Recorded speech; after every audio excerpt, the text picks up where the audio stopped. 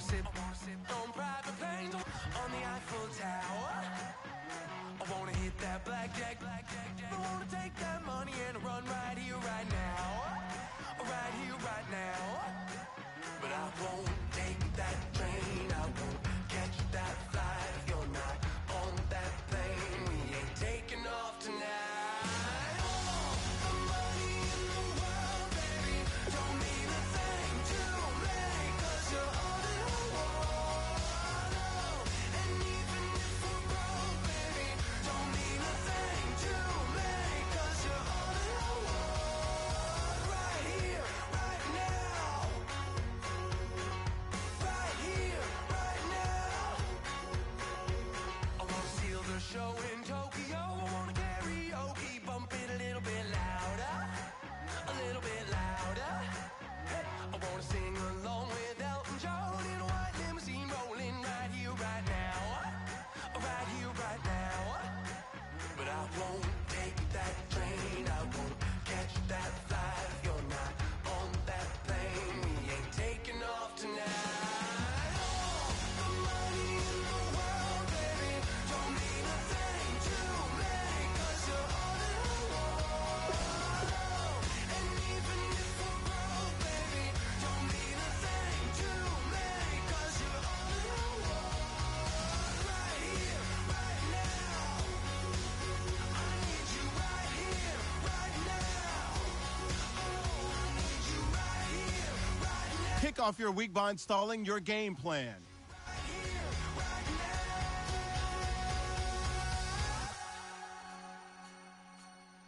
Oh, I wanna scream your name, wanna make you smile. Let's be running.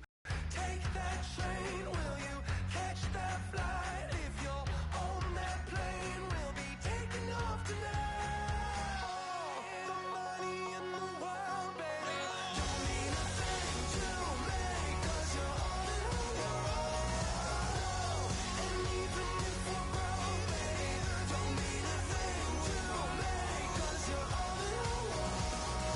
Right here, right now. I need you right here, right now. Oh, I need you right here, right now. I need you right here, right now. If you try to shut us down, we'll show you just how we get down. And just to even up the score, we're coming kicking down your door. Y'all never played fair, so tell me why now should we care? Queen Bee told y'all a long time ago that we run the atmosphere. Did we build that? Do we own that? We even in the studios running playback. Shout out to Airman Sally, the young guards, to all the G's like us. Yeah, we go hard. See, this is how it feel to be a champion. We might fall down, but we never run. You wouldn't need it if you knew what we overcome. Do you know all we got? But they ain't stopping nothing. Me and my girls on top, straight stunting. And we abide by a real strict code. Hands off my ex and homies over. If you try to shut us down, we'll show you just how we get down. And just to even up the score, we're coming kicking down your door. Hello, everybody. I'm Larry Ridley, and this is Madden 17 on EA Sports. Some serious pride on the line in this contest as these two divisional rivals take the field together for the first time this season. Almost a playoff atmosphere surrounding the game between these two bitter opponents. It's the Cowboys going up against the Redskins. With that, let's send it out to our broadcast team, Brandon Guyton and Charles Davis with this Week 2 matchup. All right, Larry, we are due east from our nation's capital at FedEx Field in Landover, Maryland. Today, after a crazy opening weekend, it's on to Week 2, and we've got a good one here between the Dallas Cowboys and the Washington Redskins. Alongside Charles Davis, I'm Brandon Guyton. Charles, we look at this Redskin team as they interplay here. They've been buoyed by getting 2 home games right at the start, and they come off a good victory in Week 1. Meanwhile, for the visitors here, the Cowboys, they too were winners last time out, so something's got to give here. I love it when both teams come in off of wins. Great mindsets, and it usually leads to a really well-played game. This will be fielded at the 8. And a nice return sets them up pretty good here at the 30-yard line. So here are the Cowboys now ready to go on offense for the first time. They'll be led out by their rookie quarterback, the man out of Mississippi State. It's Dak Prescott. The size, the build, his ability to run the football, the potential to be a starting quarterback in the NFL is there. They'll have to build on that and continue to see him progress. They'll come up now in the Wildcat package.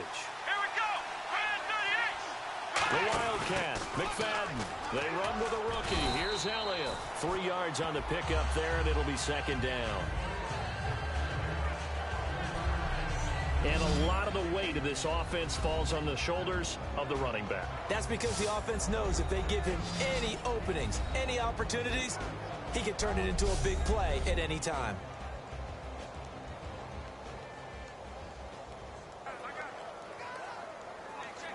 And after the play on the ground, that brings up second down here.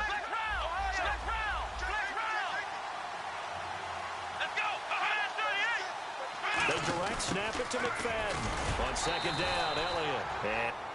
Personal foul, face mask, defense. And I know it's hard in live action, but you've got to keep your hands away from the face. That's a 15-yard penalty. You work on it all the time, making sure your target area is lower and trying to keep your hands away from the face mask so you don't get the big penalty. Offense comes to the line now, 1st and 10. And the quarterback won't take the snap here. This is the Wildcat look. And that formation won't yield much here as he'll get back to the line of scrimmage, and that's it. That's going to go as a loss of a yard, and it'll be second down. Brandon, that was not a highlight play for the offense. But how about the previous play? A big run? They're used to trading that, especially if you're a Hall of Fame runner.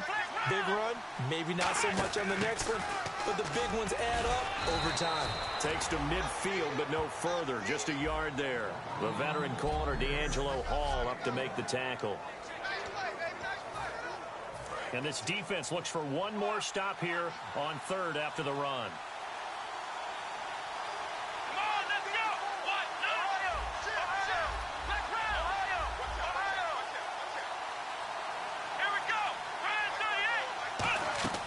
Prescott to throw this time.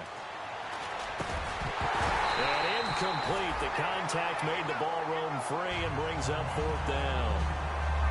Everything looked right on that play except the conclusion. He dropped it. And en route, going into a little bit of traffic, maybe in the back of his mind, he was wondering where the hit was going to come from.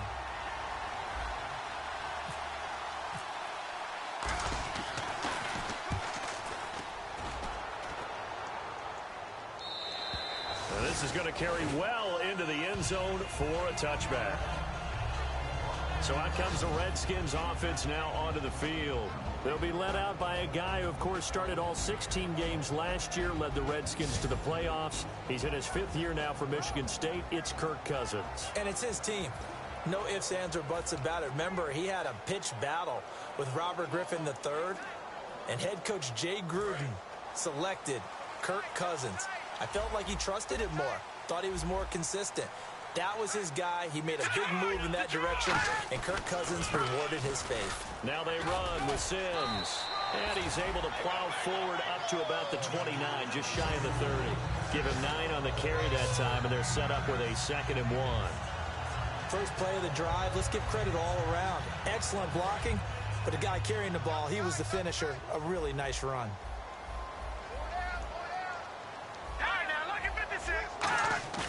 They go play action. Cousins. Over the middle, and it's incomplete. He was trying to get it there to Vernon Davis, the tight end. And it's 3rd and short. Starting 11 here for the offense. It's going to take some snaps here in a second. Wide receiver Pierre Garçon, always been a very good force in this league. I agree with you totally on that. Even as a youngster, played with a fury, played with force, continues to do that now as a veteran, and knows how to mentor the younger guys. And the offense looks to pick up the first here on 3rd after that incompletion. All right, here we go. On 3rd and 1, here's Cousins. This is caught by Jackson. It goes as a gain of 8 and moves the chains.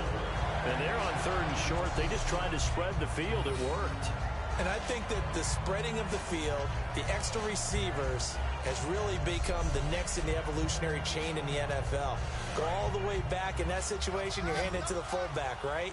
As we evolve, maybe you pitched it to your tailback. Now you spread the field, and you have your choices of where to throw it and complete it for a first down. Here's Cousins. Over the middle to Garcon. That throw good for 4. It's second down. And a look at the defense for the Cowboys. When at his best, Orlando Scandrick is one of the top nickel cornerbacks in the NFL.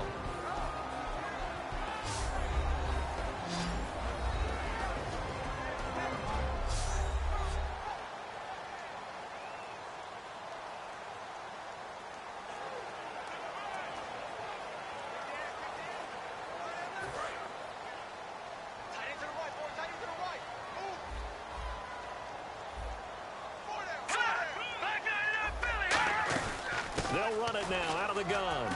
Bulldozes past him. And he'll be taken down across the 50 at the 45 in enemy territory. Absolutely love the run right there. This guy's known for his quickness, but also for his speed. And he's able to get to the second level almost before you blink if you give him any type of blocking. Always talk about slot receivers. They're usually known as quicker than fast. In this case, we've got a guy who's quick and fast, and he used it to great advantage. Just a yard on the first down carry, so it's 2nd and 9. A 1-yard gain can look like a disaster. It all depends on how the game is going. Is it a series of 1-yard gains running the ball? If that's the case, you might have to start thinking about throwing it a little bit more. But if it's just the occasional 1-yard run, hey, congratulations to the defense. They won that one. Come back and get them the next time. Off the play fake, Cousins. He's got time. A hit as he throws there, incomplete. He was trying to find Deshaun Jackson that time. And that takes us from 2nd to 3rd down. It's a tried and true formula, and I don't think it'll change for as long as we play them and make it tough. That's only going to help your defense. Yeah, he's since being hurried. He got rid of it before taking the hit, but incomplete. But not to get too overcritical there because he knows what he's doing, but his shoulders looked a little off kilter there when he threw that. I don't think you're being overly critical there. You're just analyzing it, and he gets those shoulders right. That pass will go from incomplete to complete.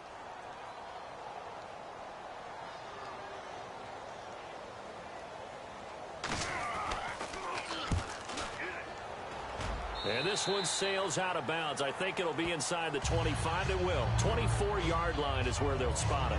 And now Dallas gets set to take the field. And last time out, they had to punt the football away. Anything positive possibly to take from that? There always is when you're punting the football away. It doesn't sound like it because you're giving it up. But you've avoided a mistake. At least you didn't turn it over, You didn't turn it over, right? You're giving your defense a chance because you're punting the ball away, and they're set to go on the field as opposed to sudden change after a turnover. Wow, now we got to go out there and stop people. So, yeah, there's always something positive to be gained from it.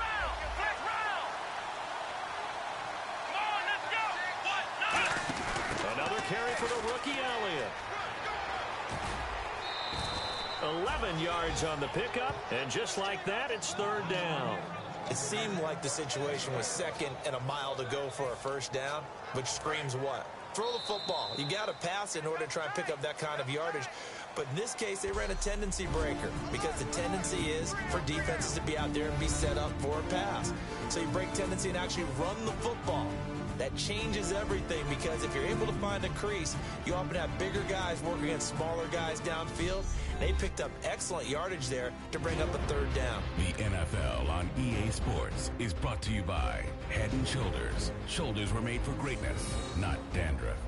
Sitting alongside Charles Davis, I'm Brandon Gaudin as it is Cowboy football to begin quarter number 2. They'll face a 3rd down conversion attempt here, 3rd and 3. And again here, we'll see the Wildcat.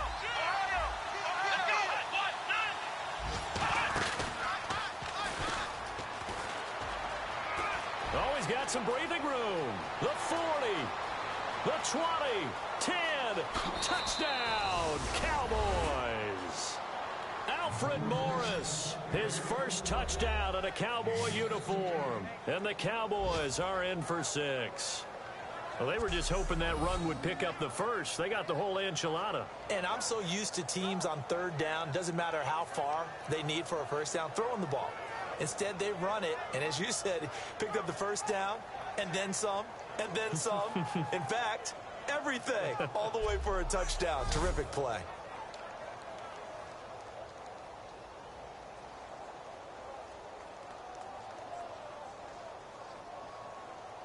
Dan Bailey now for the extra point. And this is up and good to make it 7-0 Cowboys.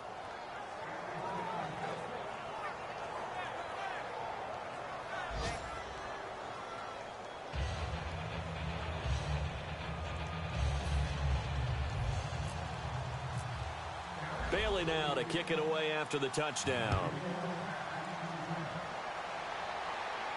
On the return, here's a speedy Jamison Crowder. And he'll take this across the 25, couple extra yards, up to the 27-yard line. A look at Washington as they come onto the field. And a tight game after punting last time. See if they can get something going on this drive. As they head to the field now, with the game this close, you've got to feel there's a sense of urgency for them going on offense right now. But they have to do it without letting panic creep in and affect their play. On the ground, the drive starts with Sims. And not a whole lot doing there as he'll get it up to about the 28-yard line. Credit him with a 1-yard gain there to make it 2nd and 9. Now that's the type of play that'll fire up the defense. Hold them to 1 yard on a first down run. It'll be interesting to see if the offense decides to press the run at all, or if they'll abandon it now after gaining only 1 on that play. Let's go! Blue line it! Blue line! Second down, Cousins. And Reed with it over the middle. And he'll be brought down right around the 37. Give him 8 on the play, and that'll bring up what looks to be a 3rd and inches. Can't be more than a half a foot. When you execute a drag or a crossing route really well and give them a chance to let it develop a little bit, you can gain some significant yardage hitting your tight end on that one.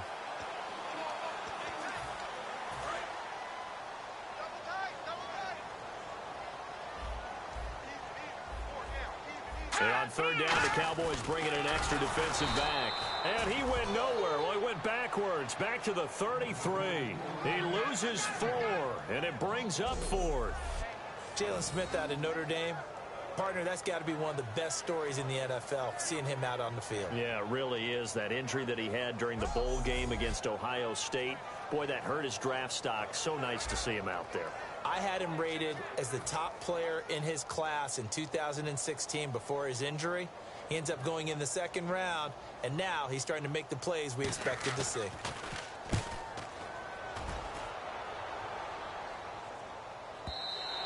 And a bit of a mistake there. This is well into the end zone for a touchback. And now here come the Cowboys. And that recipe on their last drive that resulted in a touchdown looked pretty good, so they'll be hoping to do that once more. And it takes me back to when we sat with the offensive coordinator and the head coach. They felt pretty good about their game plan and thought there were some holes in the defense, and they exploited them the last time out. Let's see if they can come back and put together a similar drive. And we'll see if they can do just that. Yet again, here's a Wildcat look. Let's go!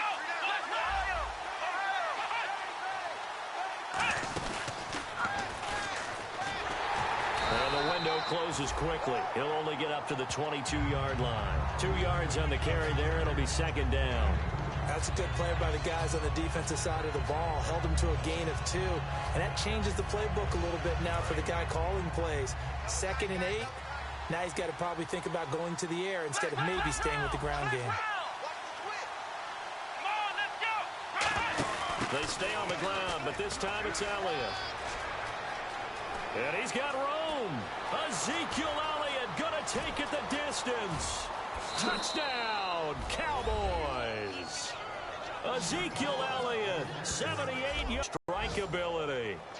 They blitzed defensively there, but he was able to slip through that first layer, and then he was gone. I think they won the leverage game, didn't they? Yes. Right? They saw the blitz coming.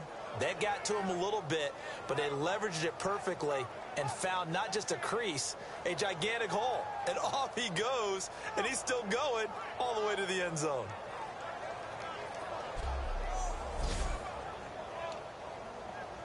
Extra point try by Bailey.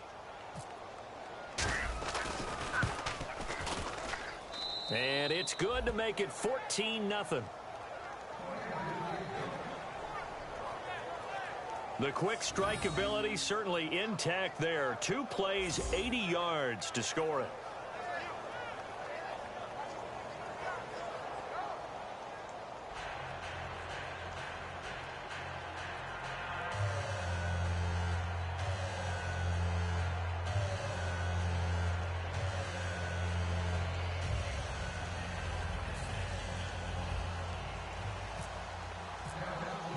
Bailey now to kick it away after the touchdown. Now it's Crowder. And a good return. He's across the 35-yard line, right around the 36. A look at Washington as they come onto the field. And 3 and out on the last drive. No points on the scoreboard. A little soul-searching now? I would say so, and they need to help out their defense a little bit. They've had to be on the field a lot more than normal, put them in some tough spots. But what's the old adage? When you get another chance, it gives you a better chance to do it right. All right, here we go. Blue line. And the drive begins here with Sims. And the hole closes quickly there. He gets maybe a couple up to the 38. Sean Lee, the Pro Bowler, there for the tackle. I do know from experience that when you slow down someone's running game, you're now doing the dictating on defense. And guess what? Now you're getting ready to tee off on their quarterback because they have to throw it all the time. But you still have to be alert for the draws and other plays of that nature to make sure you don't get hurt. Again, they run with Sims. And he'll be taken down, but not before he gets into enemy territory. And a nice carry there of 15 yards. And that run was what a lot of people call an explosive run. Gave them good yardage, solid yardage. They feel good about the whole thing, and they did it behind a 2 tight end set. It's always interesting to watch what offenses want to do with the 2 tight ends. Sometimes they line them up together for a power set. Sometimes they put one on each side of the line of scrimmage to balance things out. No matter what, though, when you see 2 tight ends on the field, your first thought is to think run. In this case, the offense was able to run successfully. They'll run here with Sims. And he showed off the athletic juke. Good little gain there. Not a whole lot of real estate, but a nice carry. 2 minutes remain here in the first half. Back to FedEx Field following this short break.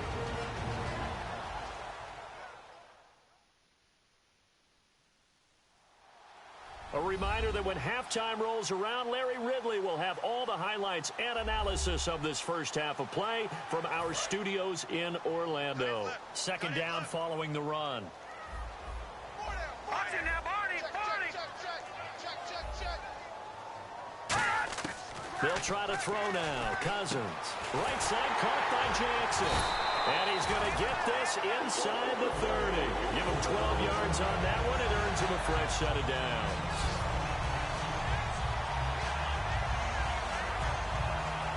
So here we go, 1st and 10 now.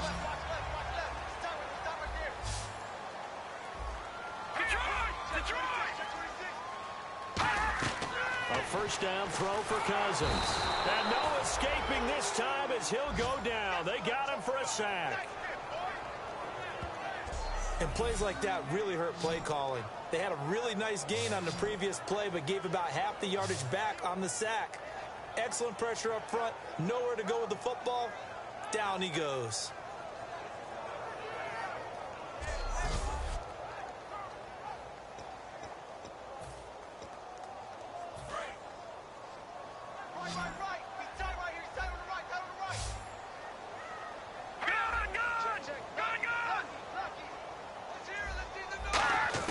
Now a second down throw for Cousins. This one caught by Crowder. 6 yards is the pickup, and that'll lead to a 3rd down.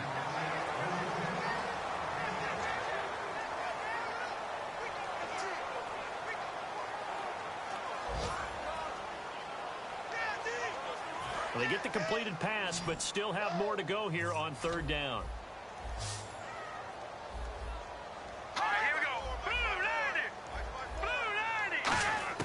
Third and long for Cousins. And this is going to be incomplete. Pierre Garçon, the intended receiver. And now it's fourth down.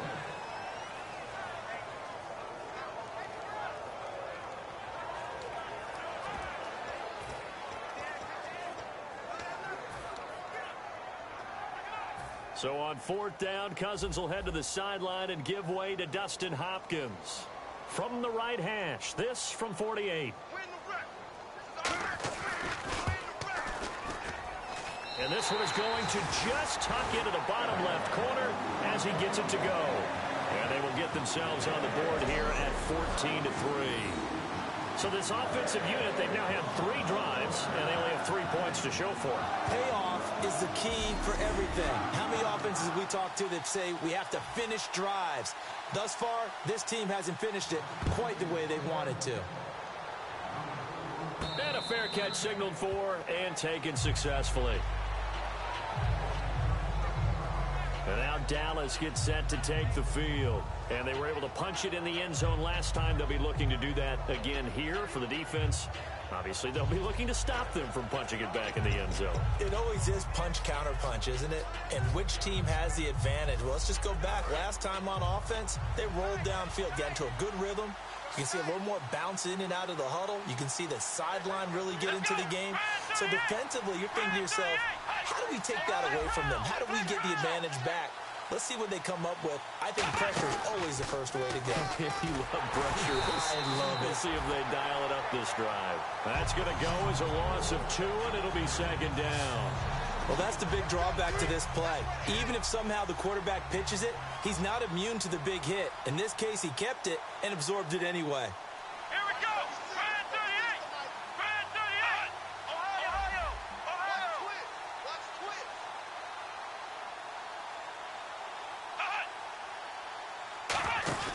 This is Morris. And a short gain. And now we're going to get a timeout called by the Redskin defense. It's just their first, so they'll have 2 remaining here before we get to halftime.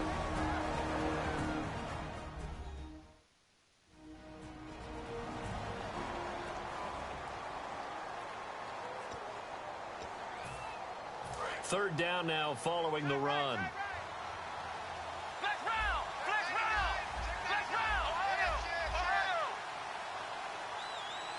Bryant, the lone receiver, left.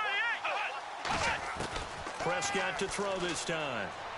Nowhere to go here. He lost the football. The Redskins looking for another timeout, and they get it. So that means they're down to 1 remaining here as we head toward halftime. Out now comes the Cowboys punter as the drive goes backwards, so he's on to punt it away. He gets this one away, and boy, it's another boomer. Here's Jackson. Give him 11 yards that time on the return. And the offense will take over with a new set of downs. And now back onto the field. Here comes the Cowboys defense. A field goal last time is what they gave up in a close game. All these drives start to feel so critical. And they are. And, you know, we've met so many defensive coordinators who just really hate the bend but don't break mentality. They're much more of the aggressive school. But that mentality has won a lot of games. If you're only giving up field goals on drives, that usually keeps you in it and gives your offense a chance to retaliate. Yeah, right now it's got them with the lead. I hope I don't sound too rah-rah on that one, but that's the exact right throw. Either your receiver gets it or no one gets it. Give him a lot of credit for being really precise with it. Got rid of it. No one got it. 8 yards on the completion, but now they face third down. I know exactly what's going to be said about that play from the defensive perspective. What's that?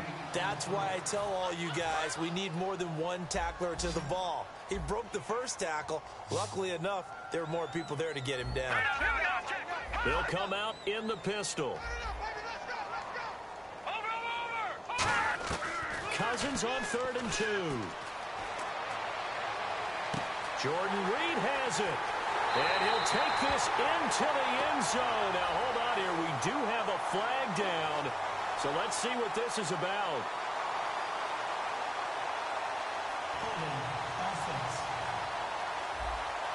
So holding by the offense, and maybe now got to shift up what you want to do on the playbook. Yeah, definitely. Change what you're doing in the playbook, but boy, the advantage shifts to the guys on defense, doesn't it? Longer yardage situations, they often become bolder. Final play of the half, Cousins. He's going to loft one deep left side here. This is caught inside the 15. And he's in for the touchdown on the final play of the first half. The prayer is answered. How did they get that done? And he's got it. That cuts the lead. It's now 14-10. Hey, I got to go. Okay, and sorry about that. Didn't know Larry got cut off early. We are back and ready for the third quarter. And he'll get it up past the 20 to the 22-yard line. And here come the Redskins now. They're down here, but very much in this game. What's the tonality of a coach's talk when a game is within striking distance like this at intermission? Typically, what they're doing is emphasizing the things that went well in the first half and wanting more of that. Sure, you've got to go over some of the errors and clean up some things because there's a reason you're down. But overall, I think they want to stay positive, stay up with this team. We're just starting the second half, and we've got the football. Let's go ahead and punch it in, and then we'll take it from there. See how that recipe works. And seeing nowhere to throw, he chucks this one away from harm. Incomplete. Now it's third down.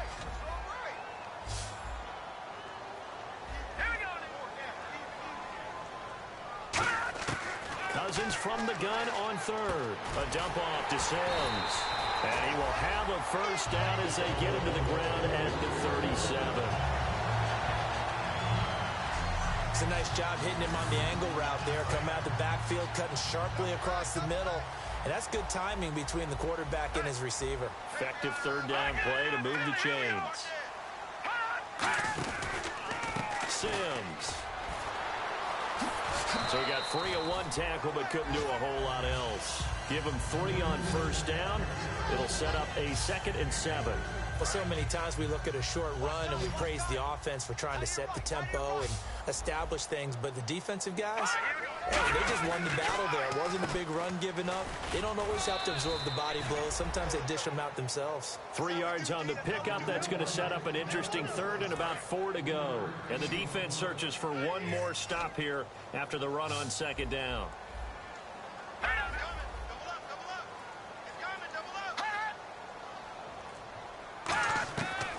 Working out of the gun, Cousins.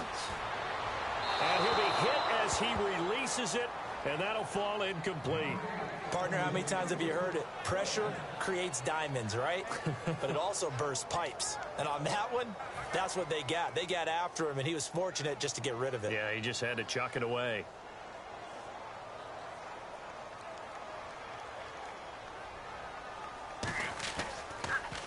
And this is away. It's a high kick, and he got all of it. And not what he was hoping for there, as this will hit in the end zone for a touchback. The Cowboys offense now, they head out for their first possession of the second half. They have the lead here. Well, we talk a lot about pregame speeches. What are halftime speeches like? For the most part, not nearly as emotional. They're a lot more clinical. Every now and then, though, they'll get out. And now look at this. Big gain, but a fumble.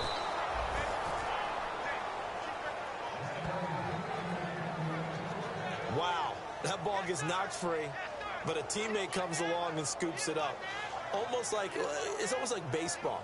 Guys at bat, people are on base in scoring position. One guy doesn't get them home. The next guy comes through and picks him up. And avoids the turnover. QB split out wide now. They're in the Wildcat. Let's go. Behind 38. A first down carry by Elliott. Room here to run. And he'll touchdown, Cowboys. Ezekiel Elliott, his second touchdown of the game, his third on the year. And the Cowboys will add on to their lead. And he certainly played a pivotal role with those 2 TDs and why they're up on the scoreboard right now. Well, someone's all about winning, aren't they? Because he's not worried about the number. Sure, it's great to have 2 touchdowns. But the bottom line is what he's doing is contributing to their lead. He wants to continue to do so. Here's Bailey now for the extra point. It's good, and it's 21-10.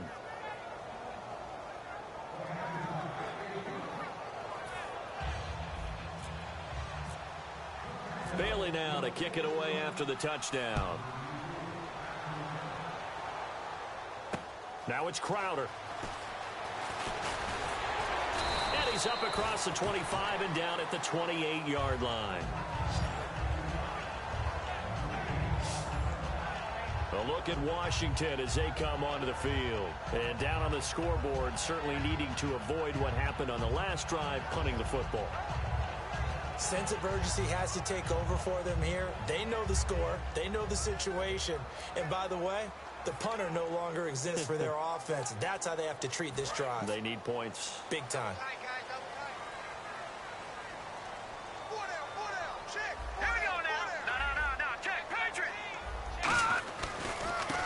To start the drive to Sims.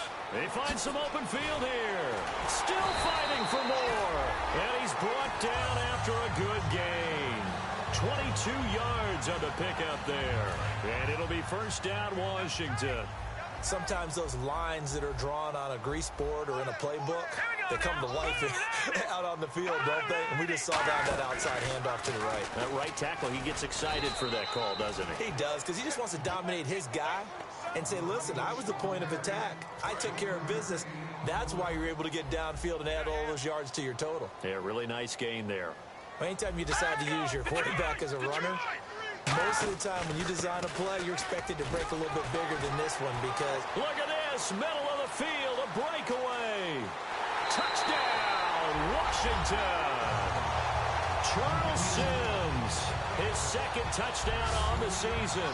And the Redskins are able to make this a close game again. And on that long run, maybe the defense caught napping a little bit. The concentration level may not have been there. I agree with you on that one because those types of plays, when they result like that, they're almost like big bolts of lightning, aren't they? Whoosh, and off he goes. But they couldn't be happy that they were having to stop a two-point conversion because that means they gave up a touchdown. But a little solace there. You saw some good gang tackling, stacking him up before he can get to the end zone. We talk about offensive units putting in more two-point period sessions in practice. Defensively, do you do the same? Absolutely. You have to because you never know how aggressive these offenses are going to be in games nowadays. And he's got some space here. And a cutback, right sideline. And they're able to get this one across the 35. Sometimes it's hard to believe, but there are times this game is about patience, isn't it?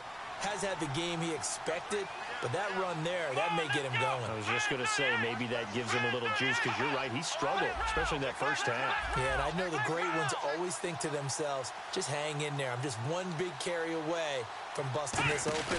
That's a good start for him. Elliott. And some room to maneuver. Ezekiel Elliott going to take it the distance. Touchdown, Cowboys. Ezekiel Elliott, his third touchdown of the game and fourth on the year. And the Cowboys will extend their lead. He keeps carrying the ball into the end zone, and in this one, he's sort of carrying the team on his back. He's the reason that they lead right now, no question about it. And you talk about on his back, he's not minding the extra weight at all, is he? Carrying that just as lightly as he does the football. Yeah, what a great performance so far. Those 3 touchdowns, it's got him in the lead. Bailey now for the extra point.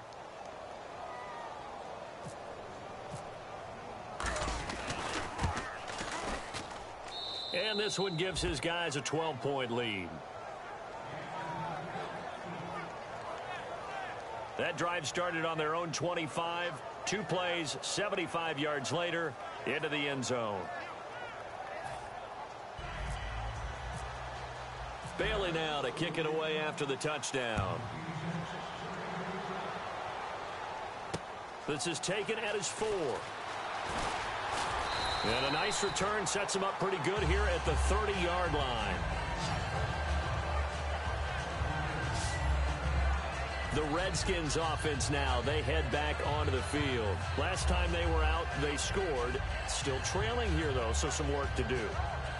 But it's okay in terms of mindset. Because they scored the last time, they're not quite as worried about being down on the scoreboard because now their confidence is a little bit higher.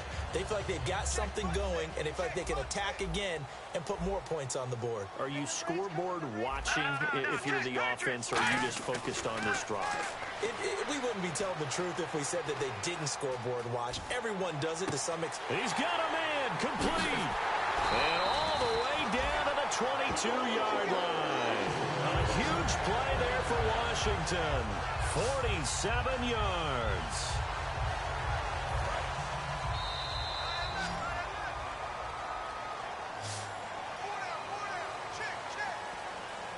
Three quarters have come and gone. We'll return with more after this break. You're watching the NFL on EA Sports.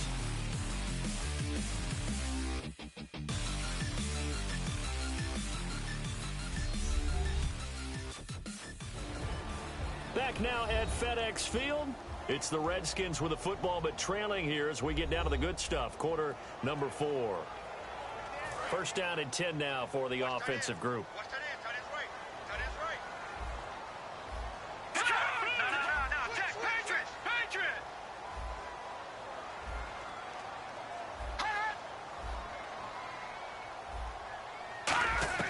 A first down throw for Cousins. Complete to the right. This is Garcon.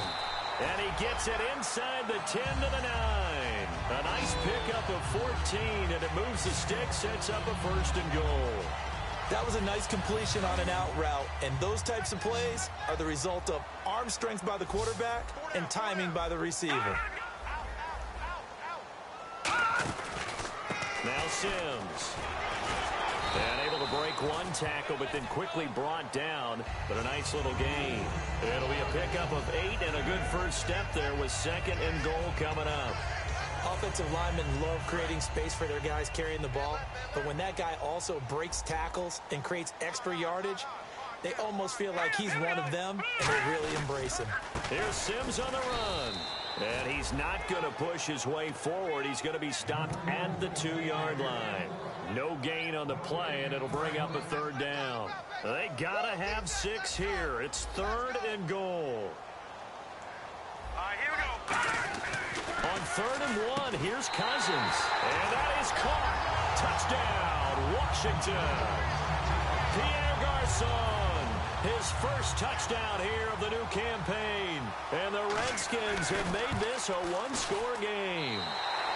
And this is back to a 5-point game. Well, it was third and 1. I was expecting runs. So much for that. They pass it, they score it. That had the feel of the head coach telling the offensive coordinator, you've got 4 downs here. We're going to go for it on 4th down unless there's a disaster on 3rd. Go ahead and take a shot if you want to. And he gratefully accepted the opportunity and did exactly that. If they didn't get it there, that had the feel that they would come back and try it on 4th down. And out now come the Cowboys.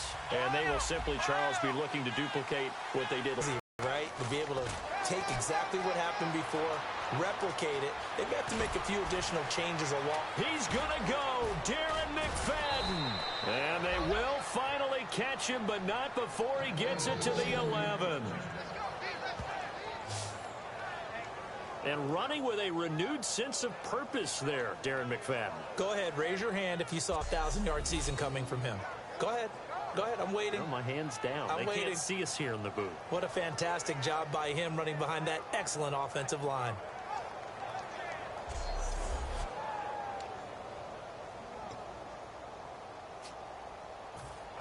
So the offense has it 1st and 10. Another Wildcat look here. We've seen this a lot. Here we go.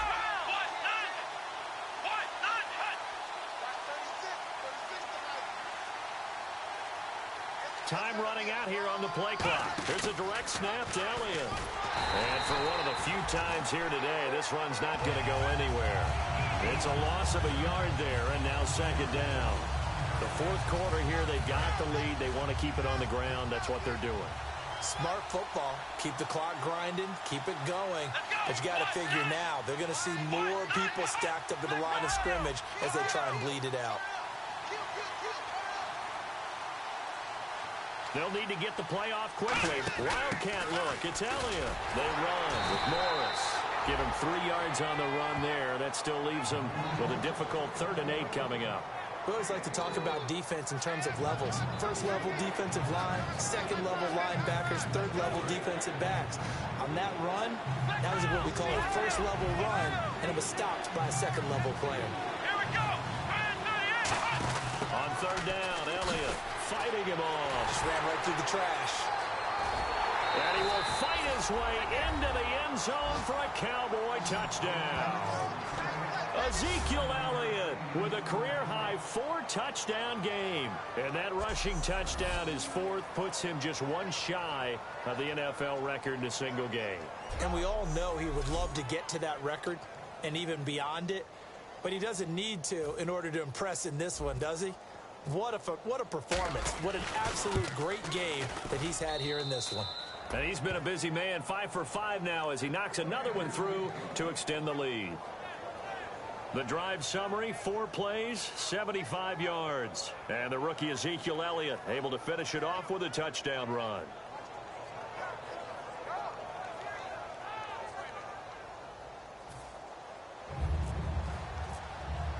Bailey now to kick it away after the touchdown.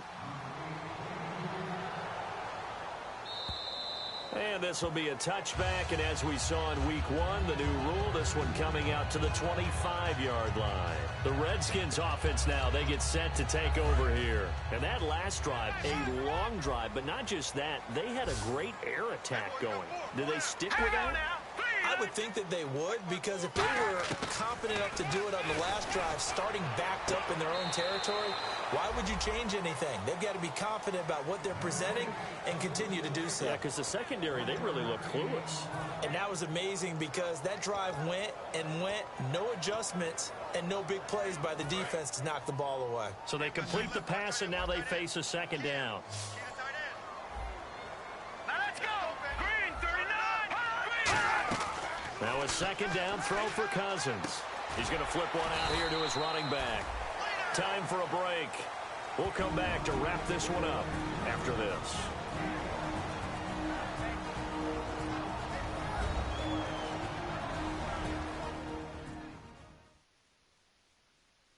So it's Redskin football here as we welcome you back. They face a 3rd down now as they try to find a late score.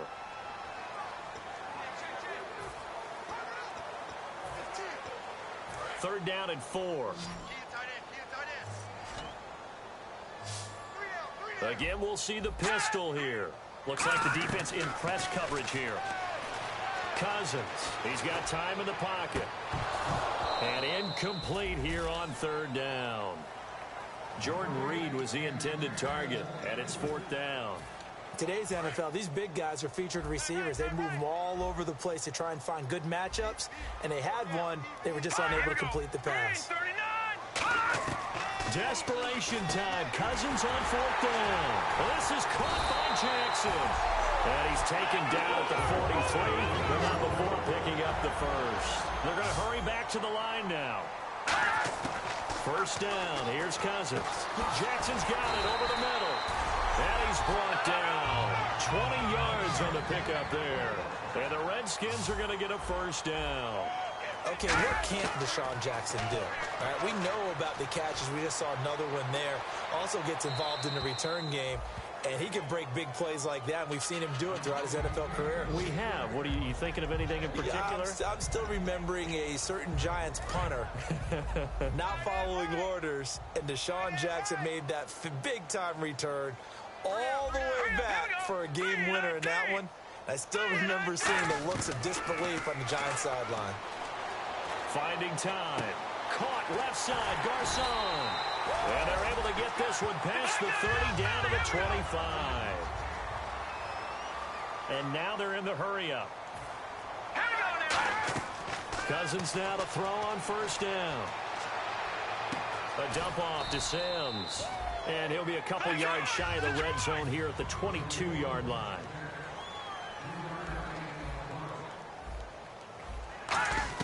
They'll throw again. Cousins. This one caught by Crowder. And he'll get him inside the 15 down to the 14-yard line. 8 yards on the pickup there, and it moves the sticks. And now it looks like they're going to be in the hurry-up. From the red zone now, Cousins. And he just throws this one away. Smart decision here this close to the end zone, and it brings up second down. They got pressure there and only rushing 3. And there's a defensive coordinator right now who is celebrating not just getting home with 3 there, but realizing if that's the type of pressure he can get in the entire game, then his pass defense is going to be excellent. You're dropping 8. Where are you going to go with the football?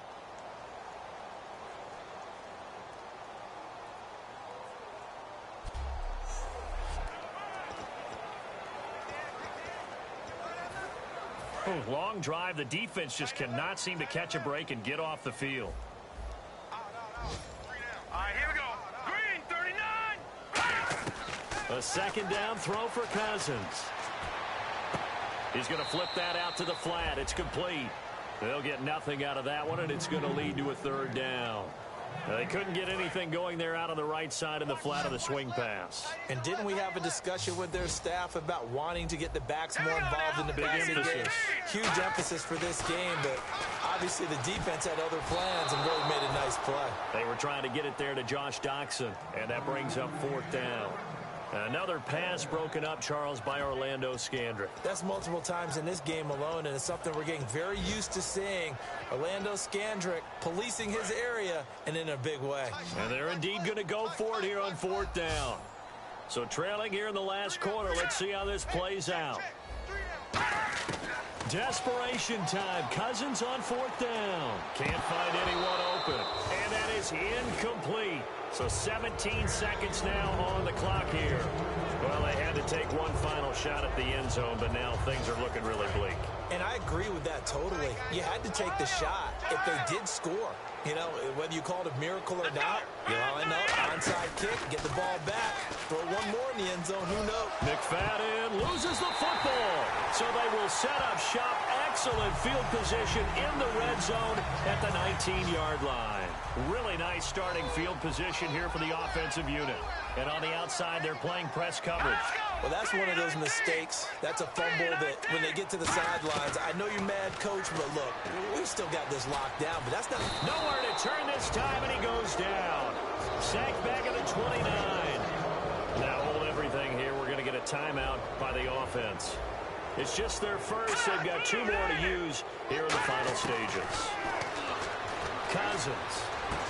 And it's caught. He's got it for a late touchdown. But probably a little too late. It would take a miracle of epic proportions if they're going to pull this one off. And Charles, the defender, was there. He just didn't get it. Sometimes these plays turn into basketball in a sense. With 2 guys going up for the football, which guy's going to box the other away from it and grab it? Yeah, I know you hear it a lot, but it's just the will to get it, right? Oh, without a doubt. The will, as well as some really nice touch on the ball that was thrown. And some talent, too. And the Cowboys are going to secure the football, and with it, they'll just about secure the victory as well. 4th quarter, they felt like they needed the football back. Unfortunately, they couldn't get it.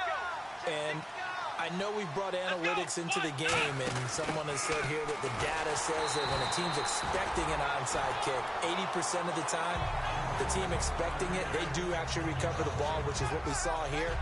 I just wonder if that number is much more of a anecdotal type of a number. Kind of like when the coaches tell us, well, when you score on special teams, 93% of the time you win the game. I'm still waiting to see that number is empirical. And, you know, every win is sweet, and I'm sure everybody enjoys a huge victory, but sometimes only winning by 1 score, 2 scores, a field goal, that can feel pretty satisfying, too. Without a doubt, because now you know that your team responds in critical pressure-packed situations. As a coach, as an organization, that makes you feel awfully good. So for the Cowboys, it was a great all-around performance as they come out of this one with the victory. And they'll head back home next week to take on the Chicago Bears. Meanwhile, for Washington, they'll fall to 1-1. And they'll look to regroup next week as they head to MetLife Stadium to take on the New York Giants. So that'll do it for us. For my partner, Charles Davis, and all the hard-working men and women on our crew, I'm Brandon Gaudin. You've been watching the NFL right here on EA Sports. With that, we sign off from Landover.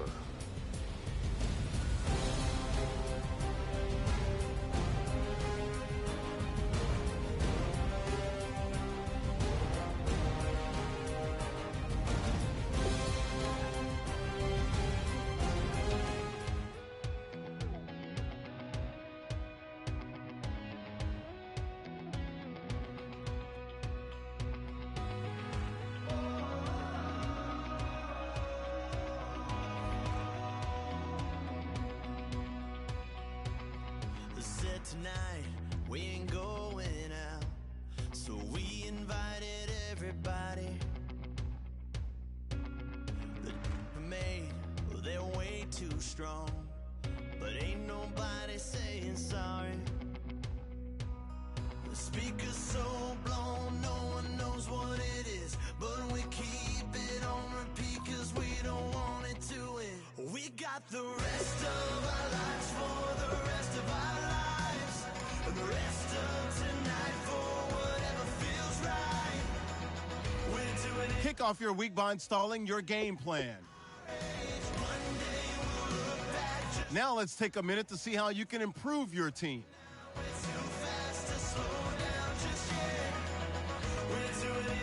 Kick off your week by installing your game plan. Just acting our age. There's people here that I just met, but we're acting like we go back. It's 3 a.m., we ain't done yet, trying our best to make it last. Freedom running through us like an open. We're too high on being young and there's still to race. We've got the rest of our lives for. An offensive and defensive game plan has been pre-selected based on your weekly opponent's tendencies. You can change your game plan anytime before starting. Each week you can focus train 3 players for extra experience. It's a good stretch. Once you have made your game plan and focus player decisions.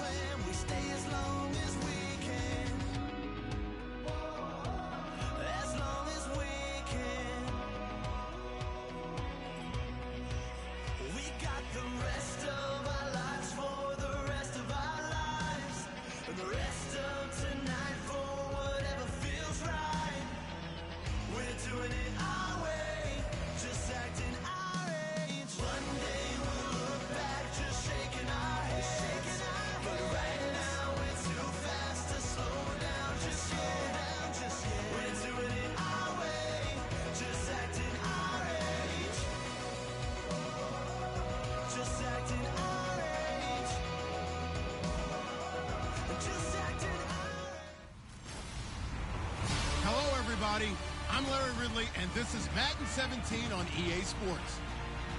It's hard to imagine this not being a fun game to watch. It's the Bears going up against the Cowboys. With that, let's hand it over to Brandon matchup. We are sandwiched between Fort Worth and Dallas, Texas, and Arlington at the luxurious AT&T Stadium. Tonight, we've got a great Sunday night matchup between the Chicago Bears and the Dallas Cowboys. Hello again, everyone. I'm Brandon Gaudin, joined as always by Charles Davis. And Charles, you take a look at this Cowboy team entering play. It's been a great start to the season, back-to-back wins to begin the campaign. Yeah, you don't want to get too excited. There's still a lot of season to go, but they've come out playing good fundamental football, and that might carry them a long way. Meanwhile, for our visitors, the Bears, they come in at an early crossroads here, facing a tough opponent on the road where a loss would make them 0-3. And when you start that way, doubts really start to creep into a locker room, and guys start to battle each other instead of worrying about winning games. That's fielded in the end zone. And he won't return this one. He'll go down to a knee, and they'll start at the 25. So here are the Bears now for their opening drive. They'll be led out by their starter. He spent 3 years in Denver. Now in his 8th with the Bears, Jay Cutler. And he threw his 200th career touchdown pass in 2015. So we know he's got the arm. That's never been an issue for him. But one of the things I think is almost overlooked about his game, his ability to move around. Yeah. He actually ran some, zone read last year. I saw him against Arizona early in the season, run for a couple of first downs off of the zone read. So be careful of Jay Cutler's legs. Ball start, offense.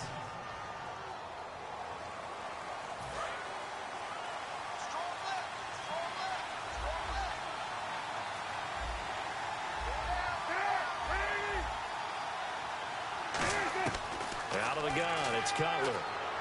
Surveying the field. On the right side, this is Miller. They'll give him a yard on the play, and it'll bring up a 2nd and 14. And we get a peek at the offense and a peek at Alshon Jeffrey. An absolute matchup nightmare for any defensive back. Size, speed, terrific hands. Completed pass play. Now let's see if they go back to the air or to the ground.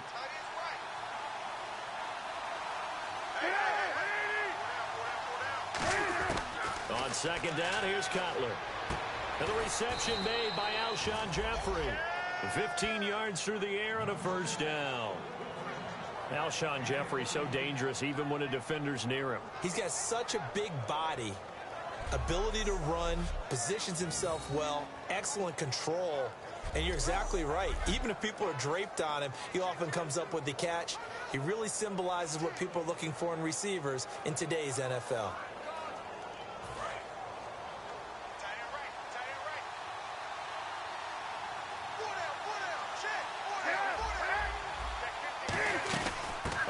Carry for the rookie, Jordan Howard. And that play is blown up, losing yardage back at the 35. That's going to go as a loss of a yard, and it'll be 2nd down. And frankly, Brandon, we're talking about things I'm not sure we ever thought we'd talk about in the NFL, and a lot of that is the speed at the linebacker position. A lot of these guys in college, they were safeties. They moved them up to outside linebacker to combat the spread offenses, and now we're seeing it in the NFL. Those same guys using their speed to make plays in the backfield, similar to that one.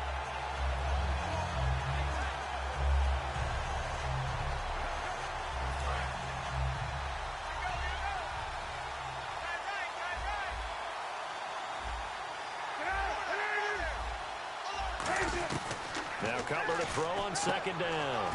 Wilson snags it left side. 4 yards on the completion, and it sets up a 3rd down.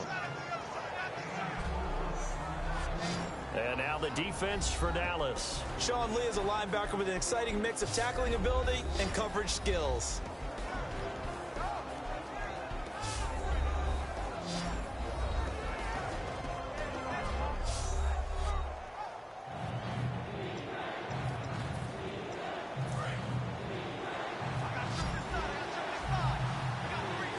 Nickelback added defensively as they look to stop this 3rd and 8. They go play action with Cutler. Now Cutler in trouble. He lost the football. It's picked up by the Cowboys. And his guys are going to get the football at the 28-yard line.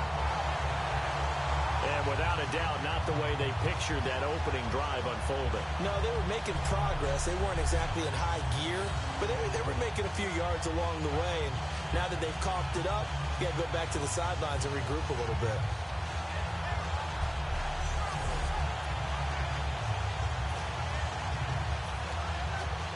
And a great spot to start this drive from here. They'll come up now in the Wildcat package. Now the first carry for Ezekiel Elliott. And he'll be dropped at the 23 after a pickup of about 4.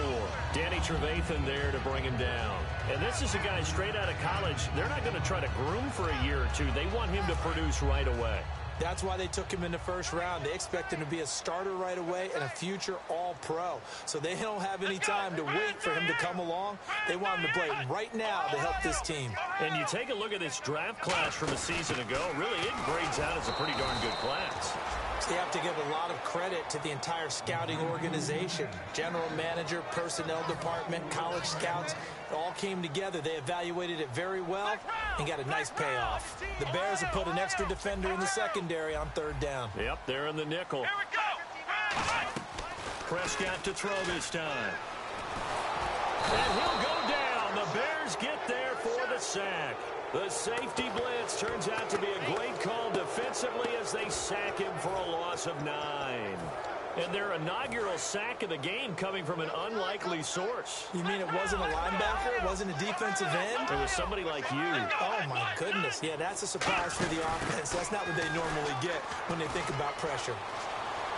Cutback, left sideline. And he doesn't quite make it. They do stop him, but he gets it all the way down to the 1. So good for the Buckeyes last year, and he's taken that from the college game, showing some glimpses of it here in the NFL. How about his last season with Ohio State? Over 1,800 yards, only one game where he didn't get over 100. Remember, he demanded the ball from then on out. I think they listened to him, and they were smart to do so. And now they're giving it to him here on the next level. So the run moves the chains, and here we go on first down.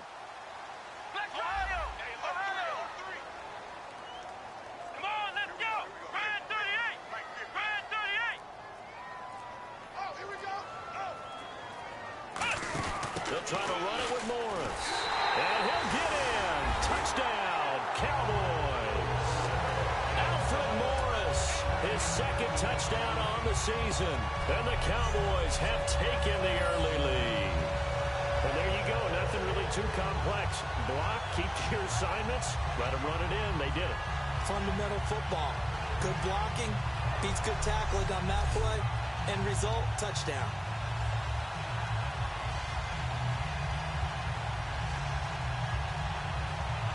Dan Bailey now for the extra point.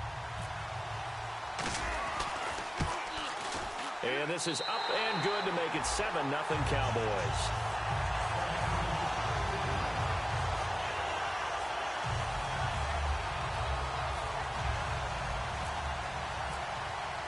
Bailey now to kick it away after the touchdown. That'll be taken in the end zone. And he won't return this one. He'll go down to a knee, and they'll start at the 25. Now the Bears offense ready to take over again. And last time, not only the turnover, but that turned into 6 points. They got to make up for that here. We always hear about empty possessions, but some are worse than others. You can have an empty possession, punt the ball away, get yourself set to play defense, but when you turn it over, it changes momentum, and when they take it downfield and punch it in on you, that's a bad possession all the way around. Yeah, but you're hungry to get back out there. And he's got daylight. It's a foot race. 20, 10, touchdown, Chicago. Jordan Howard with his first career NFL touchdown. And the Bears are an extra point away from tying the football game. And that moment we just saw, always so special for any rookie. The first touchdown of his career. And there's nothing like anticipation, is there? You know he's been dreaming about it, thinking about it. It's been a part of every bit of his being. And finally, it gets done. He's got to feel great right now. And here comes the rookie. I don't care how good your college career was. This transition to the NFL is hugely difficult. It's as simple as this phrase. This is the NFL. It's different.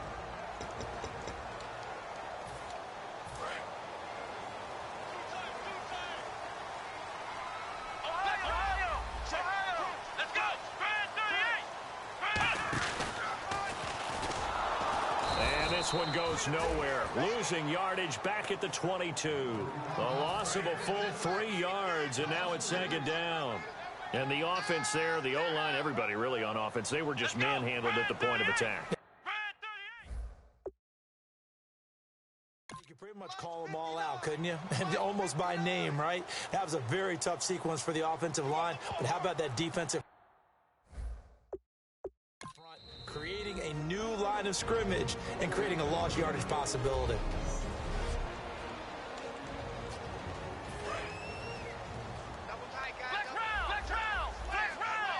And again here, we'll see the Wildcat. Again to Elliott. And he'll get about 3 as he takes this up near the 25. When you find that kind of yardage, you couldn't be more confident as a ball carrier. And guess what? You're going to go back and tell your offensive coordinator, I'd like to keep carrying it, thank you. Sitting alongside Charles Davis, I'm Brandon Gaudin, as it is Cowboy football to begin quarter number 2.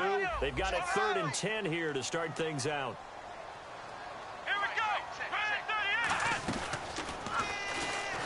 And he will lose yardage and be backed up to the 24. A loss of a yard, and it brings up 4th. Well, there they went blitz defensively, Charles, and things were paved well coming from the linebacker position. I love the way that you described it, paved well. Oftentimes, the guy who gets home on the blitz, he's going to get all the credit. But his teammates did all the dirty work, right? They ran into people on purpose. They sometimes tugged on jerseys to hold linemen to create space and gaps. And that play finished off really, really well. Well conceived, well designed, and even better executed. The Bears offense now heading back out onto the field, and they hit the home run last drive. One play on the ground all the way to the house. Now the defense, maybe they're expecting a run here. Partner, I love your description, because when we talk about hitting the home run, we're usually thinking about a passing play, aren't we? Something in the air, deep ball. But how about them just taking it big-time jaunt? Now if you're coming back out, now they've established this run game, the play-action pass could very well be open. Absolutely zero surprise at that throw we just saw. I mean, Jay Cutler has a whip for an arm. He's had it since he won a state title at Heritage Hills High School in southern Indiana. Where in southern Indiana, though? Well, and now the rookie's free. Touchdown, Chicago. Jordan Howard with 2 touchdowns on the season, both in this game. And the Bears have first half when you can hit pay dirt twice. And it never hurts to have that good feeling as the game moves on. Just think about halftime. If that's all he gets, he'll just sit there at the half and think, all right, 2 already. I can get some more. I can get some more. And he'll be encouraging his offensive line to create some space. Solid return, pretty good field position. They'll start at the 32-yard line. Here's the Bears defense as they head out to set up shop now. They were able to force that 3 and out. That led to a touchdown. Defenses obviously love 3 and outs. They want more of that. Oh, Elliott going to be hit. He coughs it up. Loose football. And this is picked up by the Bears. And his guys are going to get the football at the 23-yard line. They may have the edge on the scoreboard, but that hasn't made them passive, has it? I mean, they've done. And this is one of those bang-bang plays, Charles. Did the knee hit first, or did the ball come out first? This is where you need that 20-20. After reviewing the play, the running on the field is Defense in a good spot. Let's see how the offense responds with a 2nd and 13 now. Yet again, here's a Wildcat look.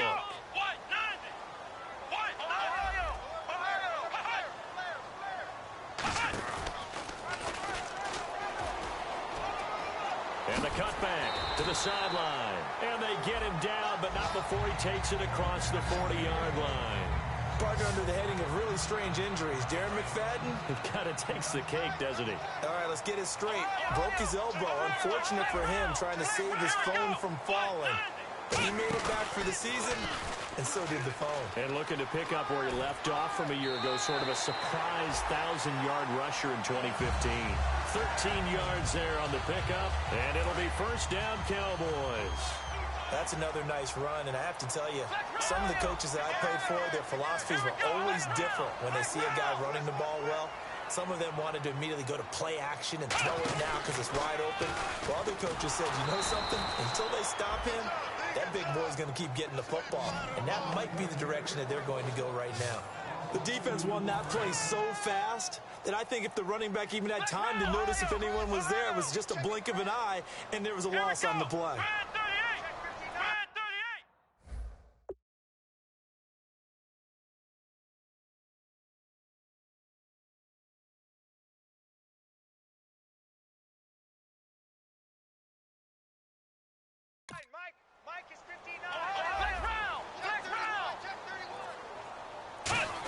The give is to Elliott. And an alley to run. Past the 20. And down he goes, taking it inside the 10 to the 7. A gain of 39 that time. We could talk about bend but don't break all we want. But the defense now, we're going to find out just how flexible and pliable they really are. Can they bounce back after that type of a run, that type of momentum against them, and find a way to slow down this offense? So after that big gain, let's see what else the offense has up its sleeve. Come on, let's go. 190. Ohio, flex round. Flex round. 2 minutes to play here in the first half. We're back to Arlington right after this timeout.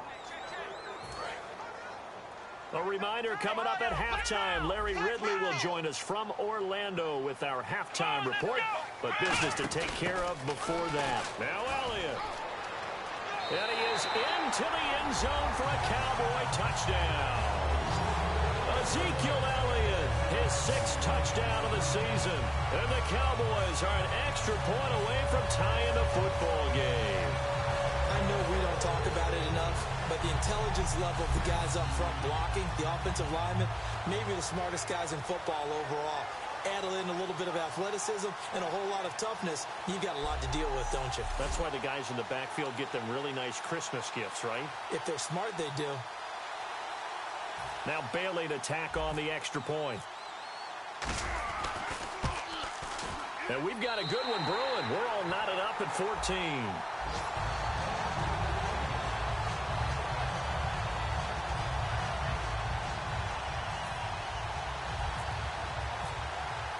So a tie ball game here as the kick's away. That's fielded in the end zone. And he will take a knee here. So per the new rules in 2016, this will be brought out to the 25-yard line. Our eyes shift to the defense of the Cowboys now. And a touchdown given up the last time they were out there, so maybe need to refocus a little bit. And make sure that they don't start finger pointing with each other, because oftentimes when a touchdown's given up, you say, okay, where did that happen? Who broke down? Who gave it up? Instead, just go back out there, be a unit again, and try and play a little bit better. Yeah, see if they can play a little bit better on this drive. Looking to jam the receivers at the line here. Press coverage look defensively. They go with Howard to begin the drive. Oh, nice move.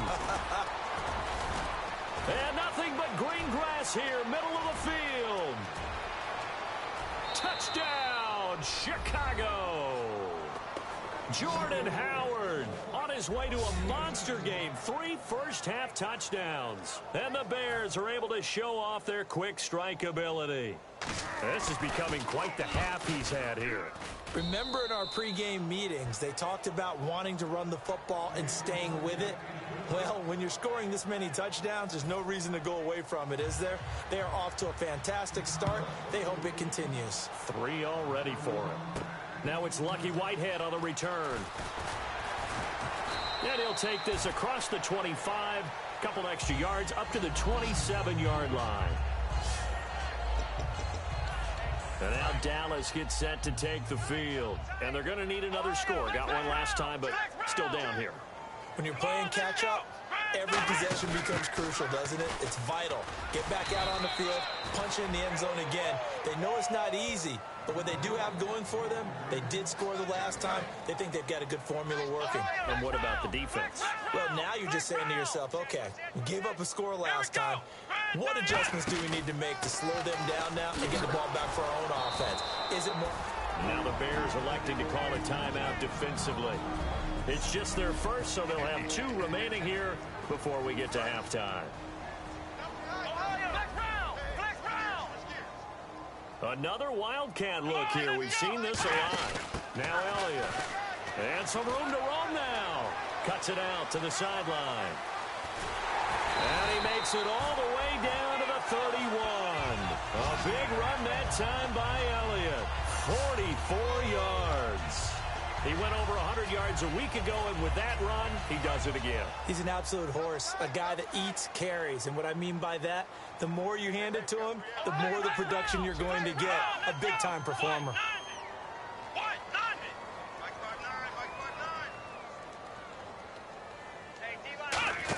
Here's Morris. And some space here. And he's going to fight his way forward here for a modest gain. He'll get a nice chunk there on the first down run, and it's 2nd and 4. How about a 6th-round pick that turns in 1,000-yard seasons his first 3 years in the NFL? That's Alfred Morris. Yeah, that's productive. Fell off a little bit, though, last year in 2015. And that's exactly why he's in Dallas and no longer in Washington. A nice pickup of 14, and it moves the stick, sets up a 1st and goal.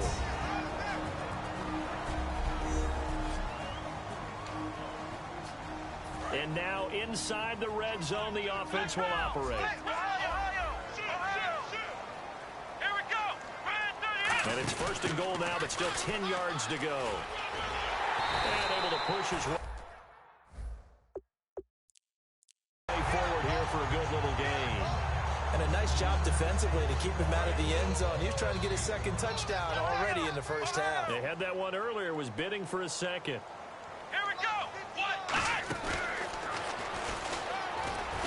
And he will fight his way into the end zone for a Cowboy touchdown. Ezekiel Elliott in the final seconds of the first half. And the Cowboys are an extra point away from tying the football game. That's one of the better examples of clock management I've seen. Whittled it all the way down just about and still put the ball in the end zone. Yeah, just a methodical drive and something really to take into the lockers here. Extra point try by Bailey. He's got it, and we're all tied at 21.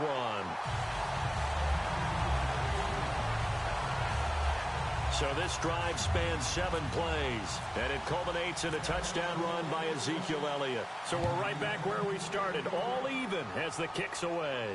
That'll be taken in the end zone. And not wanting to risk anything here late in the half, he'll just take a knee, and they'll bring the football out to the 25.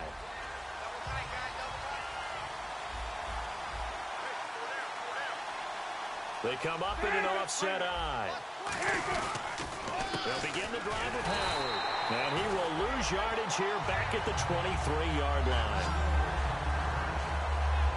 So we've reached halftime in a wild first half. We'll take a minute to catch our breath as we send you on over to Orlando. All right, hang on here. We'll jump over halftime. Just let the system and graphics catch up. Okay, all set. 3rd quarter now. And no return on this one as the fair catch is signaled for and taken. Out come the Cowboys now as he'll go on offense first here in this 3rd quarter. First half showed us some pretty good offense. Tie game, we'll see what the second half brings. And it'll be interesting because I think both sides feel pretty good about what their offenses are doing. Got to wonder what adjustments are being made defensively to try and get a spark and maybe slow down the other side. But here, do you change up anything on this opening drive? Not offensively, you don't. You got everything going your way. You've probably prepared for maybe some change-ups you might expect, but overall, you like what your game plan's showing you.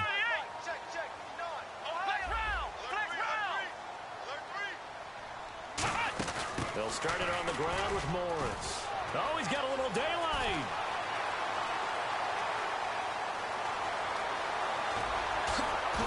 Touchdown, Cowboys! Alfred Morris, his 2nd touchdown of the game, his 3rd on the year. And the Cowboys have broken the tie. And that run massively increased his production in this game, and now he's over 100 yards. And break out your calculator, partner, because his yards per carry went up significantly, right? Big-time jaunt all the way to the end zone. Here's Bailey now for the extra point. And it's good. That makes it a 28-21 game. One of the shortest drives you'll ever see. One play, 75 yards, 6 points. Bailey now to kick it away after the touchdown. That's fielded in the end zone. And with a new rule, that decision to bring it out will cost him about 5 yards as he only gets to the 20. Now we take a glance at the offense as they work their way back out for their first possession of the second half. They trail offense, first time to touch the ball in quarter 3, and we'll see what they can do. And I can't wait to see what they have planned, because some teams script to start a half. Other teams just go, okay, these are the sequence of plays we want to run. These things worked well for us. And sometimes get after them early and try and create a big play to give themselves some momentum. See what they have up their sleeve. On first down, it's Cutler. He'll try and set up the screen. It's complete. And he's going to lose yardage here back to the 14-yard line. And he lost 6 there on the first down play. Got to give some credit there defensively. They snuffed out that screen early on first down. Really read it well, didn't they? Because they didn't bring the pressure that they expected. They covered all the passing lanes. So once you see it break down as the passer, I think in this situation, you're throwing it at the feet of your back to make sure no one picks it off, or you throw it away, throw it over the sideline. Don't try and freelance and try and make a bigger play. There's really no one else running a pattern that should be open. And he's just going to get rid of this thing to no one here. He throws it away, and now it's third.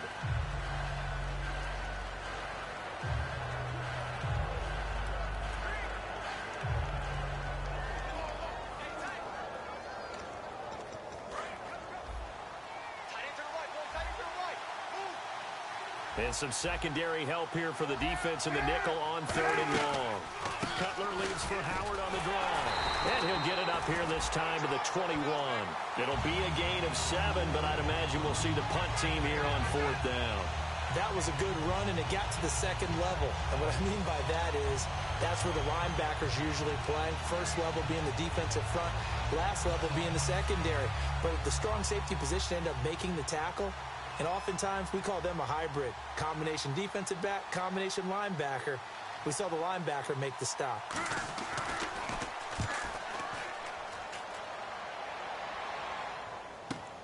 It's taken to the 26. That'll wind up being a 50-yard punt, though they do get 10 back on the return. And the Cowboys will take over the football with a 1st and 10. And now Dallas gets set to take the field. And coming off a one-play drive that was so deflating for the defense, what's their mentality? How do they rally here and stop this offense? Well, hopefully there's some determination that sets in, because they weren't ready to go on the last one. Give all the credit to the offensive guys for getting it done, but to allow a run of that length, that's just not being prepared. So now, are they determined? Are they ready to read their keys and make the proper plays? And we'll see how determined they are. And the offense behind the chains here a touch on 2nd and 11. They come up in a 2 tight end look here. Let's go! Brand 38! Brand 38! They direct snap it to McFadden. They'll run with Elliott. Cuts it out here, left sideline. Ezekiel Elliott gonna take it the distance. Touchdown, Cowboys! Ezekiel Elliott, his 3rd touchdown of the game, his 8th on the year. And the Cowboys will add on to their lead. And those 3 rushing touchdown games in this league, you know darn well, those are hard to come by. They're becoming even harder to come by as the years go by, aren't they? Isn't that the truth? It doesn't matter what you do in terms of game planning. You may be a run-first team, but you're running against an NFL defense. That's some of the biggest, fastest, best athletes on the planet. Hard to do. Cherish that moment, even as he's eager to add to that total. Bailey now for the extra point.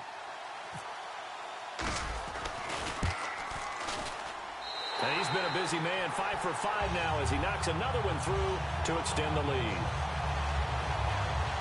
It only took him 2 plays there to find the end zone. The last one, the long run, getting him in for 6 points.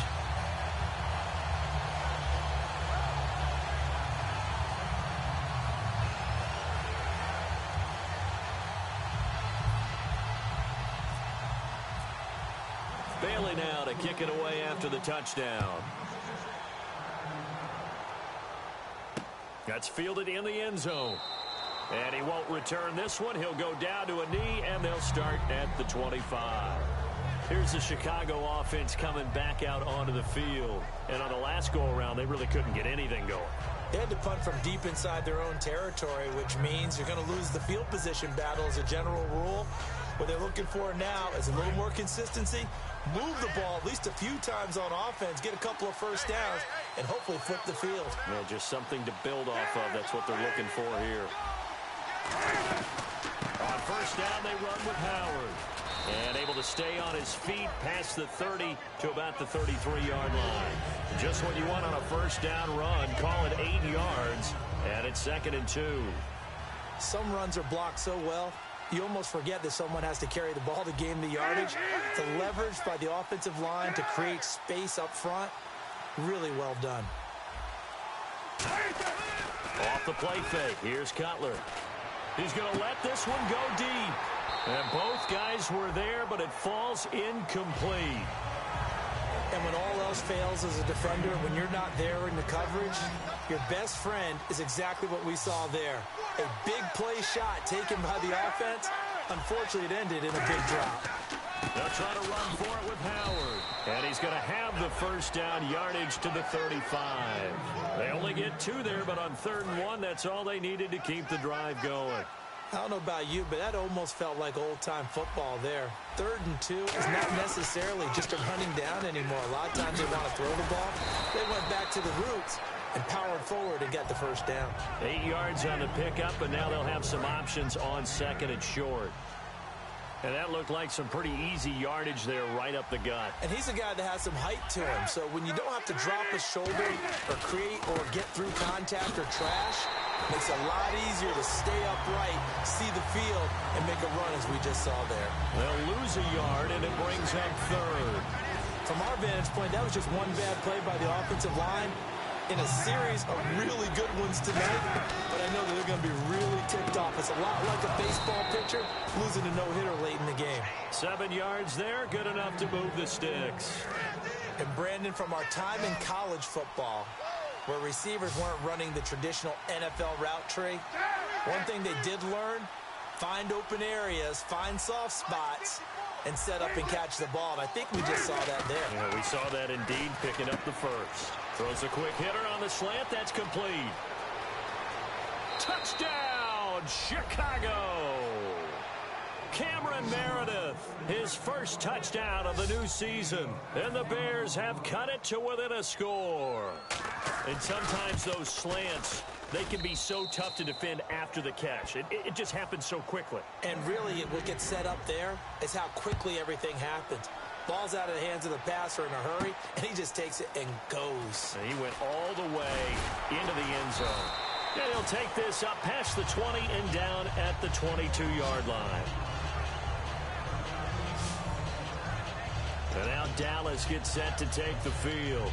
And they'll just simply be looking to build off the confidence of the last time out where they scored a touchdown. And confidence is powerful, isn't it? When you've scored once, you feel like you can go back out there and get it done again. Doesn't matter what the defense throws at them. They feel like they're in a groove right now, and they want to get out there and show it. Yeah, hoping to stay in that groove here this go-around. That's going to go as a loss of 4, and it'll be 2nd down. Yeah, let me puff out my chest a little bit, even though I'm not rooting for either team. That was a really nice defensive play. It's awfully fun to watch, even in an offensive game. Back now here on EA Sports. It's the Cowboys with a football. They'll be looking to tack onto their lead as we get set for the 4th.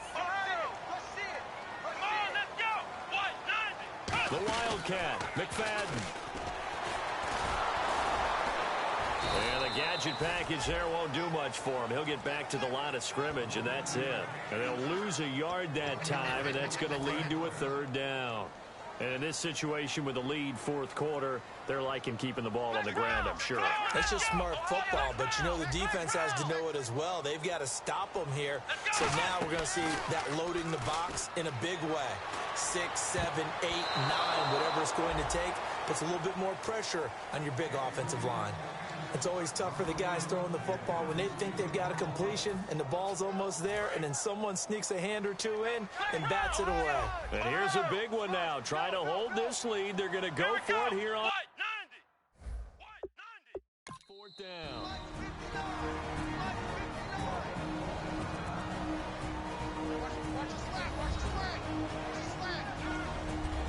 So the offense took the timeout. Looks like they're ready to go as we get set to resume the action.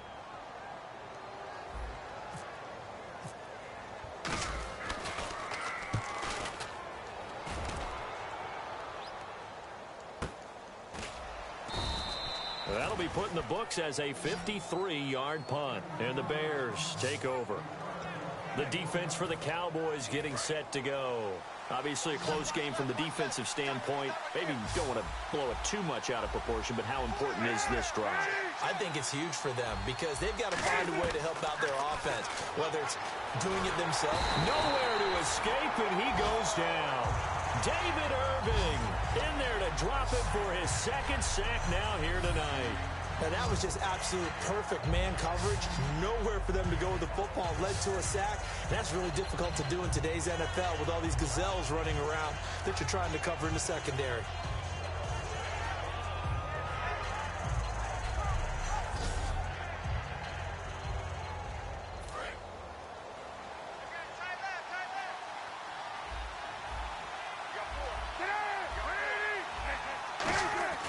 On second down, Cutler.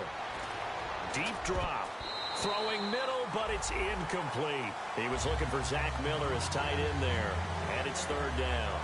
And that incompletion was caused by the defense. I think they were trying to get one into the middle of the field, trying to find a receiver there. But they were in zone defense. And what are the advantages of being in zone? Eyes and reaction. Eyes meaning all eyes are on the quarterback and able to react when he throws the football and rally to that spot. And that's exactly what happened there. Able to get there and knock it away. Got a man and he hits him in stride. And he'll be taken down, but not before he gets into enemy territory. Now we're going to get a stoppage. Appears to be an injured Bear on the field. While the training staff takes a peek, we'll take a break. Fresh set of downs here.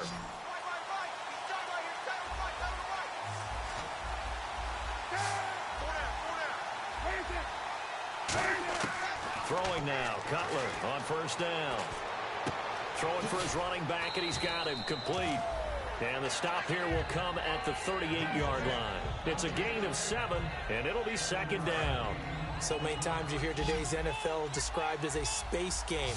Get your best players into space with the football in their hands. That's why sometimes you swing it out to your runner, get him out in the flat, and let him have a chance to make people miss an open field. Just 4 yards on the pickup, but that's good enough to extend the drive. I think that's a big pickup for a first down because when you run a drag route against zone, you're sometimes asking for trouble because you might run into a defender. Yeah, well, there they ran into a first down. Executed it to perfection. They'll throw on first down with Cutler. Finding his safety valve here. That's complete. Give him 6 on the play, and it'll make it a second down. So many times you hear today's NFL described as a space game. Get your best players into space with the football in their hands. That's why sometimes you swing it out to your runner, get him out in the flat, and let him have a chance to make people miss an open field.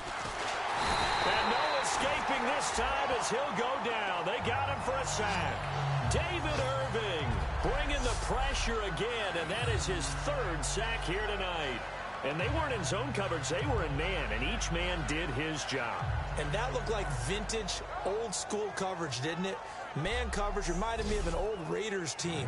They had a Hall of Famer at one corner and a Defensive Player of the Year at the other, and they just locked people down. So now at 3rd and 12 with an extra defender here in the secondary, a nickel look. On 3rd down, Cutler. Completion left side to Miller. Good defense holds him to only a yard, and it'll be 4th down. Partner, I think that completion takes the definition of dink and dunk to a different level, doesn't it? It does, and the defense was right there, kind of played into their hands.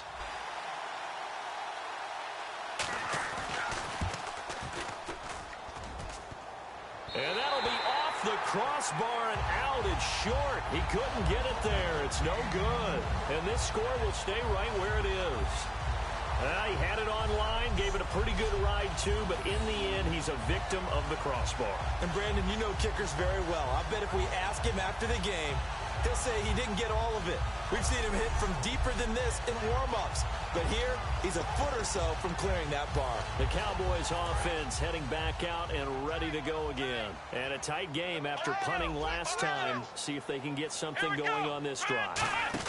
As they head to the field now, with the game this close, you've got to feel there's a sense of urgency for them going on offense right now. But they have to do it without letting panic creep in and affect their play. Time for a break. We're back to see what happens after this.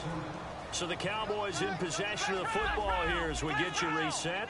They've got a second down now as they search for a way to get this one to the finish line. And some room to work. And he cuts it out to the sideline. Touchdown, Cowboys! Ezekiel Elliott with a career-high 4-touchdown game. And the Cowboys will extend their lead. Well, it'd be real easy to say that they are firmly in control right now, but I'm looking at your face and I'm thinking I've got to be careful with that. Well, it's a 2-score game. You're inside of 2 minutes. I think you can breathe relatively easily now. Yeah, you can, but still, you got to stay vigilant. Can't give up anything cheap and easy. That could put you in some jeopardy. Still an important piece of business to take care of, the extra point. And the lead is up to 14.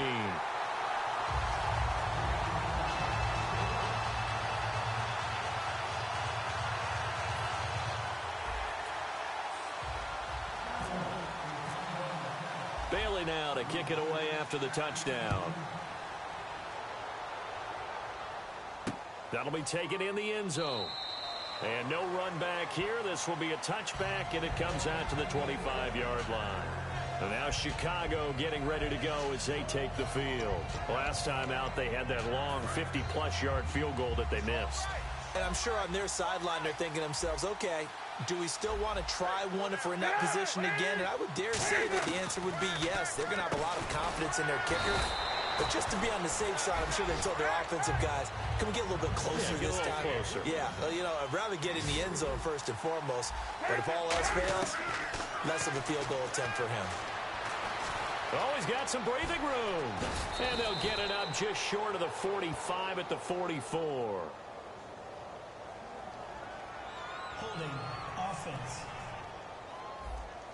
So a little grabbing there, but this time it goes against the offense for holding. They'll wind up losing a full 10 yards on the play. And it'll be a second and long. They'll run it now out of the gun. And for one of the first times tonight, he's going to be held up at the line of scrimmage. Now whistles come in. We're going to get a timeout here by the offense. It's just their first. They've got 2 more to use here in the final stages.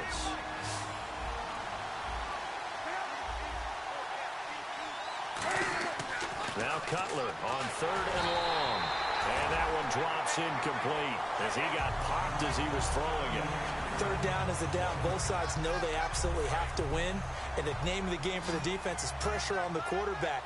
But pressure on the quarterback with contact, that's how you end up winning it. Here we go. It's Cutler on 4th down. And that is incomplete. Pass interference. Defense.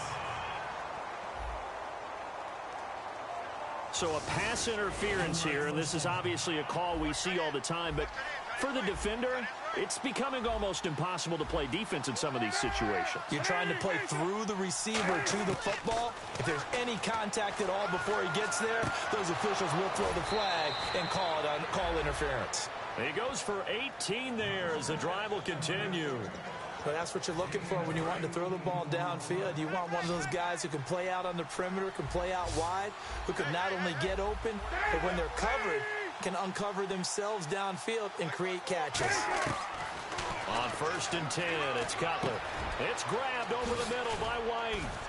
And brought down, but not before they're inside the 25. They'll get 17 yards there. And it'll be a Chicago 1st down. And quickly, they get to the line. To throw, Cutler. He's going to flip one out here to his running back. And down inside the 15, shy of the 10. Give him 11 on the gain there. And it'll be 1st down Bears. Now Cutler on first down. Throwing for his running back, and he's got him complete.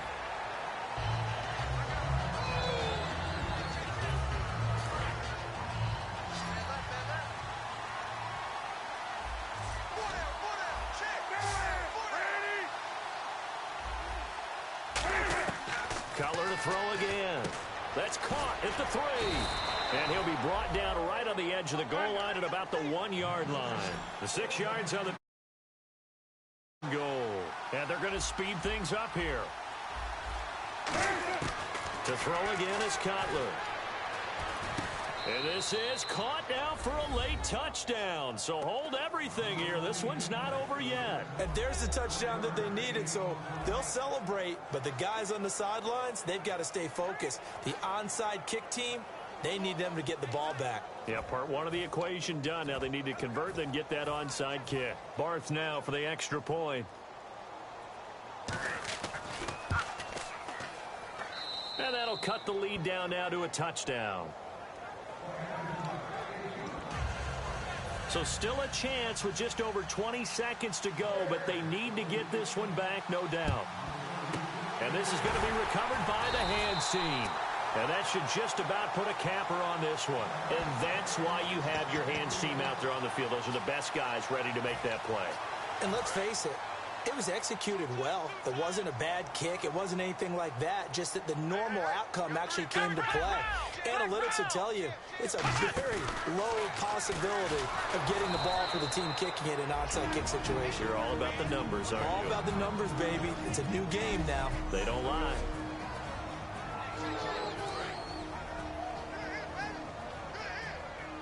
They come up in a 2 tight end look here. Here we go. Now it's Morris. Stays on his feet. And for one of the first times tonight, he's going to be held up at the line of scrimmage. And play is stopped here. Timeout. It's the defense calling the timeout here. It'll be their third and final timeout, so as they talk things over, we'll step aside.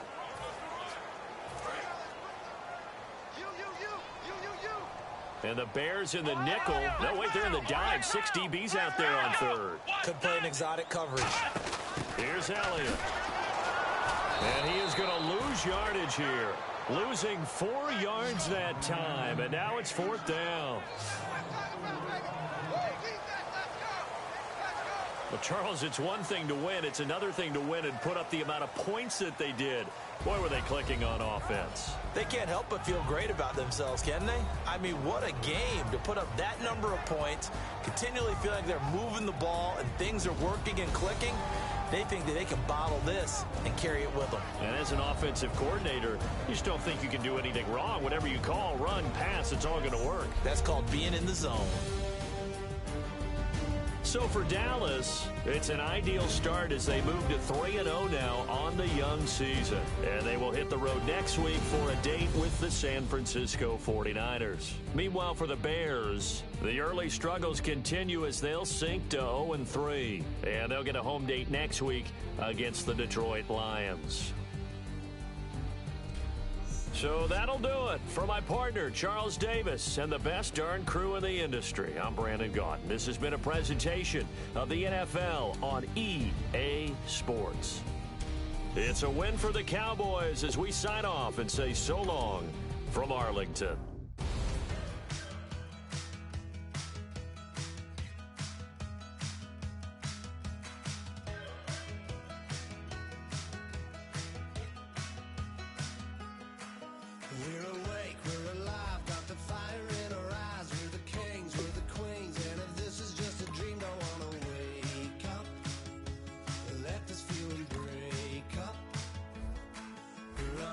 Now let's take a minute to see how you can improve your team.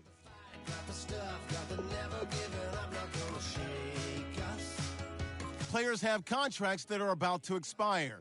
Resign them so you don't lose them to free agency. Now let's take a minute to see how you can improve your team.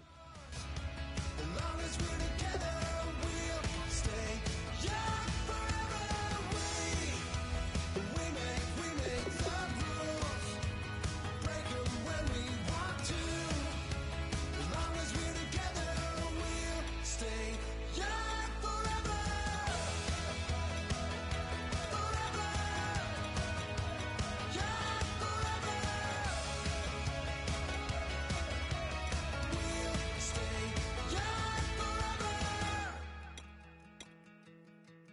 know the part of the song everybody sings along. Well, that's us, listen up, shout it out, I'm talking all night. The end is nowhere in sight. From the streets to the tracks, used to never looking back, cause the past doesn't last. Long as we're together, just keeps getting better. Just keeps getting better.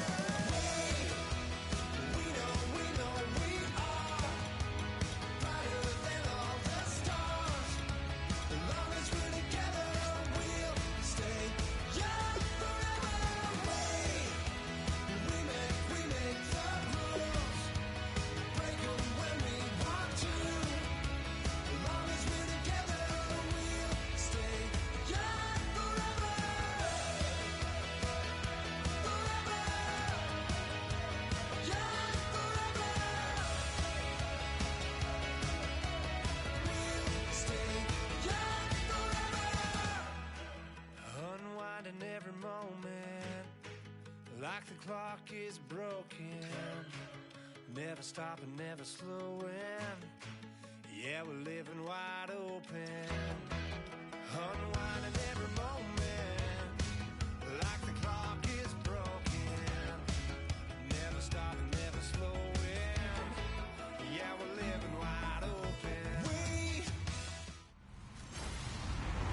Hello, everyone. I'm Larry Ridley, and this is the NFL on EA Sports. Two wide receivers will be looking to be #1 targets on the field in today's game. It's Nelson's Packers going up against Bryant's Cowboys. With that, let's go out to AT&T Stadium in Dallas. Here are Brandon Gaudin and Charles Davis. Thank you, Larry. EA Sports coverage of the NFL brings us to the Lone Star State and Mammoth AT&T Stadium in Arlington, Texas. Today, we've got a good NFC matchup on tap between the Green Bay Packers and the Dallas Cowboys. Let's go. And we say hi again, everybody. Brandon Gaudin here as we count down to kickoff. I turn to my partner, that's Charles Davis. And Charles, Larry pointed out in the open, we've got a pretty good matchup of wide receivers here this afternoon, don't we? And those guys have such a big impact on the game nowadays. We know it's a throwing game, but the guys who can go up and get it, the guys who can break tackles after the catch and make bigger plays, oh yeah, they love spotlight as well. They want the football, they want the attention. The veteran kicker Mason Crosby set to do the honors here. And we are underway from AT&T Stadium. So quick on the spin. He's spinning, man. And a nice return sets him up pretty good here at the 30-yard line. As the Cowboys take the field, they're led out by the AP Offensive Rookie of the Year, and that's Dak Prescott. And while that's a great award, he had a great season. For Cowboy fans, the season ended shy of where they wanted to, but still a lot for them to build on going forward. And as time goes on, I think those Cowboy fans will reflect on the season. And when you look back at the game that they lost, when they lost to Green Bay in the playoffs, you realize Dak Prescott played really well in that game. So that's got to give them a lot of hope going forward. But I thought the best moment so far in the offseason outside of New England winning the Super Bowl, Dak Prescott winning the Rookie of the Year award and saying Ezekiel Elliott should have half of this award. We should cut it in half because we should share it. That's pretty cool. It's a 6-yard gain on the ground, and that'll make it 2nd and 4. Partner, I know you call the play-by-play, but you know your ball. If I throw these numbers at you, all right, 6 yards shy of 2,000 of total yards from scrimmage for a rookie running back. What do you think? Sounds like me in high school. Sounds like you doing it, right? It's really fascinating at what he was able to do. The thing for me, though, he did that as a rookie. Where do you go from here? I mean, can you keep going up from those numbers your sophomore campaign? I think that you can. He's had examples of that preceding him in the NFL. Some guys who are in the Hall of Fame right now. Remember, he had 16 total touchdowns because it's not just his ability to run it. He can catch it out of the backfield as well. No one plays harder than this guy does, down in and down out. I think he's just going to keep getting better.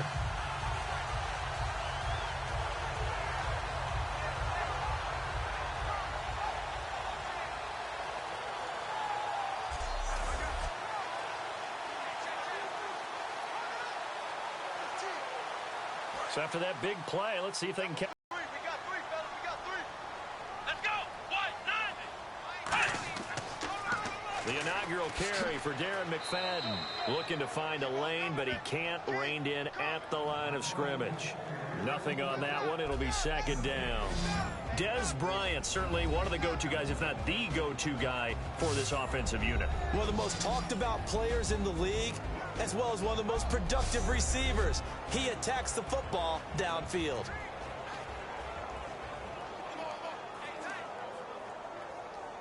Ten yards still left on second down.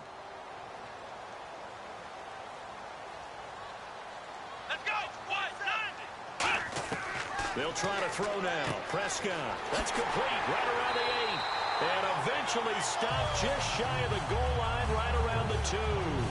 That was a nicely run slant route, and what the receiver's trying to do is make the defender think he's going upfield for a deeper route, and then breaks it off, usually after about 3 to 4 steps, and cuts towards the middle of the field. And now what he's trying to do is use his body to keep the defender away from the football and give the quarterback a really nice target.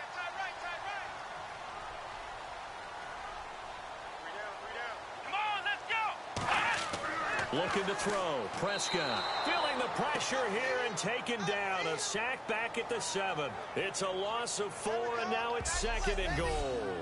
Well, if you're going to throw the ball on first and goal from the 2, the worst thing that should result is an incompletion for you offensively. But, Brandon, this is a different type of football. Back in my day, first and goal from the 2, a lot of big people with big neck rolls, they were on the field trying to ram it into the end zone.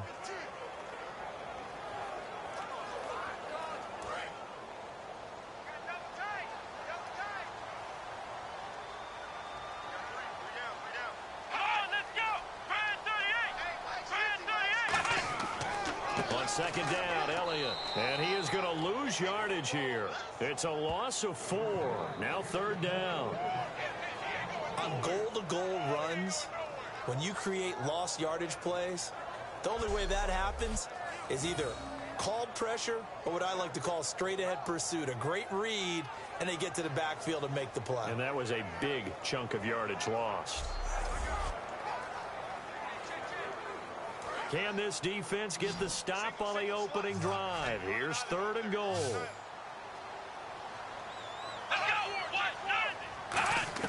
Prescott on third and goal. He's got time. And almost picked off. I guess the good news for them now, it's fourth down. Not only did they drop what looked like an interception in the end zone, they blew a golden opportunity to shift the momentum.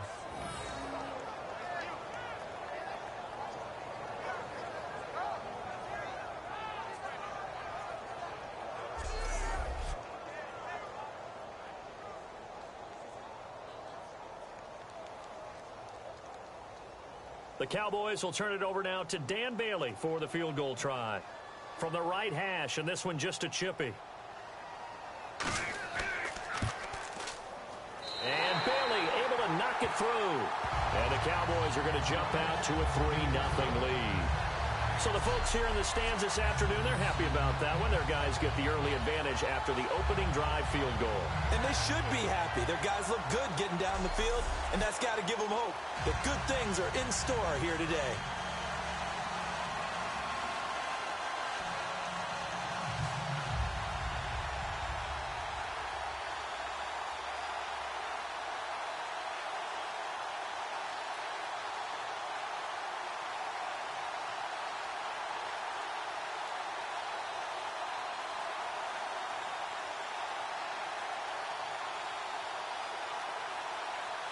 Now, after the field goal, Bailey will kick it away.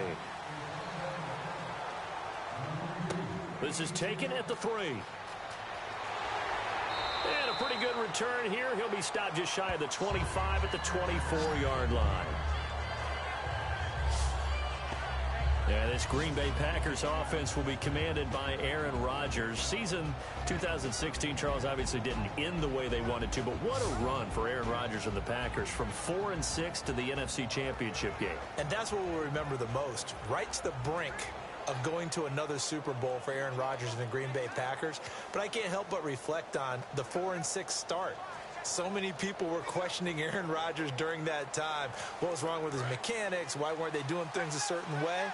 He answered those critics in a massive way. Last 11 games, 30 touchdowns, 3 interceptions.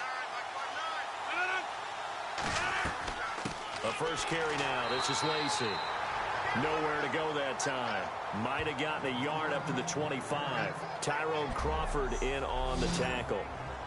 And a wide receiver to watch in this offense, certainly Jordy Nelson. And most defenses watch him run past them. Jordy Nelson can run every route in the route tree and take it to the house.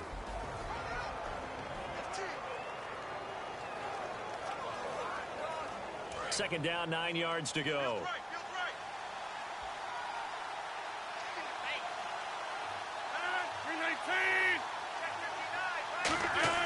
On second down, here's Rodgers. A dump off to Lacey. And he's able to take this one up to the 35-yard line.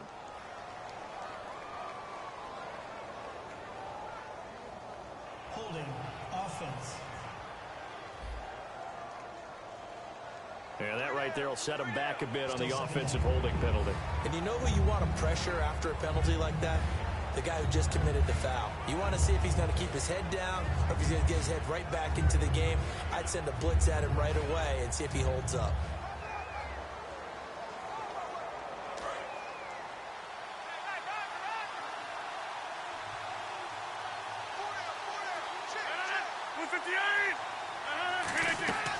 Following the penalty now, Lacey.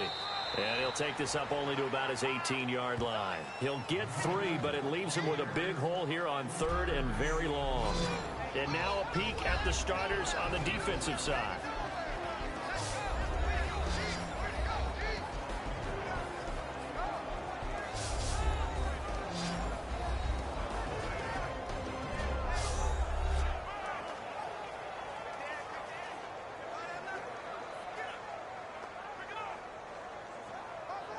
So second down was a run play. Now let's see what they do on 3rd.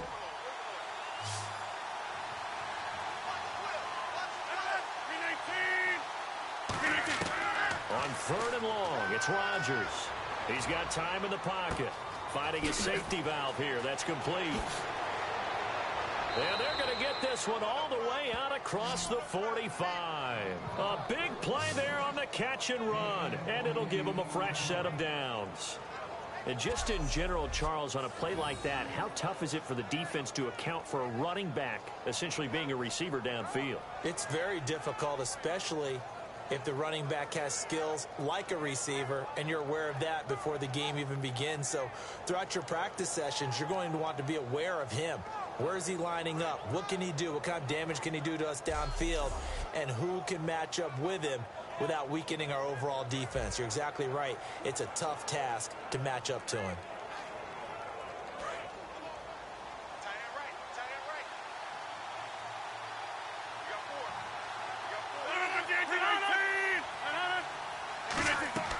Now a first down carry. It's Lacey.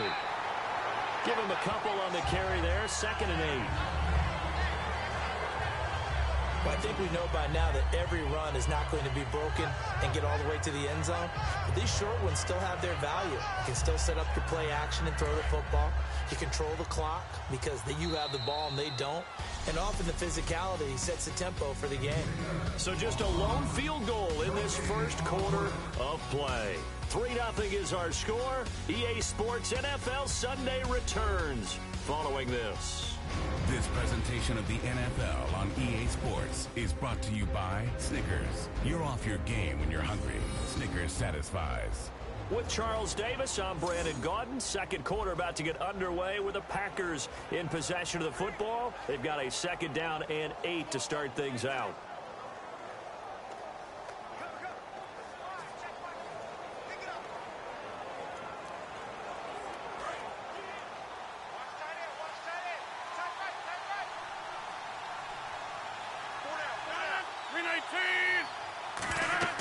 They run it again with Lacey.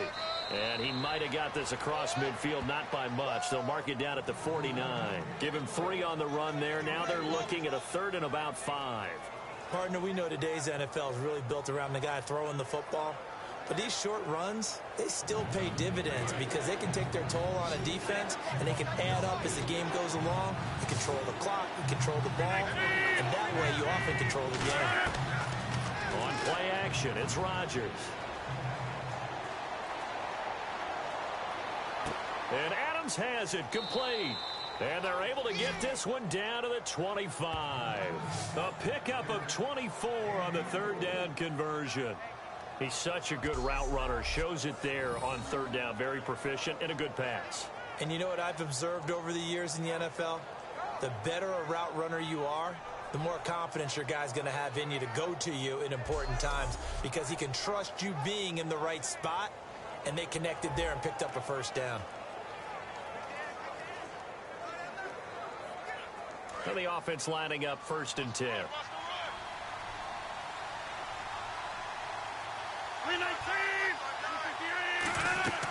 They'll run it now out of the gun. A strong running. And not much of a hole there as he gets it down to about the 24-yard line. Just a yard on the pickup there, and it'll bring up a 2nd and 9.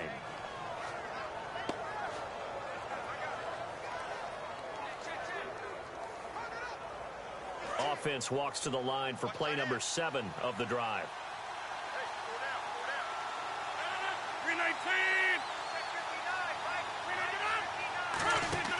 Off the play fake to Lacy. Here's Rodgers. And his throw's going to be incomplete. Devontae Adams, the intended receiver. 3rd down here. There are a good number of coaches that any time they call an in route are really worried about the play because there's so much traffic ordinarily that the ball has to get through to get to the receiver. And on that play, it was batted down.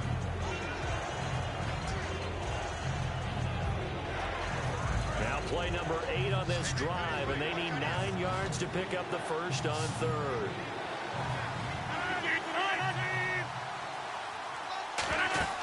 Throwing is Rodgers on 3rd down.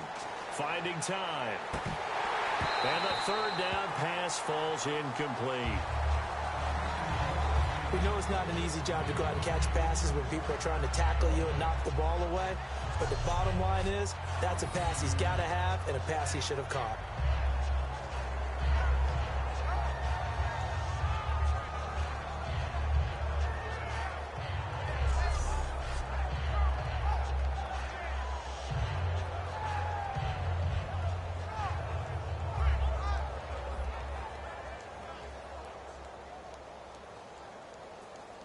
Now Mason Crosby for the Packers field goal try. From the right hash, it's a 41-yard attempt.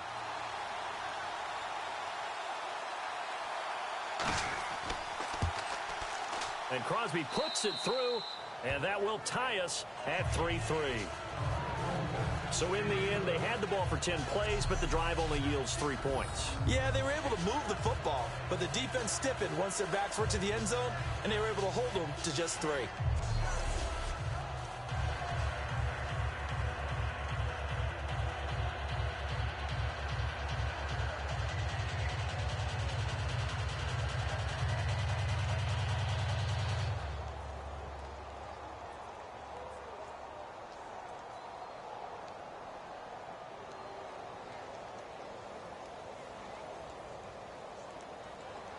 So a tie ball game here as the kick's away. This fielded at the 2. Solid return, pretty good field position. They'll start at the 32-yard line. So out come the Cowboys now as their offense gets set to take over. And they had 3 points last time, but they didn't want 3 points because they were well within range of scoring a touchdown. We'll see if they can do better now. I'm with you on that one. Let's just go ahead and be frank about the whole thing. The only one happy about the 3-point? The kicker. Exactly. He put it through the post. That's going to help him at contract time. But that offense, they're thinking, let's get in the end zone this time. I don't know if that helped him at contract time. You could have kicked that one through. I don't know about that. Toe bash. I don't know about that. Super toe. Let's go. 1, 9. They start on the ground with Elliott. Found a little room there as yards. He's up to about the 37. Call it a gain of 4 on first, and that'll make it second down. Not a run that you're going to write home about, but still a good first down run. That's what an offense calls staying on schedule. 3 to 4 yards on first down, you're set up very well for the rest of the drive. Here we go. Brand 38. Second down, Prescott. His throw incomplete. He was looking for Terrence Williams that time, and it'll bring up third down.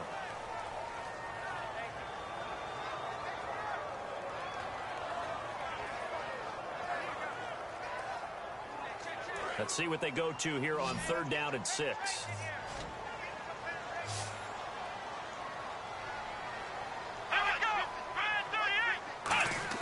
On third down, it's Prescott.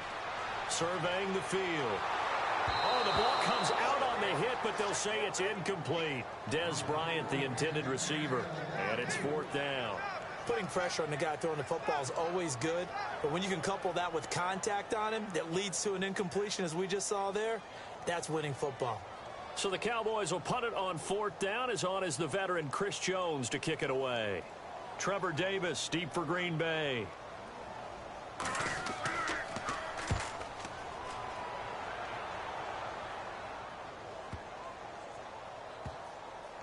And a great job here. This is going to turn out to be a beauty. This is marked down at about the 3-yard line.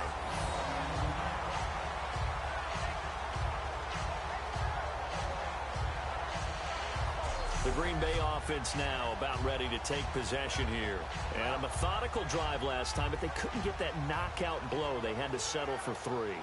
But you got to like what they've been doing along the way, right? It's almost like the body blows, the setup punch. As you said, they didn't get the knockout blow here, but that doesn't mean it can't come later in the game on another possession. And the defense on the other side, maybe a little gassed, yeah, right? a little tired. And if nothing else, they just feel relieved getting off field, only giving up 3. They don't exactly feel like they've handled the offense. And not great starting field position here for the offense.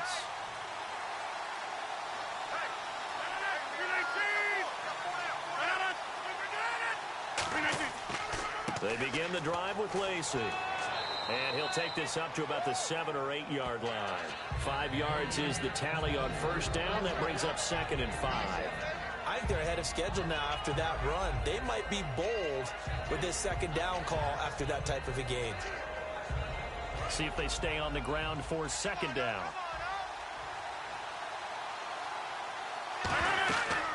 Again, it's Lacey. And he's got room. And they'll get him down up past the 15. It's a gain of 11 yards that time, and it produces a new set of downs.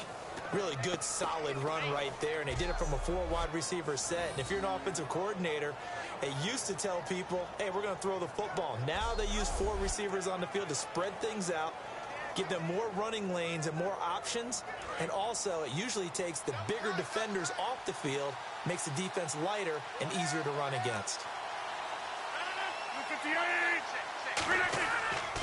Rodgers with a give. It's Lacey. Room here to run. 1:57 to go in this first half. We're back to Arlington right after this timeout.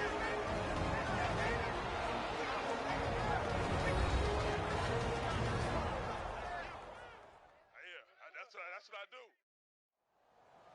We remind you that coming up at halftime, we'll take you to Orlando and Larry Ridley. Larry will have highlights and analysis of this first half. I'm guessing mostly defensive highlights that we will see. Yeah, and that's kind of cool. No touchdown scored yet so far. Yeah, none whatsoever.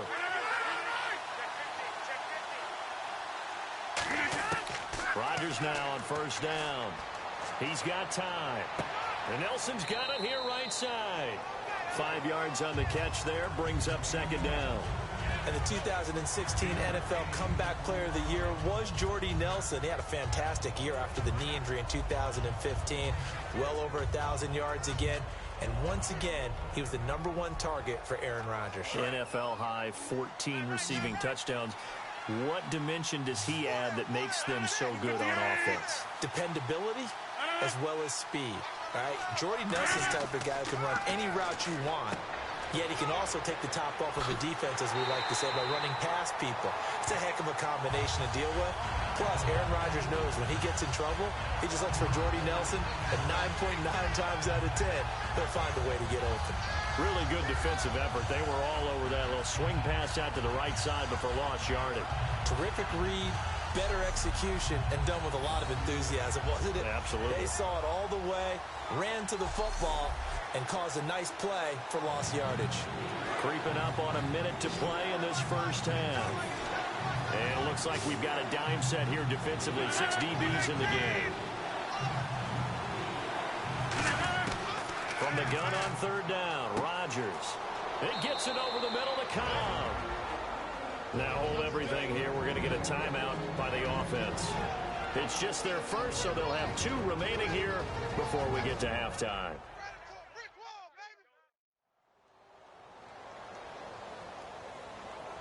And welcome back. The offensive unit, they took the timeout.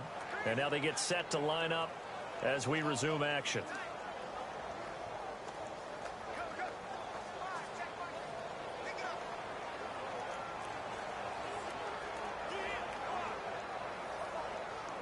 Offense comes to the line now, 1st and 10.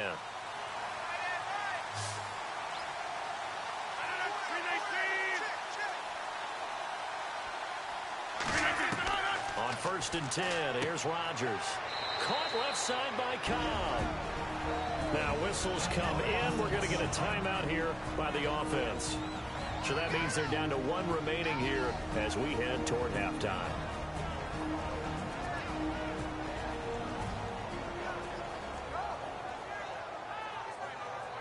So the offense takes the timeout, and they are back out and ready to rock.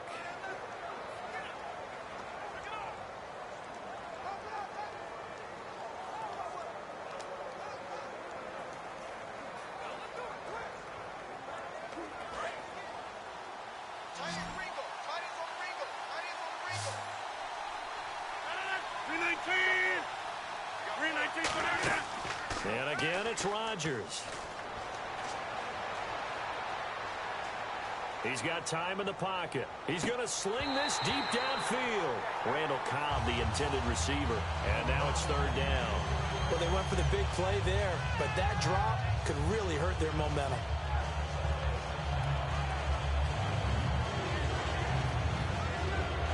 So it's 3rd and 6, and this will be the 8th play of the drive.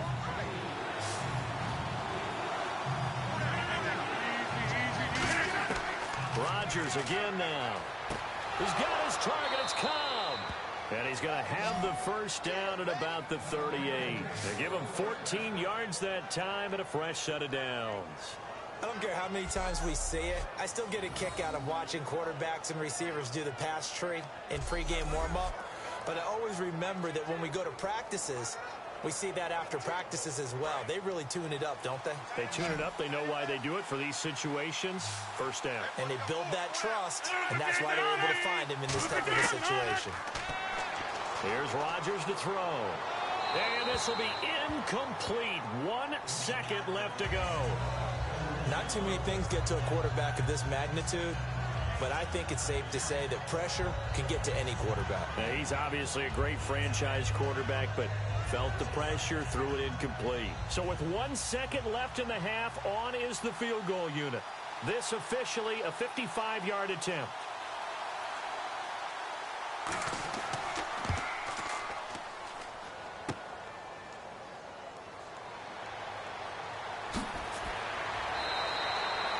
So we've reached halftime in a low-scoring affair, just a pair of field goals. 3-3 is our score. As we send you over to our headquarters in Orlando, where we check in with Larry Ridley for our EA Sports Halftime Report. Thanks, Brandon. I'm Larry Ridley, and welcome to our EA Halftime Report. Let's look back now at this closely contested first half. Both the Cowboys and Packers haven't figured out yet how they're going to move the ball through the air. The defenses on both sides have kept points off the board, and it will be interesting to see if they can keep that up. All right, here we go. Let's take a look at some of the highlights from the first half.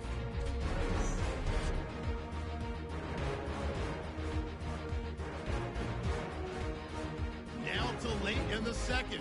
Rodgers is going to complete the pass from the gun, and that connection will lead to a gain of 14 yards.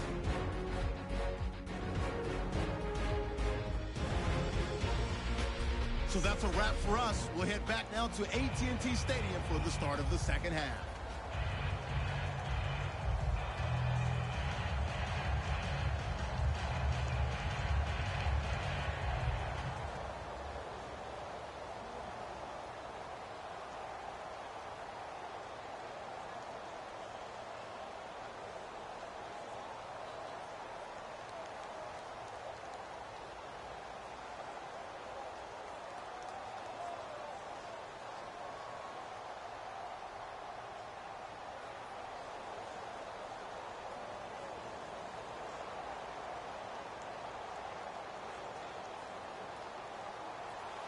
So both teams have their marching orders, and we'll get going again here in quarter number 3. Fielded about a yard deep. And he's up past the 20 to the 22-yard line.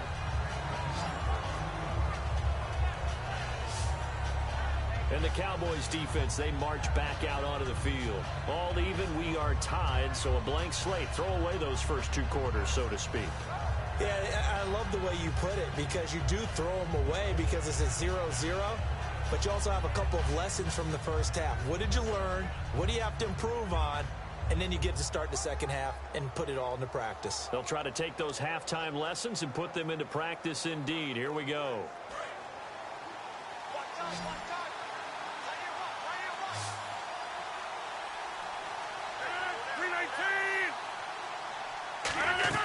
They go play action here on first down. And this is caught. A spectacular one-handed grab there. Holding. Defense. And with the big gain, they'll go ahead and decline the penalty.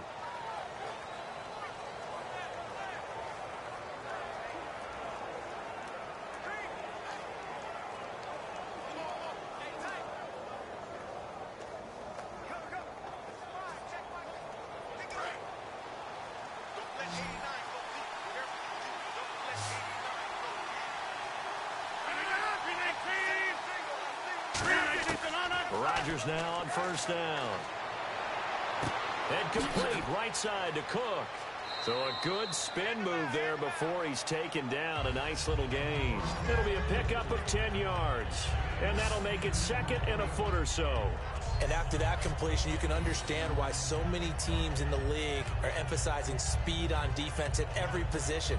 The tight ends have created so many tough matchups now. If you can't run with a tight end as a linebacker, this is going to be the result every time.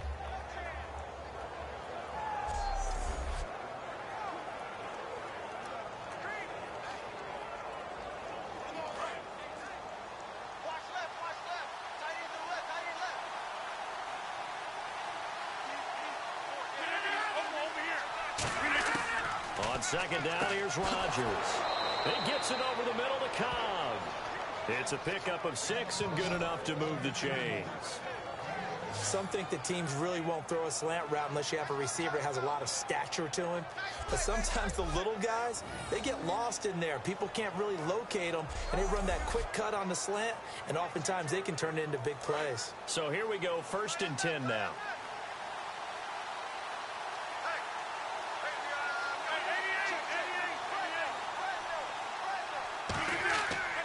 Now Rodgers will hand to Lacey. Able to push forward for about 4 down to the 37. On any running play that's called, they're always hoping that it's going to break big and go the distance.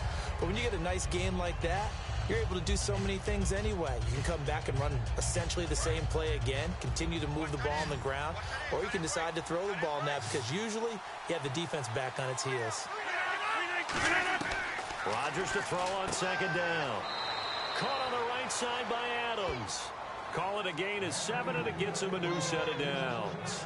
And when you're playing a quarterback with some experience and some moxie, you enter the danger zone when you decide to blitz him, because if he's able to diagnose as he did on that play, he can hurt you downfield. He reads defenses so well, doesn't he? He really does, and the best part about that play for him, I don't think that was his primary target. I don't think so either. I think he had the read, figured out where the blitz was coming from, and went to a secondary target for a really nice game.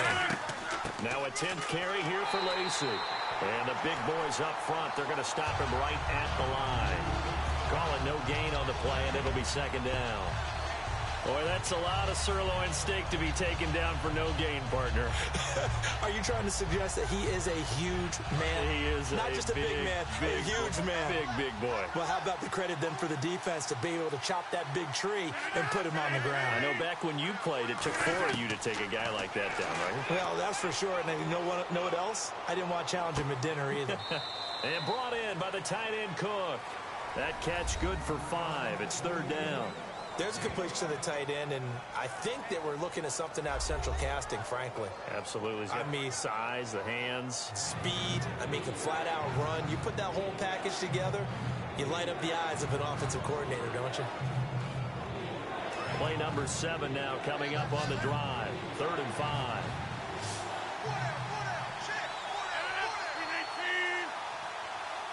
From the gun on 3rd down, Rodgers finding time. He's got his target. It's Cobb. Give him 11 yards that time and a new set of downs. Would it be safe to say that as precise as routes are supposed to be run in the NFL, maybe they're not quite as precise in college ball? That's accurate, yeah. And I think we saw a college route in the NFL there. Just find the soft spot, find the dead zone, and find the first down. And that's what he just did.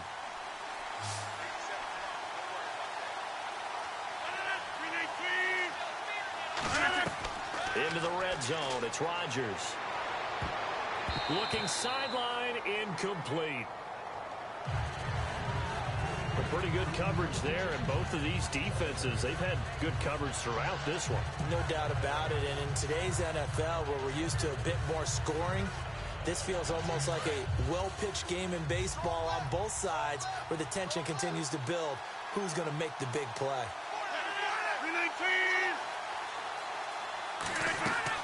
On second down, Lacey. And he'll get this one down to about the 10-yard line. Call it a gain of 4, and it'll leave him with a 3rd down and 6 to go. Some of the most unselfish players on any football team, defensive tackles, because we ask them to just eat up blocks, allow other people to make tackles. But when he can make a play himself, as we just saw there, that's a big day. Defense thinking pass. They've got the nickel set out on 3rd and 6. Throwing is Rodgers on 3rd down. Finds his target, Montgomery. 9 yards on the play there, and it sets him up 1st and goal. Well, they've had a great, impressive drive going here, and that pickup ensures the drive continues. And not only do you continue the drive, which is demoralizing for the guys on the defensive side of the ball right now, but you make your own defense happy. They're able to get a little more rest over on the sidelines while this one continues downfield.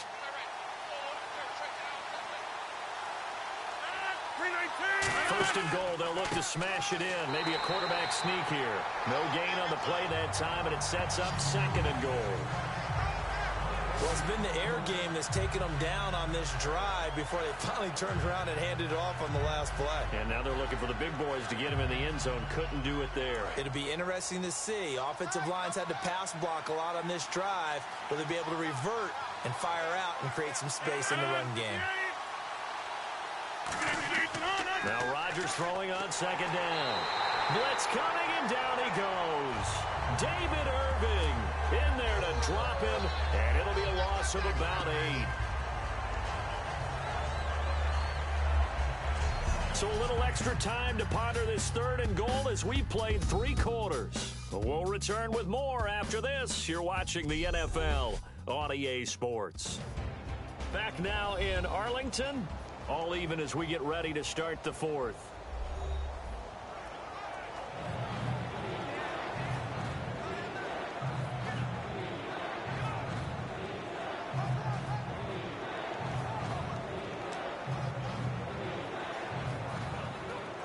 Now from back at the 9 after that last play, this is 3rd and goal.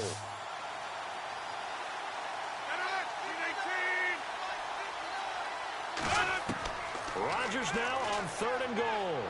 Surveying the field. All kinds of time. And probably the wise decision there. No one open. He just throws it away.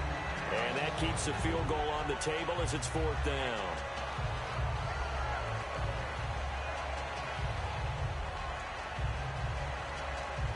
So the field goal unit is on the field as this is a big spot right here. This to break our fourth quarter tie. And Crosby puts it through, and they will take the lead here in this battle of field goals at 6-3. So we still wait on the first touchdown of the game, but his second field goal makes this now a 6-3 score. And this would be the definition of winning ugly. Now you need to continue to ride your defense and hope that you can make this fourth quarter lead stand up.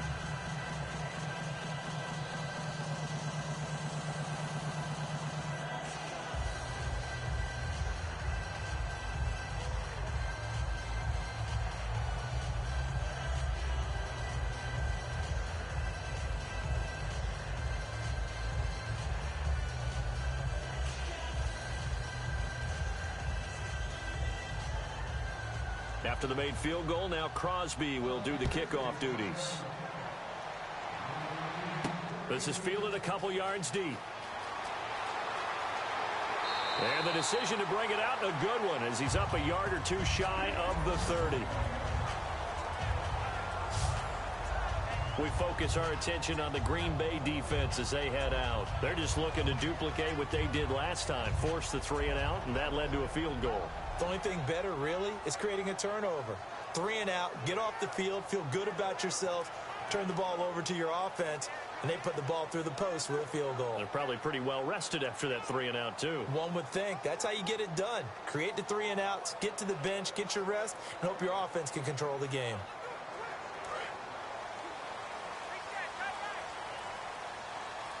Three receivers to the left, one to the right. On 1st and 10, Prescott. And his throw here is incomplete.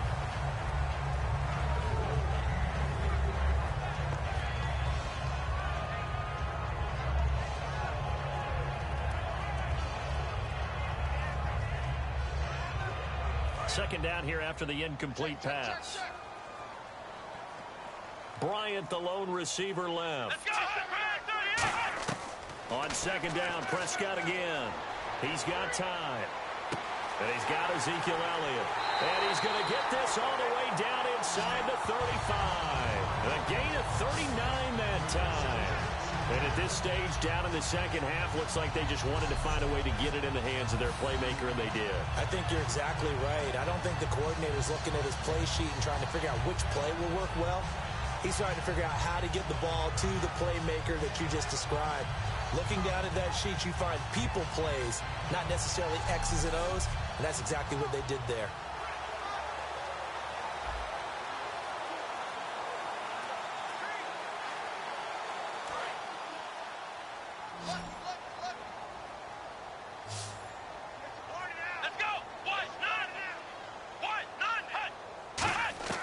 Prescott looks to throw on first.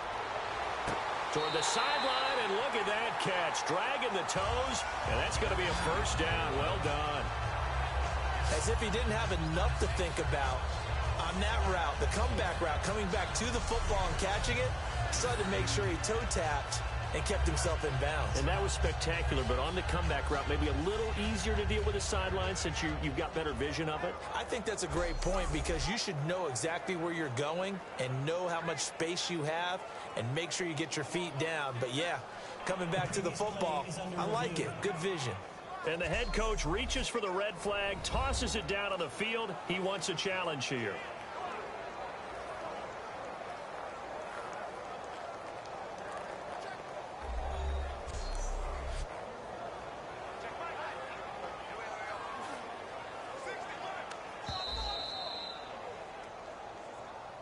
After review of the play, the ruling on the field stands. Well, he challenged the play. It did not pay off. And that means he lost a timeout in that challenge. And as a coach, you hate that. Don't know if you took the advice of the player, you threw it yourself, but it didn't go your way. At the end of the day, it all comes back to the head coach. He has the final determination on whether to actually challenge the play or not. In this case, it didn't pay off for him. And that's got to be so heartbreaking. You throw that flag, you probably feel really confident, and then all of a sudden, boom, you lose the challenge. Yeah, when you take a look at it, you're throwing that flag because you believe you're going to be right. And when it comes back the other way, you have to regroup. first down carry by Elliott. And he'll push his way up to about the 14. A gain of 3, second down.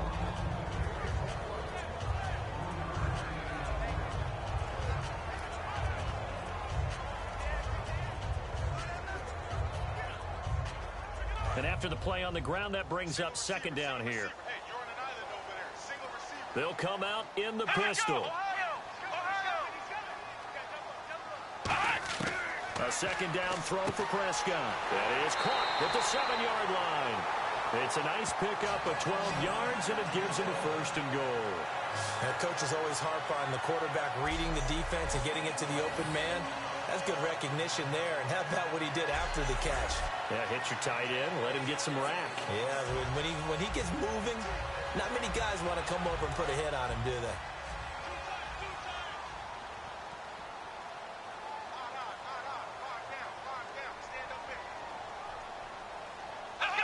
First and goal from the 1 as they look to punch it in. And he'll go backwards, losing yardage to the 5. A loss of a full 3 yards, and now it's second down. Did your high school have that same push them back cheer? I was a kicker. Well, it certainly worked. Didn't matter if we were kickers or not. That one worked, didn't it? They pushed him back at his last snap of the ball, and boy, they created a nice play for themselves. Would they lose 3 on that one? Yeah, from the 1 back to the 4.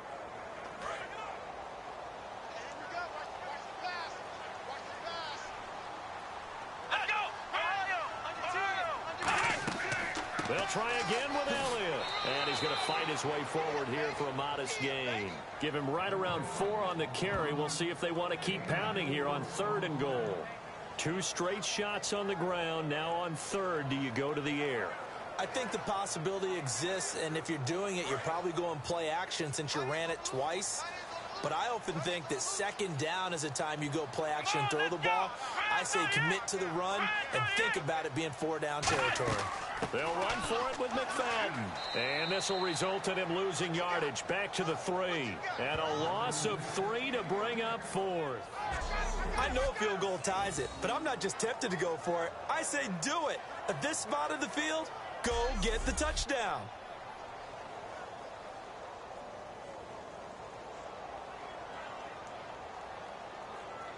So now one of the biggest kicks of the night is forthcoming. From the left hash, should be a fairly easy one here.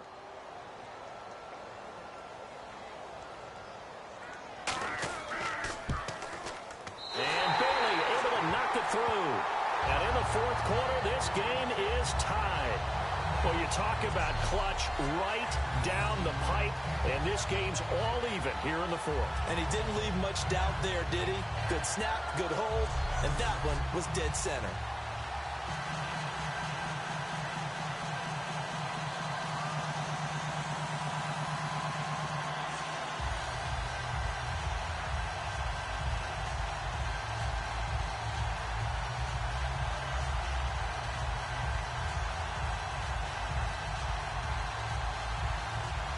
Set to go now with the kickoff. These two teams all even again as we continue in this wild 4th quarter. This one fielded at the 5. Shreds the tackle. And a great return. Solid field position. He's up all the way to the 45-yard line. Eddie Lacy coming back onto the field now. And we have seen a decline in the numbers. Where does the fault lie? Just him? Maybe the guys up front? Combination? Well, as you and I got a little overconfident. They had blocked so well in the first half, picked up on what the defense was doing.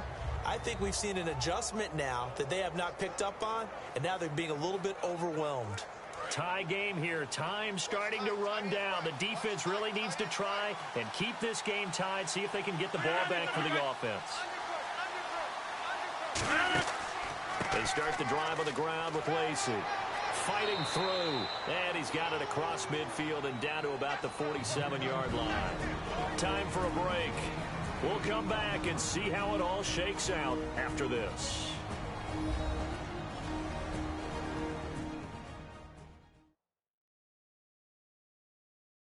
So it's Packer football here as we welcome you back. And let's see what they've come up with offensively after having time to talk it over.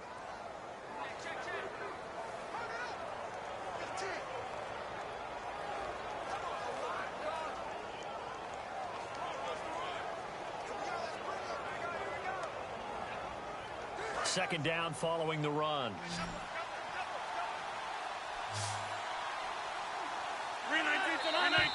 Now whistles here, flag down. I think one of the Packer linemen was moving. False start, offense.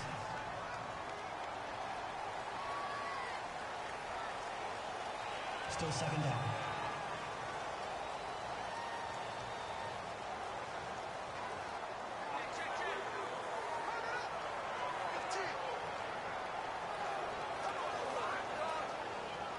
Seven yards to go on second down.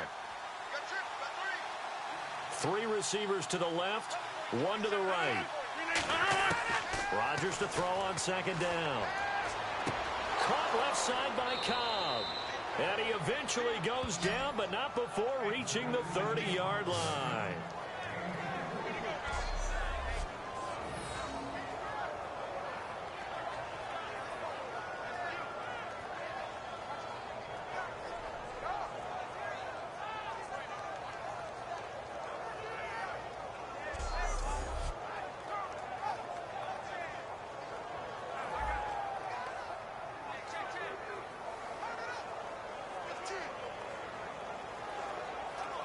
First down and 10 now for the offensive group.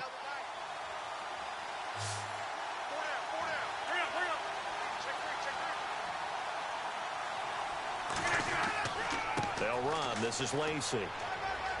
And he'll get this one. And now a timeout called by the Cowboys defense. It's just their first. They've got two more to use here in the final stages.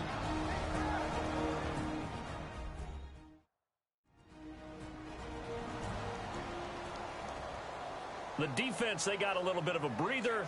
Now they're back and set as we resume play.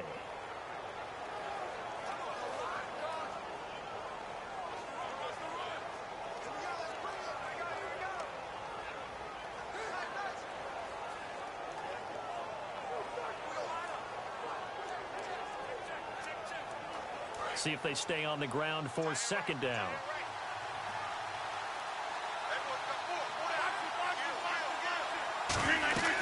They'll run it now out of the gun. And able to push it. And now the Cowboys are going to call another timeout. That'll leave them with just one remaining in this fourth quarter of play.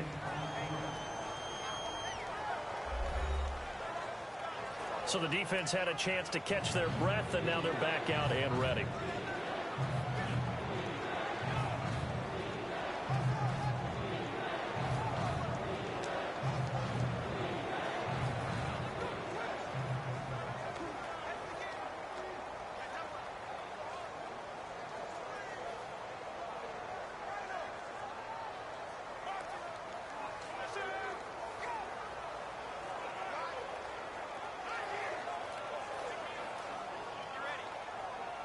And 3 full yards here for the offense to get on third down.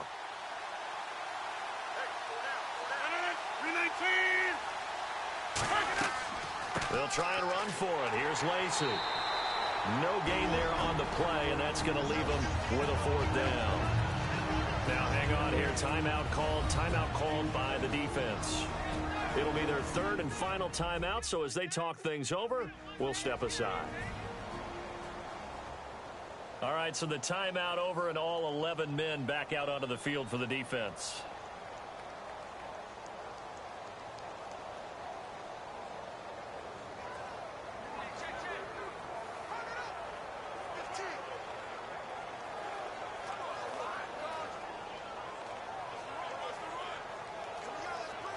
So here we go. Maybe the biggest kick of the game forthcoming. This for the lead in the final stages.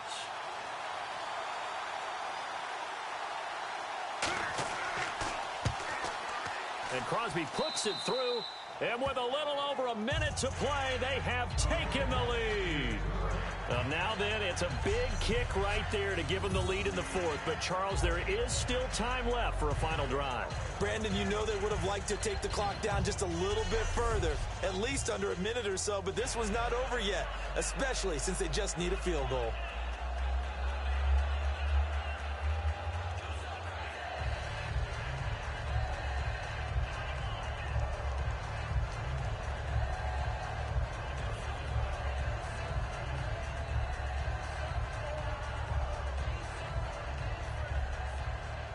After the made field goal, now Crosby will do the kickoff duties. Whitehead, the return. Spinning past him. And good starting field position. He'll get this one all the way up to about the 35-yard line. Illegal block in the back. Return team.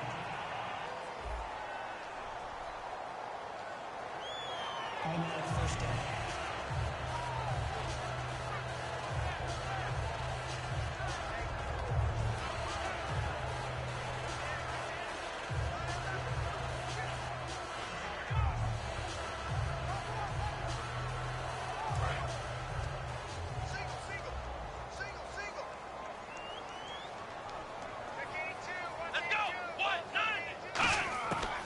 To throw. Toward the sideline, and look at that catch. Dragging the toes, and that's going to be a first down. Well done. And he did exactly what they needed him to do, Charles. Got out of bounds. They have no timeouts. And they knew that before the play even began. Still executed it. How many times have we seen it happen where you know it, yet a guy still looking for a timeout or trying to stay in bounds? He got it done.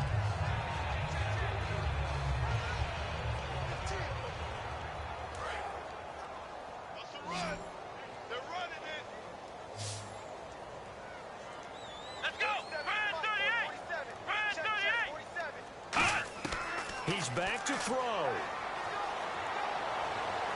And he overshot him there. It's out of bounds, incomplete.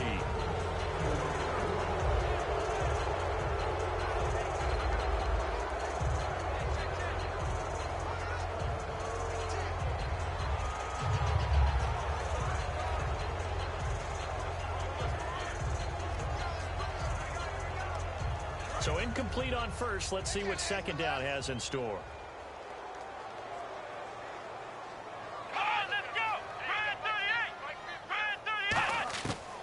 To throw. Going right side. He has Winton.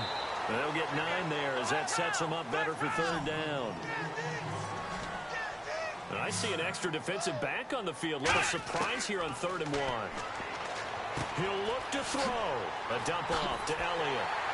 Well, he's taken down, but not before picking up the first thanks to a flashy little spin move.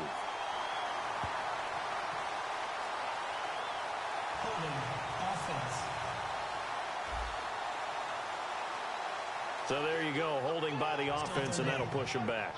Changes everything now as you try and figure out what your playbook has for you. Longer yardage situations, tougher to execute and pick up first downs.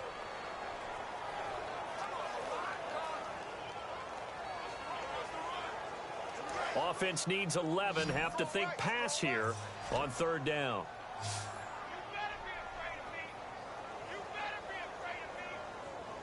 Bryant, the lone receiver, left. They'll look to throw. He's going to flip one out here to his running back. They'll get 10 there, but it leaves him just short for 4th down. One score down. Here we go. They're going to go for it here on 4th down. Desperation time. Prescott on 4th. To the sideline, and oh, a nice catch there. Made sure the feet were inbounds, and they were. Well, being just short of midfield, they decide to take a crack at it on 4th down. They don't come through. Sometimes it's just showing confidence in your defense. You know that they're good, and they'll take care of you. A lot of coaches during the week will announce to their team, we're going to be aggressive, guys. We're going to go for it. Hey, defense, you got me? A little bit of a challenge to them to see if they'll pick up the rest of the team. We'll see how they respond now. And Green Bay getting ready to go as they take the field. The clock cannot be stopped here. Defense can't do anything. So kneel it down, take it home. No doubt about it. It's what you practice for in winning situations each and every week. Victory formation. Take a knee and go on into the locker room and celebrate. Call it a victory.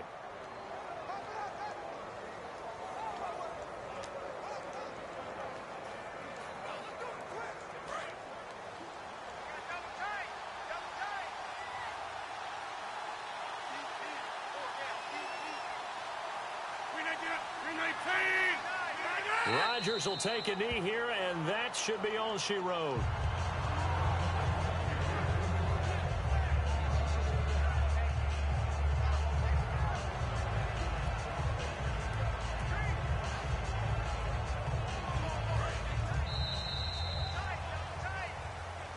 Well, Charles, the old saying, the old cliche, if you will, points at a premium, that certainly applied here, didn't it? And that almost like opened up a time capsule, didn't it? Old school football, low scoring, close game. What a way to finish it up. You loved it, didn't you? You loved the defenses. I certainly did. Brought back the images of the game of old.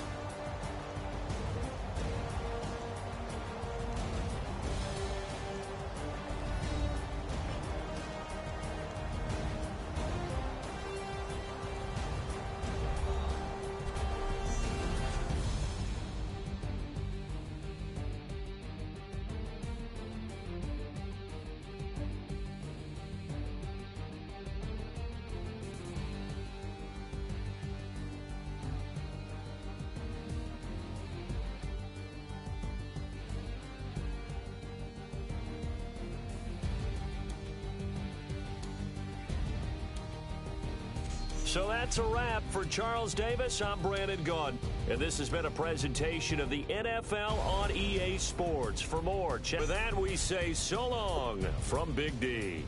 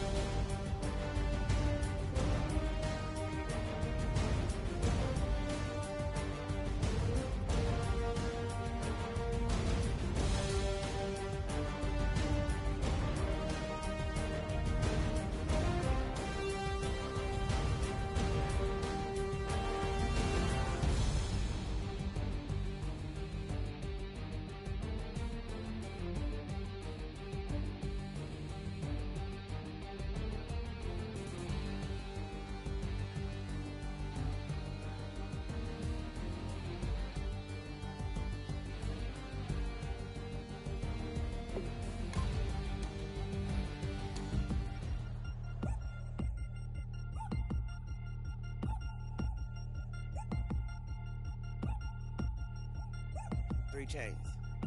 Ow. Caught up in my, put your head on backwards, then skate off after, engage in laughter about what just happened.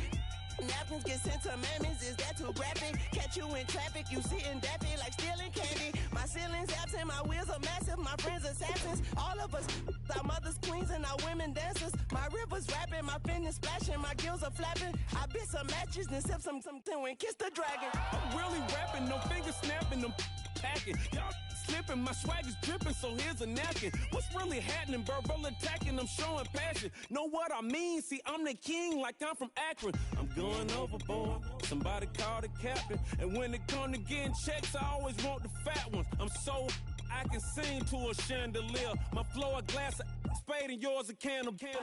Too many buttons, not enough. These bugging, the SWAT is coming. Shoulder, no shoulder shrugging at your nugget.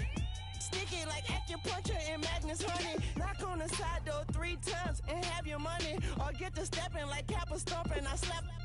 I'm having lunch with Italian Sonny. Don't ask the subject. Lord, why you took rabbit from me? He say don't ask me nothing. Too many bodies, too many bundles. Not enough. These bugging, I heard they stung you. It's gonna be trouble. We come through and catch you while you cuddle. Barrels like tunnels. Don't even mumble. I'm back to ballin', I'm in the back full of only. Pull on the scene and the queen playing Pastor Troy. Ready turkey, spaghetti, and castor oil. That's turn your guillotine to a fashion show. In 4 minutes, I turn this into forensics in a foreign car with a foreign. It's long-winded, paper long, and you taking long. You just don't get it. On the phone up on Say Tony, want a song with me. Hotter than Mississippi, the summer of the 1950s. In a van full of some white. Get pulled over for swerving like hi, officer. When he asked me why I was swerving, I'm swerve, officer. I can make it bounce by myself. Hello, everybody. I'm Larry Ridley, and this is the NFL on EA Sports. Today's game features 2 wide receivers who battled last year for the AFC Championship. It's Demaryius Thomas going up against Julian Edelman. So let's get you up to Foxborough as we check in with our commentators, Brandon Gotton and Charles Davis. Thank you very much, Larry. We are here on a beautiful afternoon for football. Today, we're set for a good AFC matchup between the Denver Broncos and the New England Patriots. And hi again, everybody. Alongside Charles Davis, I'm Brandon Gordon. And, Charles, you take a look at our matchup here. You've got to believe that this is a game that might be won in the trenches. Oh, without question. This is big person on big person, big unit against big unit. Meat on meat. Oh, you got it all. Pick your cliche, but we know this. The ground's going to shake, things are going to rumble, and they're going to have an impact on today's game.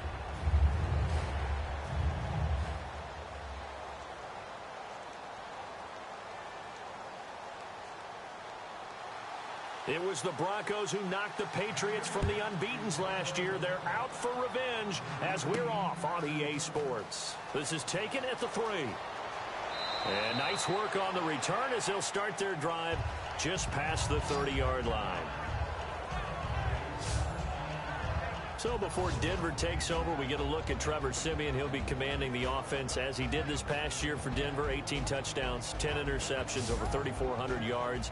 And now the question is, will he be the guy going forward? Time will tell. And he's going to have to continue to earn it, despite the fact that he earned the respect of his fellow players last year. They named him a captain about midseason. He battled injuries last year. He had a bad shoulder, ended up getting off-season shoulder surgery. But he's got to hold off the challenge of the #1 draft pick of 2016, Paxton Lynch. One thing I do know about Trevor Siemian, quietly confident in his own abilities. Now a carry. It's C.J. Anderson. And getting this just shy of midfield, they'll spot it at the 49. It's a gain of 17 that time. And it'll give the Broncos a first down. And that's how you get started and open up a game. Really well-blocked play. Picked up a nice chunk of yardage. If you're the offensive line, that's exactly what you've talked about all week long in your meetings. Establish the line of scrimmage and take control. And they gave their running back plenty of room to rumble.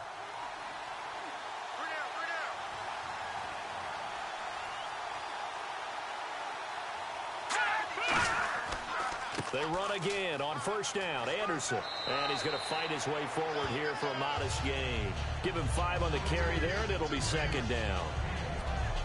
Here's the offense, and you got to talk about the guy that they nicknamed Bebe, Charles Demarius Thomas. Big, strong, physical. He makes plays downfield.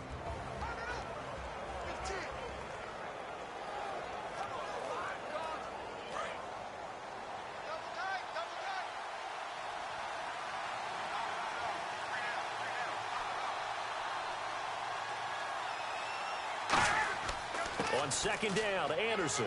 And he'll go down shy of the 40 at the 41. And 5 yards on the play there, as the drive will continue. That's a good, nice, crisp run for a first down. I wonder if the defense might have been loosened up a little bit, maybe anticipating a pass instead of the run that they got.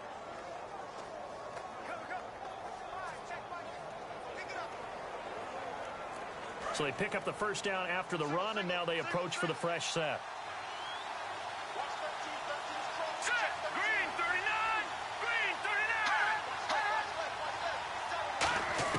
On first down, it's Simeon. Norwood's got it, complete. A good pickup there, 8 yards on the first down completion. But it appears that they read man defense and went to the out route, and what you have to do on that one is the receiver's got to make sure he works the defender towards the middle of the field to give himself space to cut to the outside and have that ball delivered with good timing, and they got it done.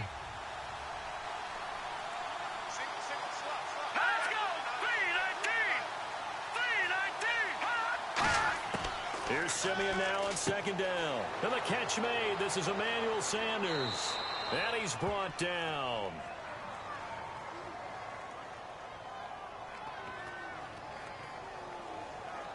Holding offense. So oftentimes you see defensive holding. Here it's offensive holding for the flag.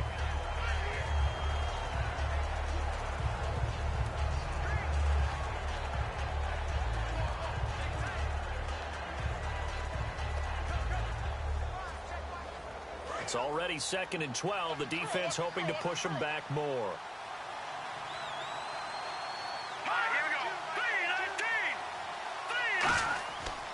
Forsett. Not much there. Maybe a couple as he's taken down at the 40. Here's New England defensively. Last year, the #1 overall defense as far as points given up goes. And they've got a lot coming back in 2017. Now, they certainly do. And let's go back to the Super Bowl. Trey Flowers, who was their leading sack guy in 2006, he had 7 in the regular season. He was a monster in the Super Bowl against Atlanta. He's back there for them. How about Dante Hightower, linebacker? His first Pro Bowl in 2016. And then just moving on back to the secondary. Devin McCourty, the guy who quarterbacks him back as safety, he's been to the Pro Bowl as a corner and as a free safety.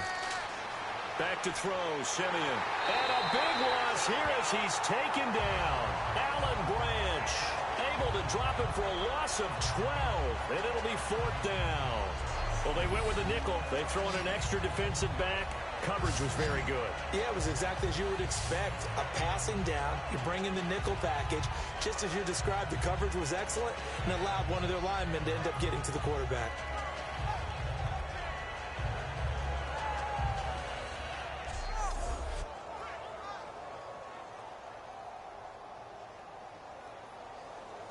Fourth down, so on is the punter, Riley Dixon.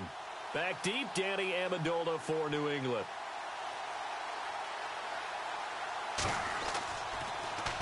And the kick's away as he angles this one for the sideline. And no return here. Where will they spot it?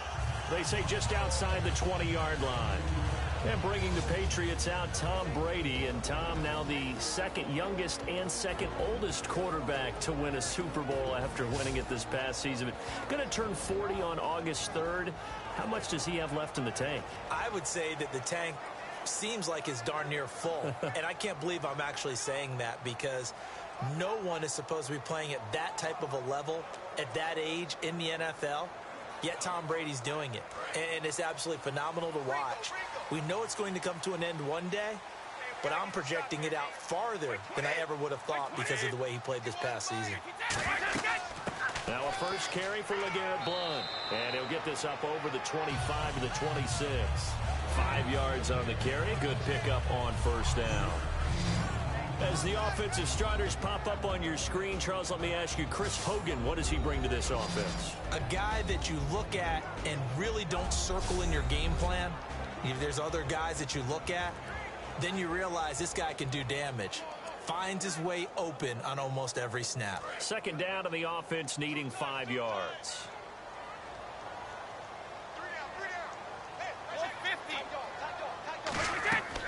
Again, here's Blount, and he'll fight forward to about the 27-yard line. It'll only be a gain of a yard, and it sets up a third down and 4 now. And a look now at how the Broncos line up defensively. I love watching T.J. Ward play. Whether it's covering into deep zones or blitzing, this man makes plays.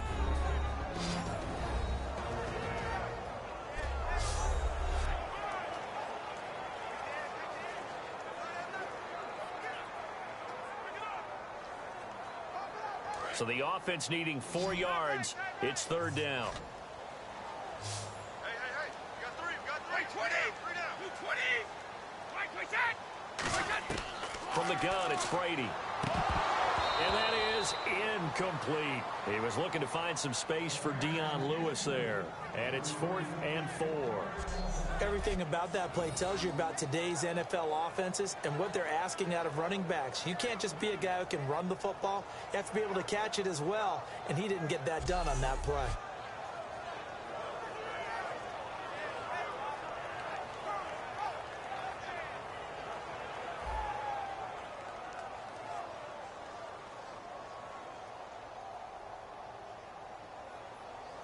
On 4th down on now is the lefty Ryan Allen to punt.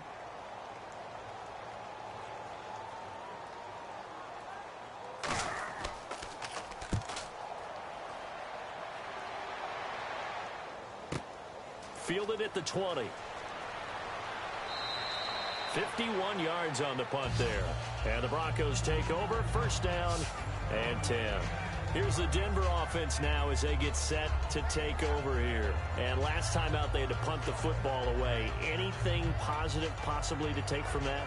There always is when you're punting the football away. It doesn't sound like it because you're giving it up, but you've avoided a mistake. At least you didn't turn it over, You didn't turn it over, right? You're giving your defense a chance because you're punting the ball away, and they're set to go on the field as opposed to sudden change after a turnover, and wow, now we got to go out there and stop people. So, yeah, there's always something positive to be gained from it. Here's Anderson as they begin this series on the ground. And they take him down, losing yardage back at the 27. A loss of a full 3 yards, and now it's second down. As a guy carrying the ball, your eyes are going to direct your feet, and you're hoping they carry you to the open spaces. But it's awfully difficult at times because you have so many things you have to look out for. Where's the line blocking? Where's the traffic coming from? Tough to find open spots.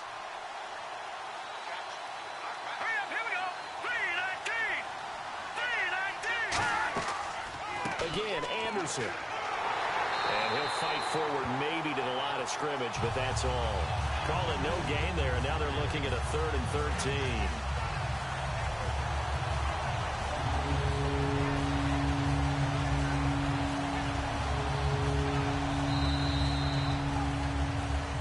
So not much to speak of scoring-wise in this first quarter of play. 0-0 our score. EA Sports NFL Sunday returns following this. This presentation of the NFL on EA Sports is brought to you by Snickers. You're off your game when you're hungry. Snickers satisfies. Back alongside Charles Davis, I'm Brandon Gaudin. It's Bronco football to begin quarter number 2. They do, however, have a tough 3rd and long coming up.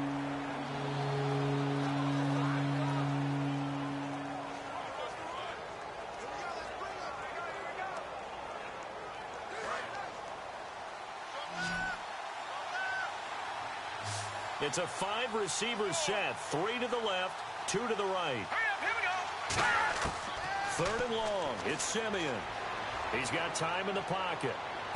Completes it to Norwood. Whoosh. And he'll be taken down, but not before he gets into enemy territory. A gain of 26 on the third down conversion. Of course, the catch was nice, but how about what happened after? Able to stay on his feet and gain all that additional yardage. So many of these slot guys, I think, have running back in their background.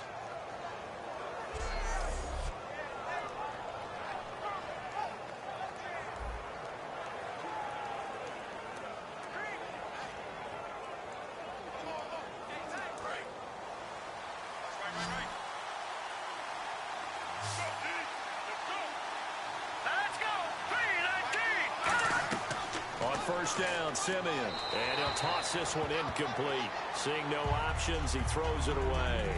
Let's face it, perfection is something we all chase, whether it's playing this game or whatever we do. Hard to attain, but that's what they were searching for as that pass goes incomplete. So the incomplete pass brings up second down.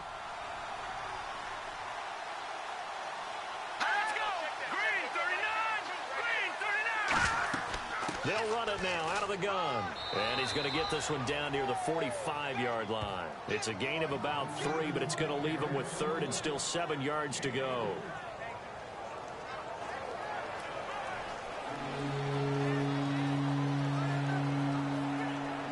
They'll need to get this to the 38. That's where the first down marker is here on third. They come out 5 wide, 3 of them to the right side. Throwing on third down, Simeon. The Pats are going to get there. Down he goes. Jabal Sheard in there to get him for a loss of 3, and it'll be fourth down. You know, on these types of plays, we're always looking to assess blame. Okay, where did it break down? Sometimes it's just a great play.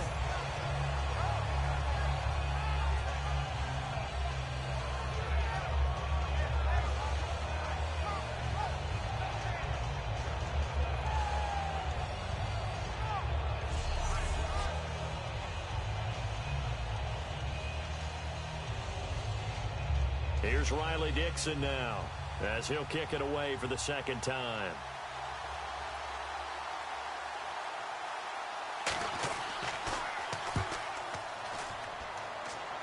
And no return possible here as they angle this one out of bounds. The Broncos defense getting ready to go. They have a little something to build off of from last time with a 3-and-out. And what they have to build off of? Great confidence right now. Being able to stuff someone on a 3-and-out, you feel like you're in control now. You're doing the dictating. They want to see if that can continue as this game progresses. Will it continue? We'll see.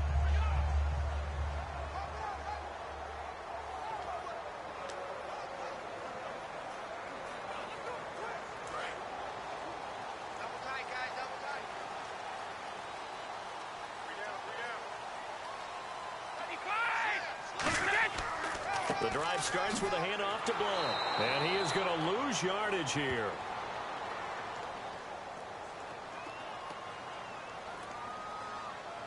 Personal foul. Face mask. Defense. Got the hand caught up in the grill of the face mask. 15-yard penalty. So tough for a defender. You're trying so hard to make a play, and the way that these offensive guys can move around, sometimes your hand gets into the wrong place.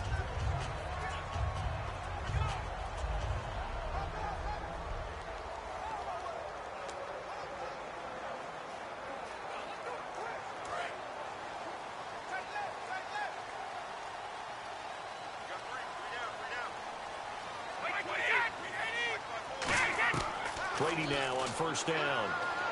Finding time. Throwing over the middle, and it's incomplete.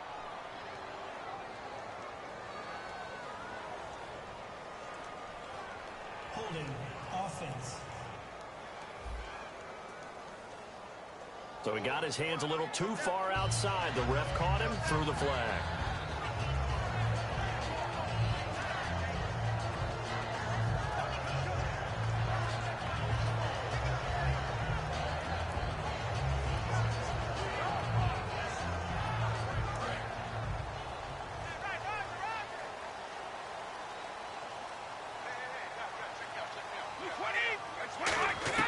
Working from the gun, it's Brady. Surveying the field. Wide open, Julian Edelman. And they're going to get this one all the way out across the 45. Last year for Edelman, just below 100 receptions, 98, over 1,100 yards, 3 touchdowns. And, you know, this is a guy that gets a lot of pub for being that perfect receiver for Tom Brady and the New England Patriots. What's his role going forward? I think his role going forward is to be a bona fide #1 receiver in the NFL, meaning he's not just a Tom Brady receiver. He's that guy for anyone. And he spent so much time proving himself as he got into the league, just what you were talking about. Can I have a role here with New England? Now it's not just proving himself. It's continuing to develop in his craft. And I think he's going to just keep getting better and better. He never gave up on himself in his dreams, and he doesn't give up on any single play. So a loss of 5, and it'll be 2nd down. But there's another example of why they haven't scored any points so far. I think it's time to abandon the run game, spread things out, and go to the air. It certainly can't be any worse than what they've done so far.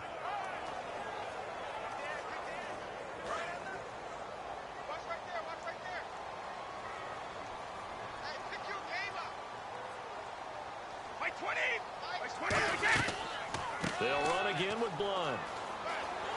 And he'll get it down to the 47 here. It'll be a gain of 11, and that'll lead here to a 3rd down.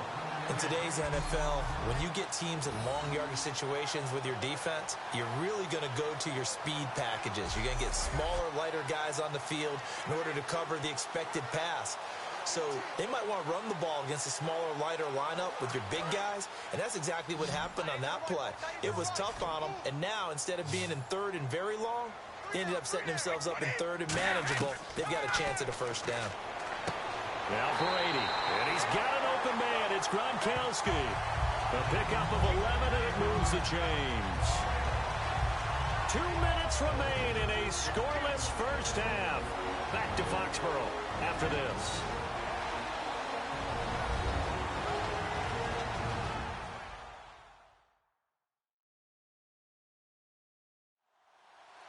A reminder, coming up at halftime, we'll check in with Larry Ridley for highlights and analysis of our 1st half of play.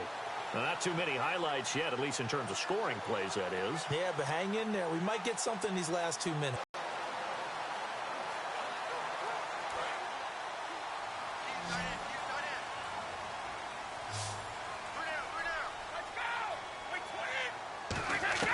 On 1st and 10, here's Brady. Amendola catching it left side. 5 yards on the catch there, brings up 2nd down. He decided to run a hitch route. It really helps to have a guy who can turn it loose. And, boy, he rifled one in there on that one. Not much run after catch, but it worked really well.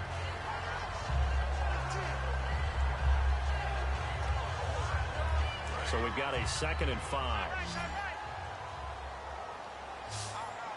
Blunt, the lone running back. Brady to throw on 2nd down. And right side caught Hogan. And he'll get this one down to about the 20-yard line. And now the passing game here in the 2nd quarter starting to heat up a little bit. Don't you feel the rhythm starting to happen, right? You see it now. The confidence is starting to rise. I think now as a play caller, because that has happened, you lean on it a little bit more. You don't go totally away from running the football, but you do say, guess what? We can throw it. We can throw it well with a whole lot of confidence.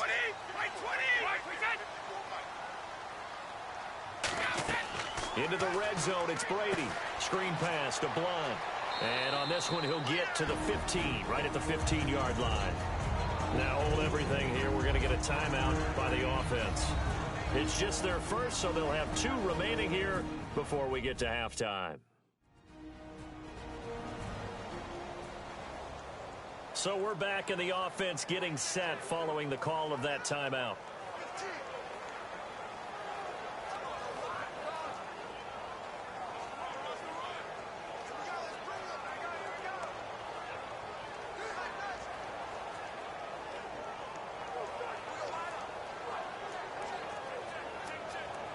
Second down now after the pass completion.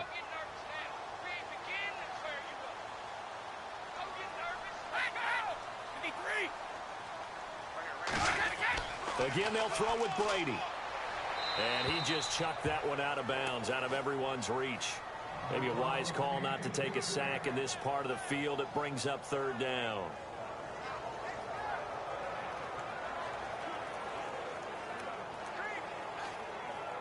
And on 3rd and 5, this will be the 8th play of the drive.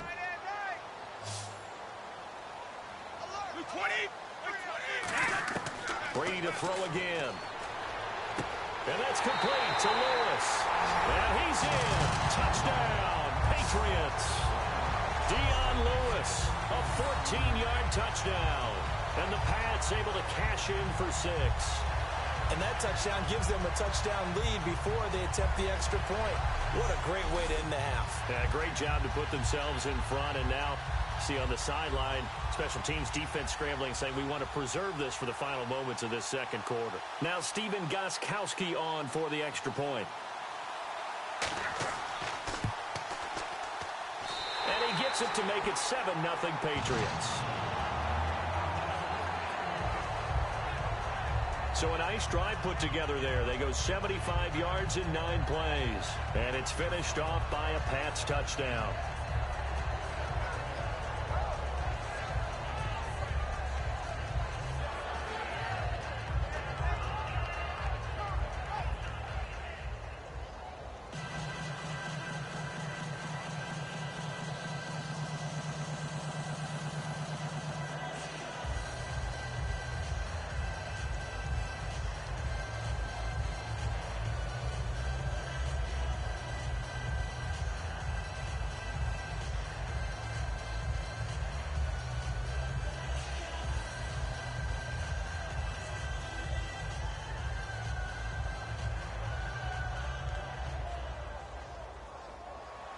Gostkowski now, after the touchdown, he'll send this one away. This is fielded at the goal line. And he'll be out of bounds across the 25.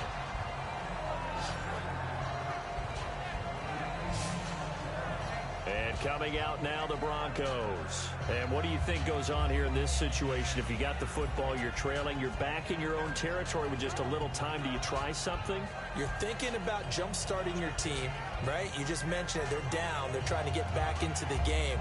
But you got to figure, if something goes wrong, you may have put yourself in a spot where you may not be able to come back in the second half. Managing risk, this is a big decision here.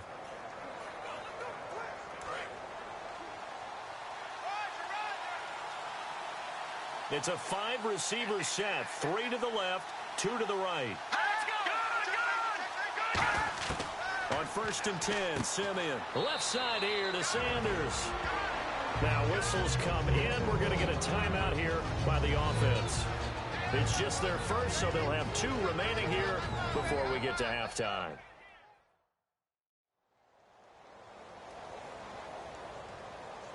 So the offensive unit called the TO. And now we are ready to resume play.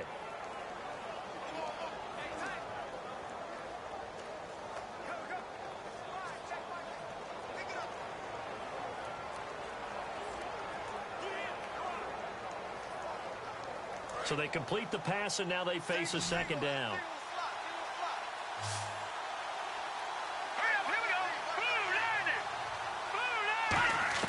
To throw on second is Simeon. Throwing the slant pattern here, complete. Now hold everything here. We're going to get a timeout by the offense. So that means they're down to 1 remaining here as we head toward halftime. And we're back. The offense had a chance to talk things over. We'll see what they come up with here on this next play.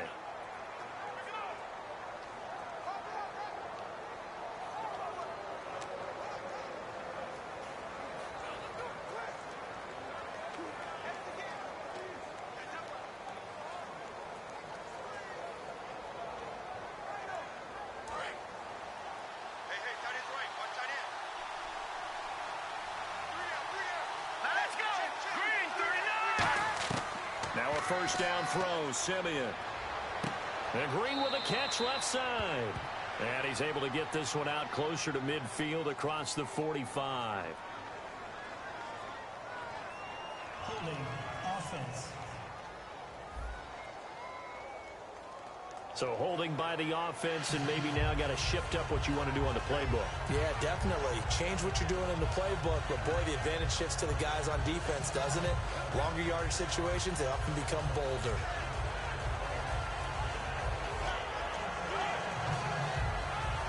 Following the flag, 1st and 20 now. They'll put 2 receivers left, 2 to the right. A shotgun snap for Simeon. To the sideline, and a nice catch there. Made sure the feet were inbounds, and they were.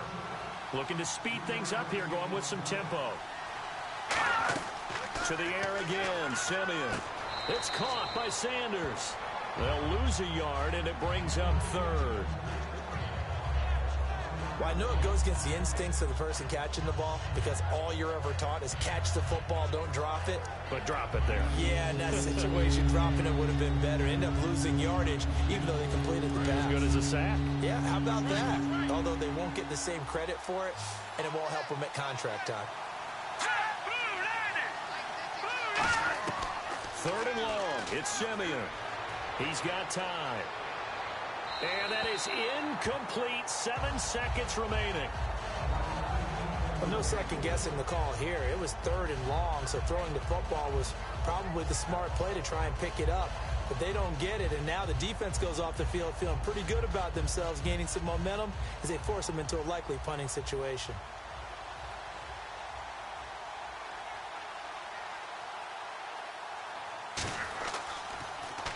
He's been a busy man here in this first half as he gets it away. And a fair catch called for and made at the 12-yard line. So a change of possession here on the punt. And there'll be time for maybe one final play before halftime.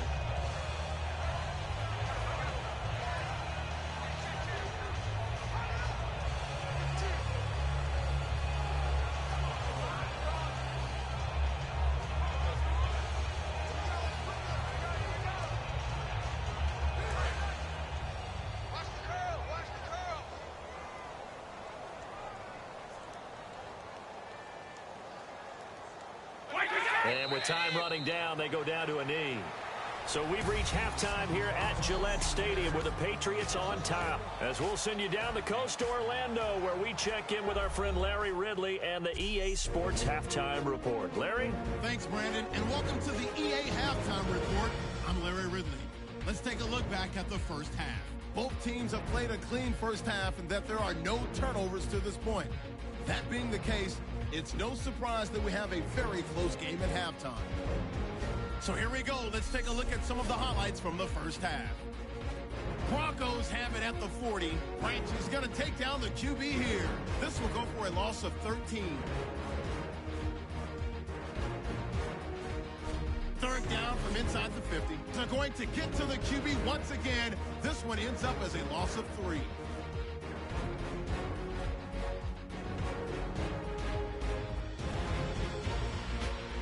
Patriots have it midway through the second. The catch over the middle by Edelman, and it's going to end up going for a gain of 22. Patriots later on the drive. The quick pass, it's complete, and this play will go for 6. Patriots up by a touchdown. So that's it for us at the EA Sports Studio. We'll go back now to Gillette Stadium for the start of the second half.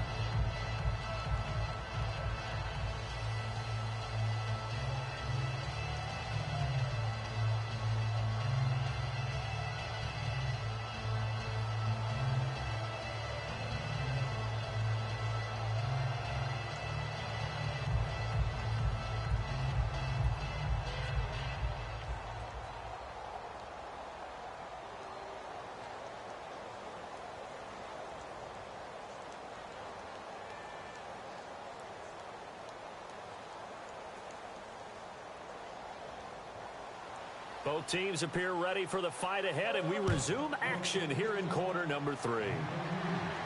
This is fielded at the goal line.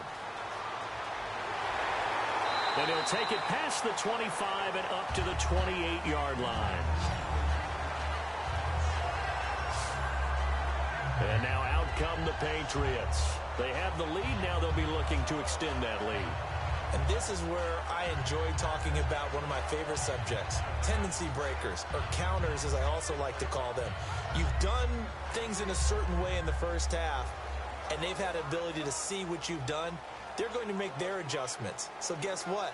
You adjust yourself and try and stay ahead of the pace because you are looking for some separation in this ball game. The adjustment to the adjustment. Without a doubt. Show them one thing, hit them with something else.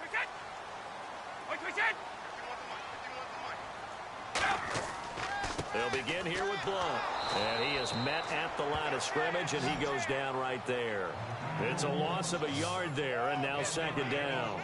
When we did DeMarcus Ware's games in Dallas, didn't we spend most of the time talking about him rushing the passer? We did, and how about now? Oh, boy, he's expanded his game in a big way. Really does a great job in the run game now, using his length, using his leverage to hold the point of attack and make plays as we just saw there.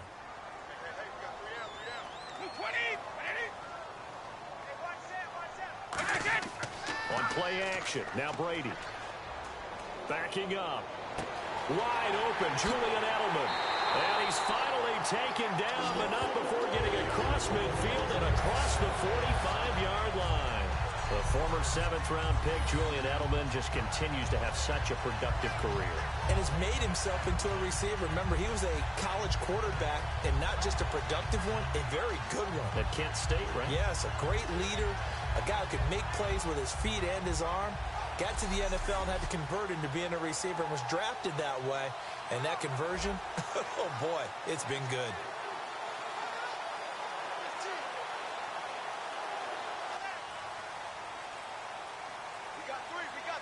They come out here in the eye. Brady gives now to Blunt. And he's going to get this inside the 30. A really nice pickup of 14 yards, and it moves the sticks. And that's a good sign right there as we start the third quarter. Because in the first half, not much space to run the football. And as we go into the half, we often think to ourselves, all right, what's the adjustment? What do they have to do? You know what a lot of the adjustments are? No adjustments. You know the game plan, been working on it all week. Maybe a little tweak here or there, a little bit better blocking, and now you're establishing the running game. So the run gets them the first, and now they operate with a fresh set of downs. They'll run it here with Blunt. They find some open field here. And down inside the 15 he goes. And a nice carry there of 15 yards. Well, that's the desired outcome coming out here in the second half of being able to run the football and establish a little bit of pace and maybe even a bit of dominance at the line of scrimmage. And they want that to continue. Way too early to think about this being ball control time. But the way they're running it, you got to think they may want to continue that and see if they can go ahead and grind their opponents into submission. Now a carry for the shifty Dion Lewis. Just a yard on the first down carry, so it's 2nd and 9.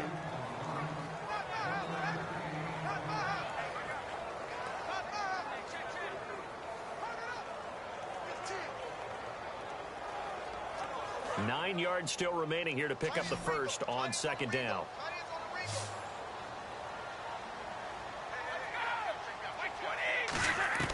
Now they'll throw with Brady. He's got time in the pocket. Open man left side is Gronkowski. And he'll be brought down this time at the 5-yard line. Holding offense. So a little grabbing there, but this time it goes against the offense for holding.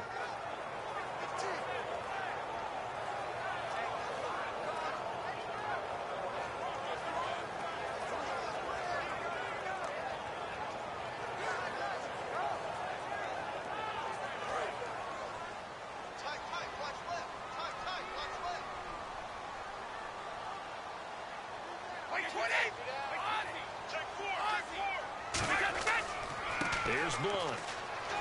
And able to push his way forward here for a good little gain. A pickup of 7 there, but they'll still have 12 yards to go on 3rd down. This drive is turning into an extended one, and the guy carrying the ball, He's becoming more like a body blows guy. Every carry is putting some damage on the defense. So after a while, I'm not too sure how many guys are going to want to run up and tackle him. And the defense with their backs against the wall a little bit here as the offense is in the red zone. And the Broncos go to a nickel set on 3rd down. Yeah, they've got an extra DB out there. To throw, it's Brady. And he'll take it into the end zone for a Patriot touchdown. Julian Edelman, a 15-yard touchdown grab. And the Patriots add on to their lead. Great corner route there. Not only able to catch it, turn it upfield, and get into the end zone. It usually involves a little bit of an extra move, doesn't it? You've got to get them thinking that you're moving to the middle of the field and you're breaking away to that corner. Boy, that was well executed. Gostkowski for the point after. And it's good to make it 14-0. So that drives 7 plays in length, and it ends with a New England touchdown.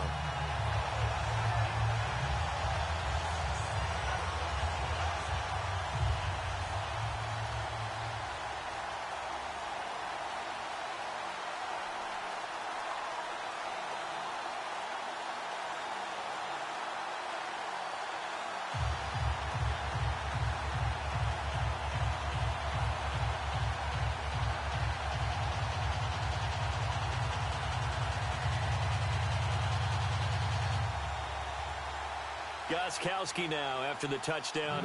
He'll send this one away. This is fielded a couple yards deep. They'll bring it back to just about the 25. Call it the 24-yard line.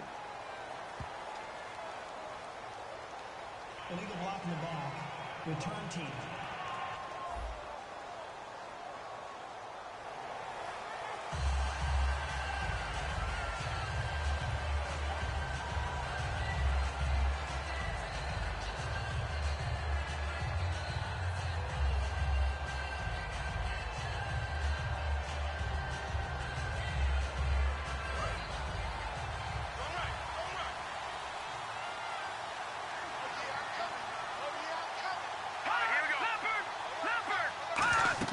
They'll run it now out of the gun. Able to get away. That's why you keep the legs churning. And a very short pickup there across the 15 to the 16. 2 yards on the pickup there. It'll be 2nd and 8. Tough day. Tough sledding right there. And it's been that way the entire game. Not a whole lot of room to ramble for him. Yeah, you're right. It's been that way all afternoon. Didn't get a whole lot better there.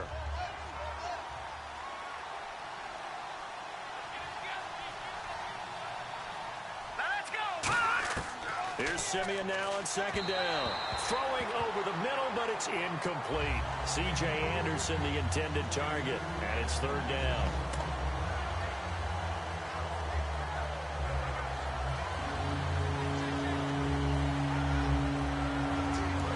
Still remaining here on 3rd down. They come out 5 wide, 3 of them to the right side. Throwing on 3rd down, Simeon. This is Booker on the dump off. And he's able to pick up the 1st down here before he goes down at the 26. We always talk about having to read defenses and how complicated that is. Well, this was an excellent read. Read the pressure and got rid of the football before it even got to him for a nice game. And when they're blitzing like that, running back usually a good spot to go with the football? Without a doubt, because he's right in your sight line or he's near you. So you're able to just get it to him easily. And once he gets in space, that's usually a good matchup for him. 1st down. Here's the run with Anderson.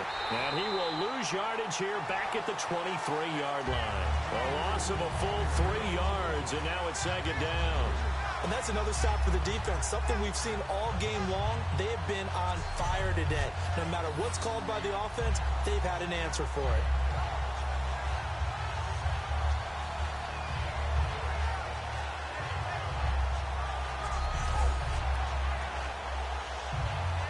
Second down, offense behind the sticks here. 2nd and 13.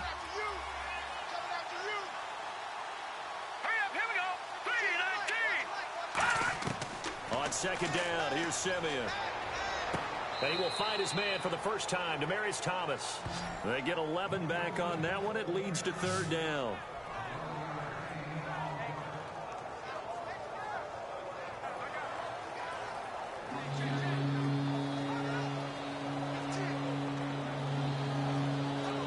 And this should be the final play before the quarter ends. So they'll get a little extra time to come up with his third down play as we played 3 quarters. We'll return with more after this. This is the NFL, and it's on EA Sports. Back now in Foxborough. It's the Broncos trailing, but they do have possession of the football as we begin quarter number 4.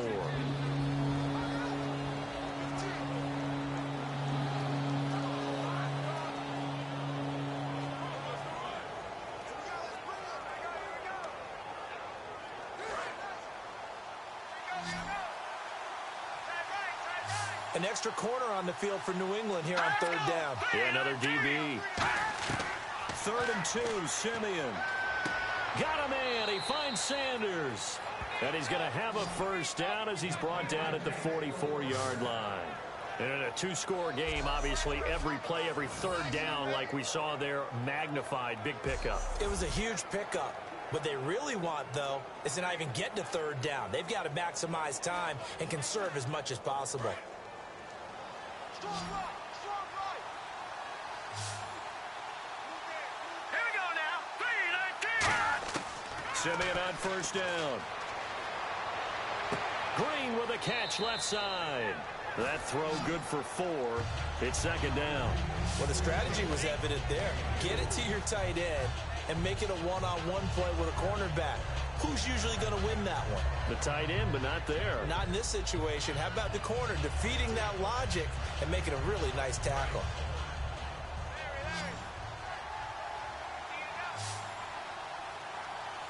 Green, 39. Green. Throwing again is Simeon. And on the catch right side, this is Sanders. That catch good for 5. It's third down. In so many ways, throwing the hitch route is actually one of the safer things an offense can do. Get the ball out to the receiver as fast as possible, hope he's got man-to-man coverage, and hope that his athleticism wins on the perimeter. This will be play number 8 here on the drive. It's 3rd and a yard.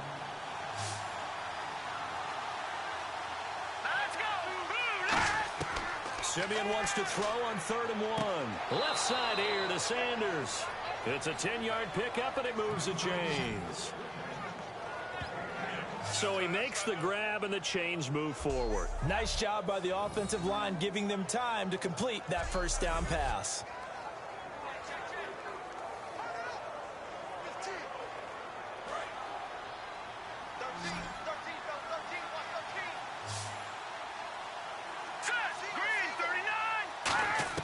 On first down, Simeon. Norwood's got it, complete. And he'll work it inside the 30 to the 29-yard line. It's an 8-yard pickup, and it'll make it second down.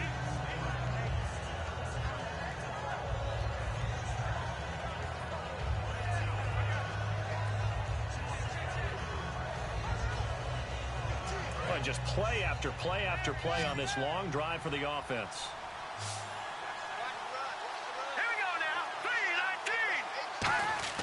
To the air again, Simeon. And it's caught over the middle by the tight end, Green. And he gets it inside the 10 to the 9. A good pickup there of 20 yards. And there's a completion to the tight end. And look at the size of these players nowadays. At that spot, 6'4", 6'5", and up. A lot of guys used to be basketball players, somehow came back to football. And that's really good for the game of football. You're getting better athleticism, great hand-eye coordination, guys who know how to control their bodies when they run their routes. First and goal here from the 9. They'll try to run with Forsett. And able to break one tackle, but then quickly brought down. It'll be a gain of 5 there as they move closer. It's second and goal. What a game this defense has played. They're pitching a shutout, so it'd be fun to watch down the stretch to see if their defensive coordinator continues to be as aggressive as he's been all game long. And a really long drive here, and it goes on and on. Offense looks to try to punch it in. Here's Forsett. And he gets halfway home from the 4 down to the 2-yard line. Time for a break. We're back to finish this one off after this.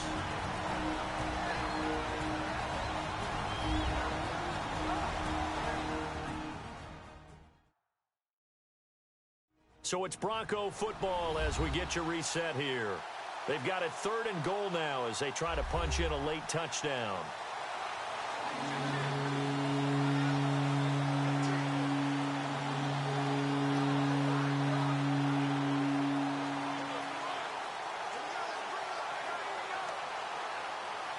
They gotta have 6 here. It's 3rd and goal.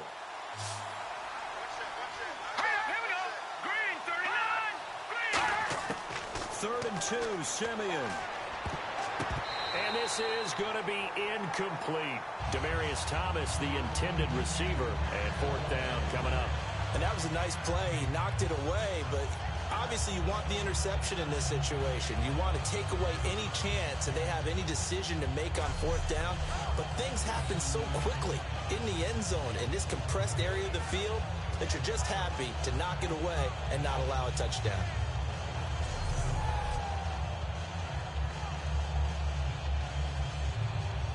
Yeah, maybe a final chance to get on the scoreboard here. This is 4th and goal. Here we go now. 3-19. Desperation time for Simeon on 4th. And no, it's incomplete. They're turned away on 4th and goal. And this shutout is going to continue as the defense holds again. So with that, we can just about close the book on this one, Charles. Yeah, what's the old expression about slim and none? Well, Slim just left town on that They're one. down to none? Yes, exactly right. The Patriots offense now, they work their way back onto the field. That last drive, it was a good mix. Run, pass, defense on their toes.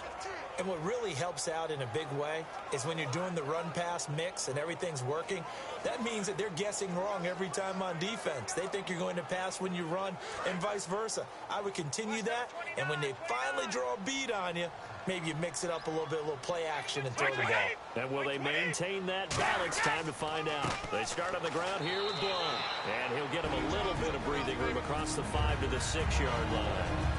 Now the Broncos are going to take a timeout. It's just their first. They've got 2 more to use here in the final stages.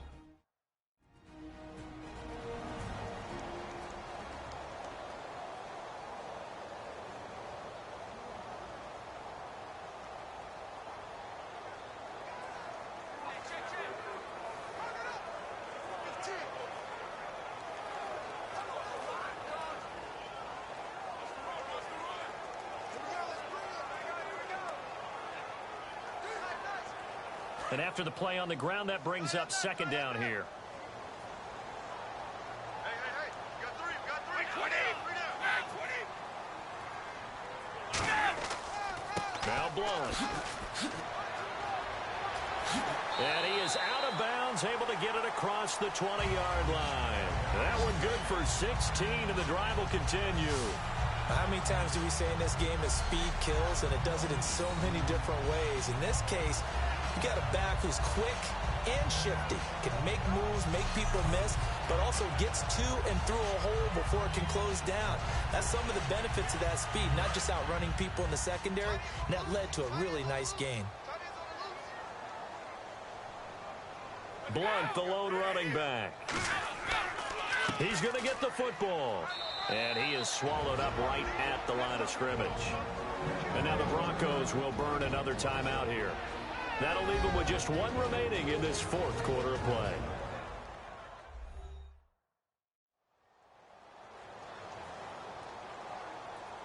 And now following that timeout, the defense back out onto the field.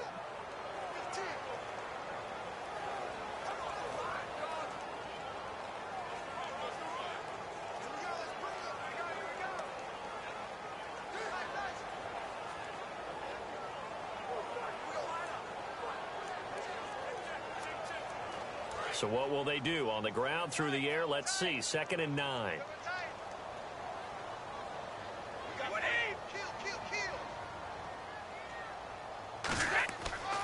Now a carry for Blunt.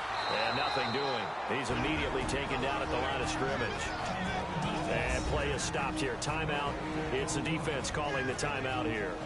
That'll be their third and final stoppage here as we step aside.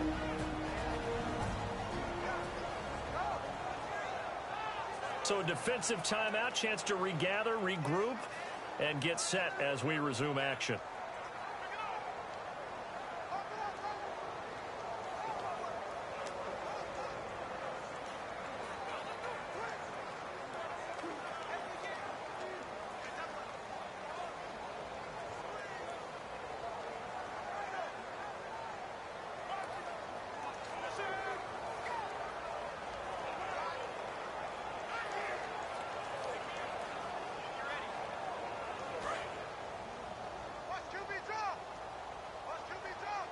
And defensively, it's a nickel formation here on 3rd down and 9.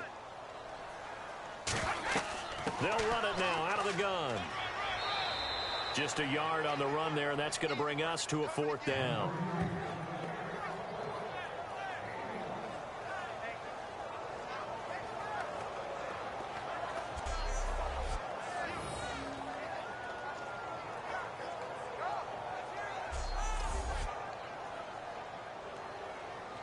Here's Ryan Allen now. On for his second punt. He'd take a repeat of his first. He gets this one away, and boy, it's another boomer. Pulled in at the 24.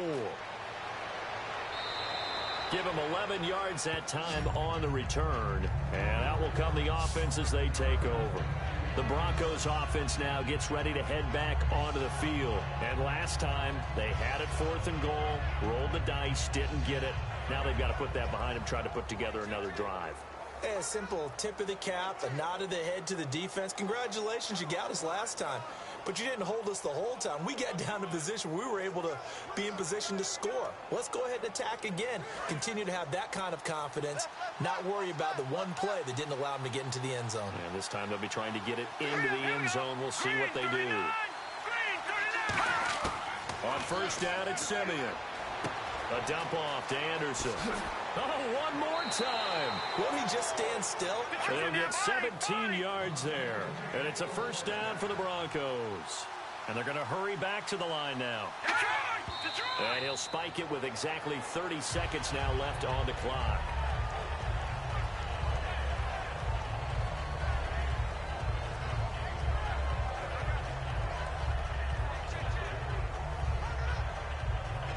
So they're still at the original line of scrimmage here. 2nd down and 10.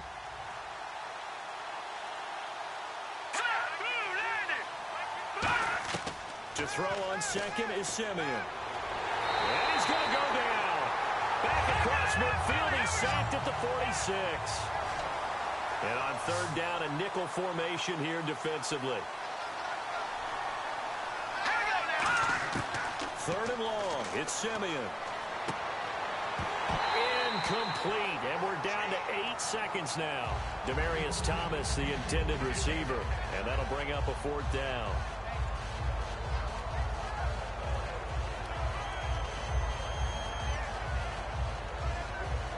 All right, they're going to try and keep hope alive here on 4th down. They're going for it. Got to try it here. He's back to throw. Finding time. And he's brought down. Can't do anything with a football. It's a sack and a turnover on downs. So they really needed points here in a 2-score game. Could not come away with anything there on 4th. And while we know they're a little bit discouraged here, they can't check out of this game. You and I have called a good number of games over the course of our career where we've seen these types of situations. Teams get the ball back, and that miracle does occur. So they can't let that dream go just yet. They have to get stout on defense here. Yeah, right now really hoping for a turnover.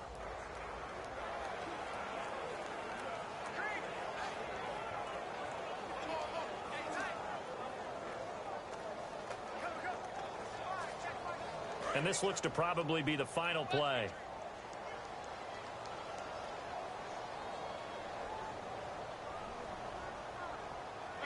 Brady will take a knee here, and that should just about do it. The storyline in this one, Charles, no doubt the number 0. Zilch, nada. A shutout so hard to do in the NFL. It really is, and what an accomplishment, because you feel that not just on the defensive side, but as a full team. There's a lot of pride that goes into shutting out an opponent. And how about that 0 on the scoreboard for them, going along with those zeros in the time column, too.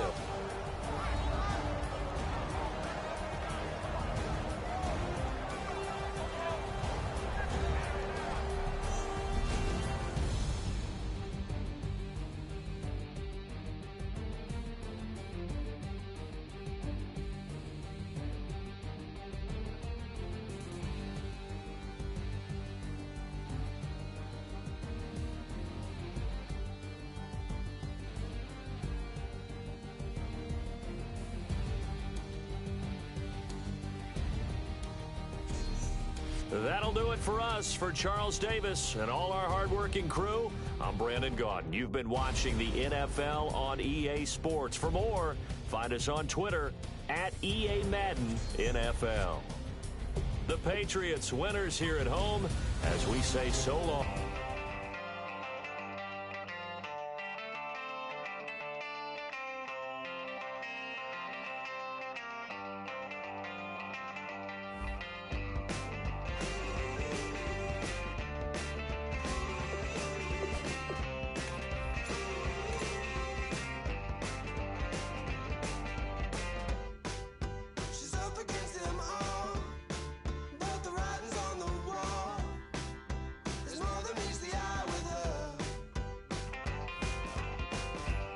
Now let's take a minute to see how you can improve your team.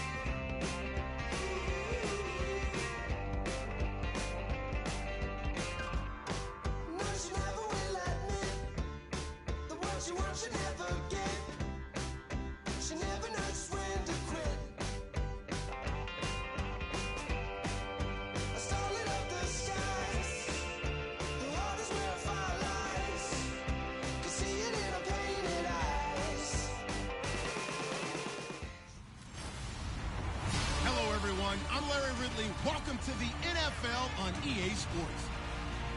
They may not play in the same division, but that hasn't stopped these two teams from becoming big-time rivals. This figures to be one of the great games on the NFL regular season docket this year. It's the Cowboys going up against the 49ers. So with kickoff straight ahead, we'll check in with our broadcast team.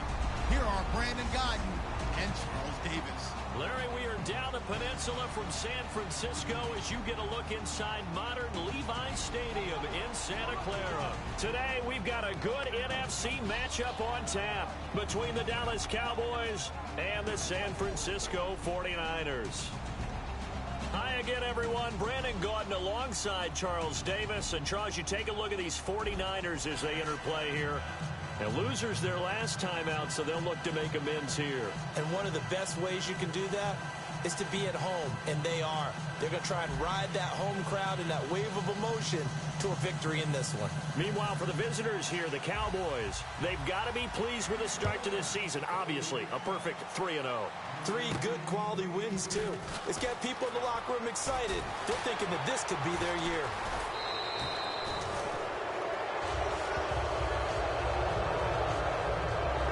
So here are the Cowboys now ready to go on offense for the first time. They'll be led out by their rookie quarterback, the man out of Mississippi State. It's Dak Prescott. The size, the build, his ability to run the football, the potential to be a starting quarterback in the NFL is there. They'll have to build on that and continue to see him progress. They'll come up now in the Wildcat package.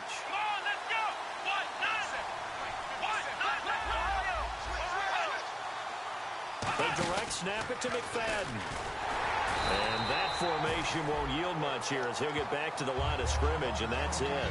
No gain on the play there, second down. Okay, starting lineup time offensively, Charles, for the Dallas Cowboys. And how about them at number 4 in the 2016 draft? Big needs on the defensive line, and they go with the running back. They go star power. They went star power, but Ezekiel Elliott, in a lot of ways, was exactly the right decision. When they had winning success in 2014, they did it running the football. Elliott can do that for them again.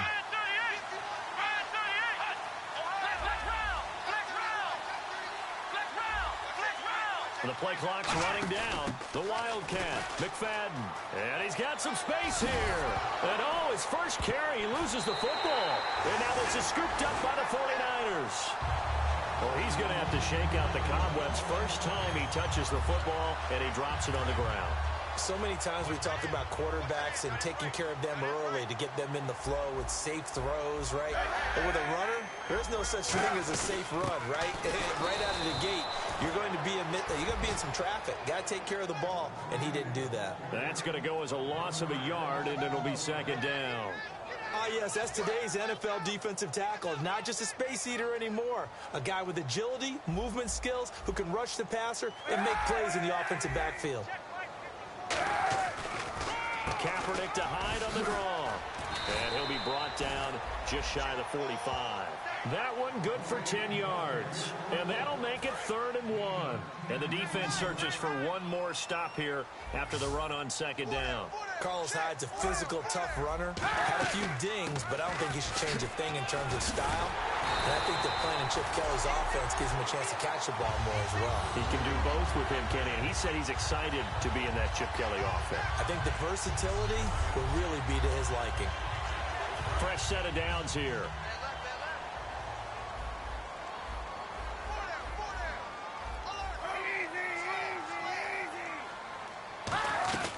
They'll run it now out of the gun. And they'll get him down here at about the 42. 7 yards on the pickup there, and it'll leave him with a 2nd and 3. Second down following the run. And once again, leverage wins. The offensive line, lower than the defensive front. They moved them and got some good space for the guy carrying the ball. And McDonald here over the middle. And brought down, but for 13 yards, and it moves the sticks. And Cap, of course, was a great baseball player, drafted as a pitcher. He kind of showed his arm right there, didn't he? They let that one go, didn't he? That was a catcher putting down the #1 signal for the fastball and turning it loose. It was needed in that situation, though. He had to throw a tight spiral and a hard one in order to get it in there for a completion. So the offense now dealing with a 2nd and 7.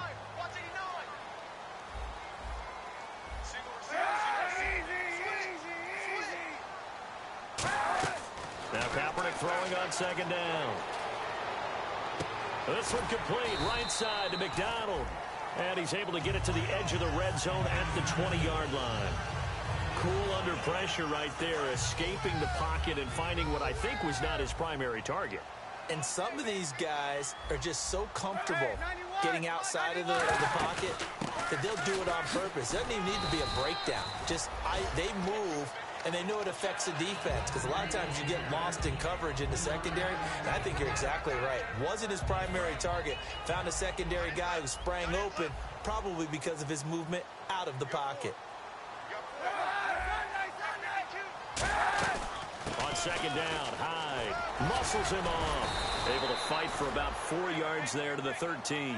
Cedric Thornton, the one that got him down. Here comes play number 9 now as they come up on a 3rd and 3. Well, if you're a football guy, that's a pretty run because everyone is in sync right there. Obviously, and the Cowboys pressure gets there this time for the sack. David Irving with a big-time sack on 3rd down, and it'll be a loss of 7. So we've reached the end of a fairly even first quarter of play. 0-0 our score. EA Sports NFL Sunday returns following this.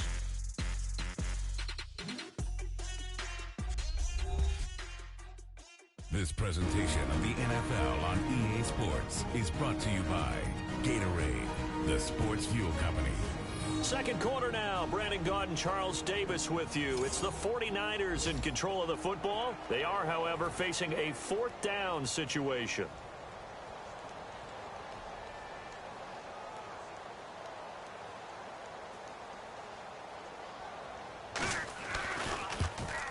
And Dawson's kick is good.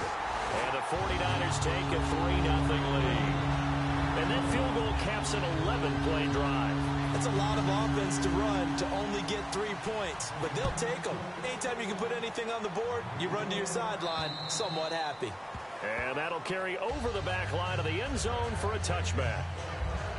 And now Dallas gets set to take the field. And last time they coughed it up, led to a field goal. They're fortunate that it only led to a field goal, but still, they're not happy about it. Could you sense the relief, though, when they only gave up the field goal and they were able to trot back out on the field and start this drive, a little more pep in their step because they didn't cost their team a touchdown, but they know they've got to do it a lot better than they did on the last possession. The coach will just be relieved, though, if they recoup with a score here, right? I think the coach will be ecstatic to see them pick themselves back up and now take it downfield, punching the end zone without turning it over. It's a loss of a yard there, and now second down. Brandon, that play ended so fast, it's almost as if the quarterback handed it to the runner, and the tackler was there right away for a loss of yardage. They go to Elliott again. Give him 3 yards on the run there. That still leaves him with a difficult 3rd and 8 coming up. So following the run, we'll see what they do here on 3rd down.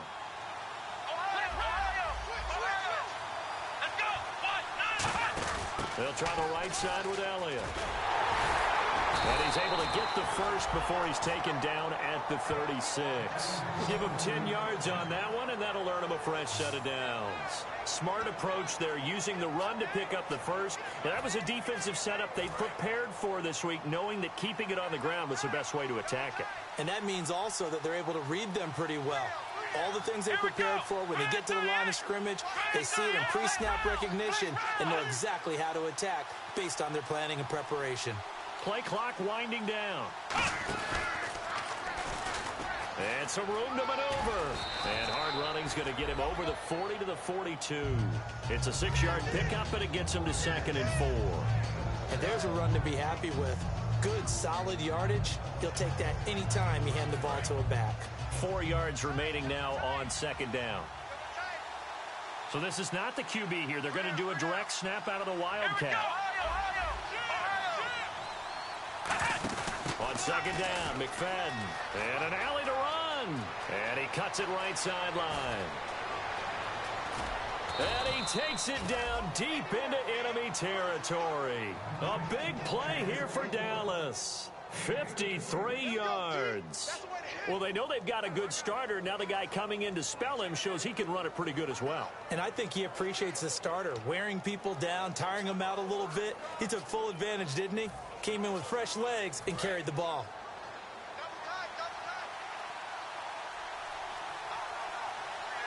Let's go! Brand 38! Brand 38! Flex round! Flex round! Time running out here on the play clock. And now with the play clock winding down, Jason Garrett opts to take a timeout. They'll have 2 remaining as we step aside here in this second quarter.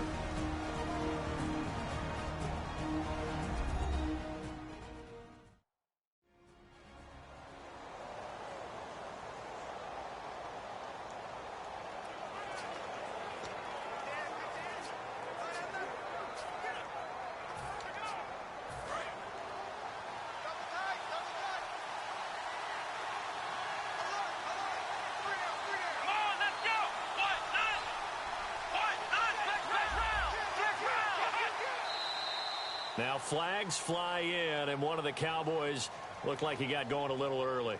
False start, offense. Now the offense lining up 1st and 10. They come up in a 2 tight end look here. After the penalty, it's Elliott. And the gadget package there won't do much for him. He'll get back to the line of scrimmage, and that's it. That's going to go as a loss of a yard, and it'll be 2nd down. So the myth has been shattered.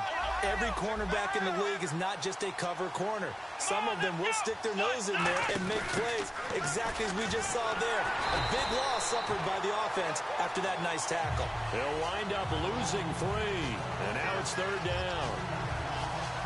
Wonder what's in the offensive playbook on 3rd and 13. We're about to find out. 2 minutes to go here in the first half. Back to more NFL action on EA Sports after this. Let's go! Here's Elliott.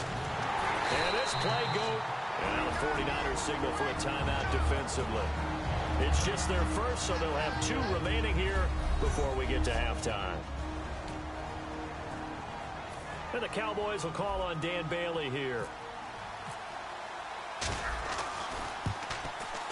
And Bailey able to knock it through. And that will tie us at 3-3. So they were able to move the ball into the red zone, but they'll wind up coming away with just 3. Yeah, 32-yarder. That's equal to an extra point nowadays, and those are no problem for an NFL kicker. This one taken from the 7. Ooh, with a juke. And he'll get it up to about the 26-yard line, just across the 25. The San Francisco offense getting their last-minute instructions before they take over here. And after the field goal last time, we'll see what they can get here. At least they got points out of the last drive, Charles. I've never met an offensive coach that didn't want to drive to end with a kick. Most of them want to end with a PAT, right? In this case, a field goal, they'll take it. Way better than the alternative, which is a punt. Yeah, but you met fan bases that wanted that, that weren't happy with that field goal. I haven't met a fan base yet that wants to drive to end with a kick, other than the extra point. That's it. Possible run anticipation. Here's the D-line sandwiches together. Surveying the field. And he comes back with one complete. Now after the completion, we're going to get a timeout, an injured player. While the trainers take a look, we'll step aside.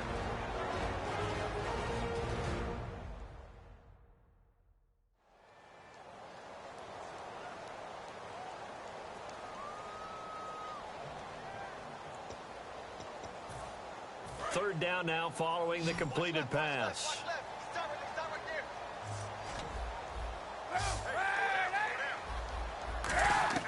Throwing is Kaepernick on 3rd down. Out to the flat for Hyde. And he will have a first down here at about the 40. It's a 7-yard gain there, and it's good enough to move the chains. On first down, Kaepernick.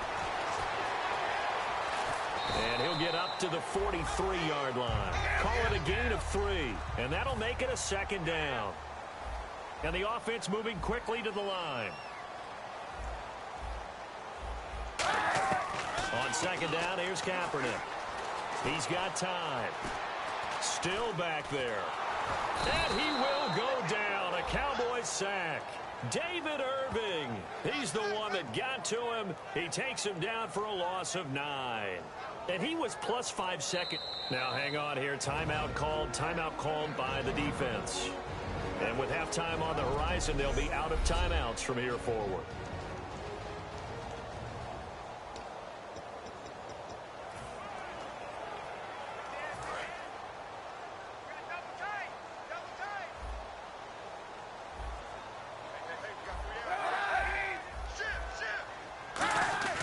Third down, Carlos Hyde. And he'll get this up to about the 38-yard line. Call it a gain of 4, but not enough. The punt team going to need to be summoned here on 4th down. Well, so far, this game has gone the way the defensive coordinator had hoped. They've dictated things. They've not let them run the ball very well at all. They gave up a nice game there. I doubt it'll back off their confidence. They've played so well throughout this entire game.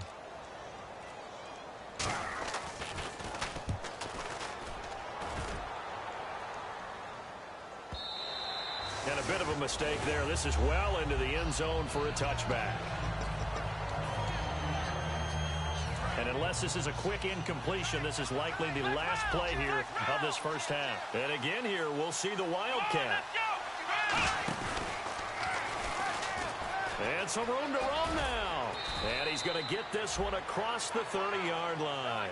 So we've reached halftime in a low score. Never mind, Larry. Forget your halftime report. Apparently, we are set for the third quarter of action already. So both teams have their marching orders, and we'll get going again here in quarter number 3. And they will not get a chance to return this one as it's through the end zone for a touchback. Here comes the 49ers offensive unit as they'll have it first to begin this third quarter. They have a chance to break our tie here as we get a look at the first drive of quarter 3. And it's such a tone setter, isn't it? Because both sides trying to see that'll give them an advantage to move the ball downfield. Let's find out what they have dialed up. And while that play was unsuccessful to start the second half, I'm not sure that you just totally abandon what you do running the football. Maybe you make some adjustments in your run game and do things a little bit differently. But that doesn't necessarily mean you just go to the pass and do nothing else. It looked like he might have had a window there, but the rhythm was just a little bit off. It certainly was, because everything that has to come together to get a pass completed, yeah, you're right. The sync just wasn't there. A 10th carry for Hyde. Just a 1-yard gain on the play, and that'll mean a call to the punt team as it's 4th down. Here's Bradley Pinion now as he'll punt it away for the second time.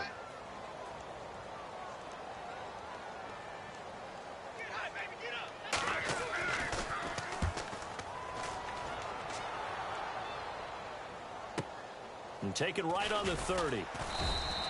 It'll be a 44-yard punt. The return goes for 8. And the Cowboys will take over the football with a 1st and 10.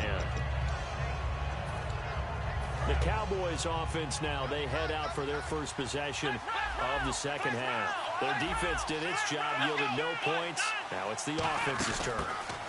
And how much fun is that when you set things up to start a half and you just tell you guys, hey, if you can shut them down, get it back for our offense, we can roll. And they played out perfectly. Now, can the offense do what they wanted to do at the half, which is find those weaknesses and now attack them and score some points. And break this tie.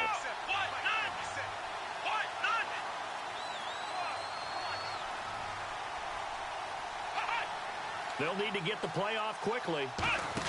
On second down, Elliott. And some space here. And he'll be taken down, but not before he gets into enemy territory. 12 yards there as they move the chains.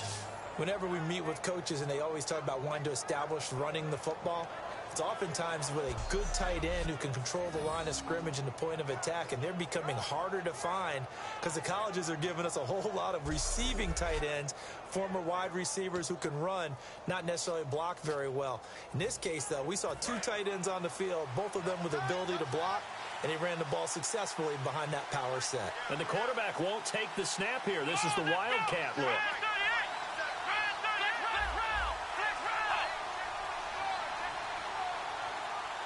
And the play clock's running down. First down, a run with McFadden. And that play will go nowhere. Losing yardage back near midfield at the 49. It's a loss of 2 there, bringing up second down. On offense, the guy that you want to have the best eyes on the field are your quarterbacks, so you can see everything pre-snap, and then, of course, as the play develops. On defense, oftentimes it's the linebacker. And on this play, his eyes took him right to the ball, and he made a nice tackle. And he's brought down. And a nice carry there of 15 yards. Every now and then when we see a really good run, we really tend to focus on what other people did in order for that run to happen, what the offensive line did, what the receivers did to help.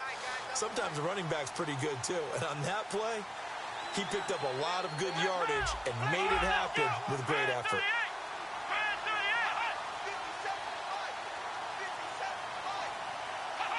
Offensive line wasn't set. There's the flag, and 5 yards back they go. Quarterback has to look around and make sure that his team is ready to go. Sometimes the quarterbacks go faster than is necessary.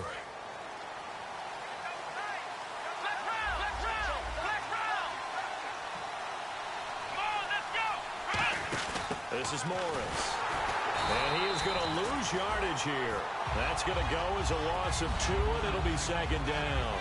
Well, on that play, the expression, don't blink, you might miss something, certainly applied. That was fast. Defense diagnosed the play, and it was over in a heartbeat. Yet again, here's a Wildcat look. 10th carry now for Elliott. Oh, he's got a little daylight made. And he'll be a little shy of the 25 here at the 26-yard line. That'll be a gain of 16. And that is going to set up a 3rd and 1. And the defense searches for one more stop here after the run on 2nd down. Look, the first down marker is out there, but sometimes it's hard to find for an offense when they're in a long yardage situation, which usually means throw the football. In this case, they went against the tendency and ran it, and boy, the reward was there. A big, big pickup, and guess what? It's now 3rd and very short in order to try and pick up a first down. And the tackle's made there by one of the secondary members, and I can guarantee you, having played that spot in the huddle right now or on the field, they're urging for a little bit more support from the guys up front. I actually remember one game where I hopped over a defensive lineman to make a tackle downfield and realized he was 10 yards downfield. That's not good. That's being driven off the line of scrimmage, and you can't have that if you're going to win a game on defense. And that formation won't yield much here as he'll get back to the line of scrimmage, and that's it. Making the tackle, Gerald Hodges.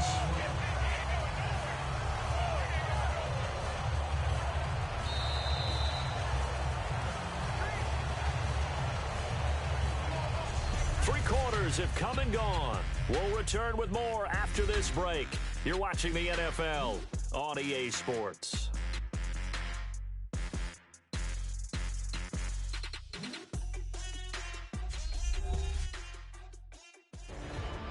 Back now here in Santa Clara. All even as we get ready to start the 4th. And on 2nd and 10 now. Now a wildcat formation here. Come on, let's go. Here's McFadden. And stopped a few yards shy of the goal line at the 3. It's a nice pickup of 12 yards, and it gives him a 1st and goal. Really good, skillful, tough running throughout this contest. Picked up first down after first down. He's got to have a nickname, doesn't he? How about the human first down machine? I think that fits. Another wildcat look here. We've seen this a lot. Here we go.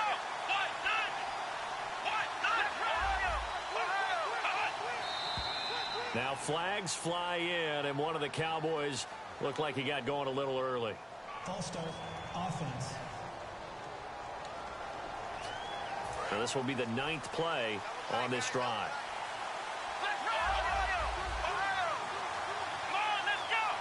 The offense operating inside the 10 at the 8 here.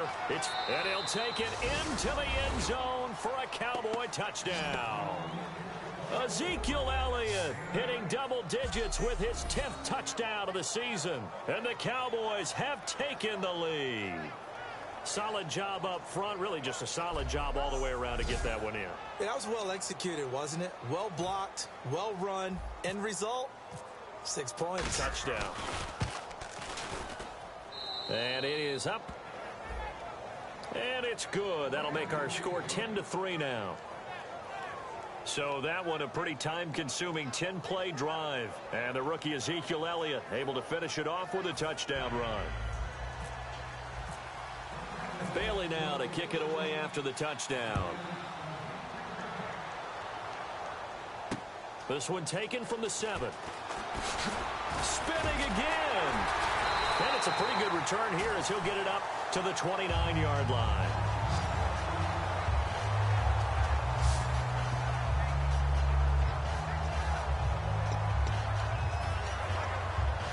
And the 49ers getting set to trot out there. And they're coming off a 3-and-out, my friend.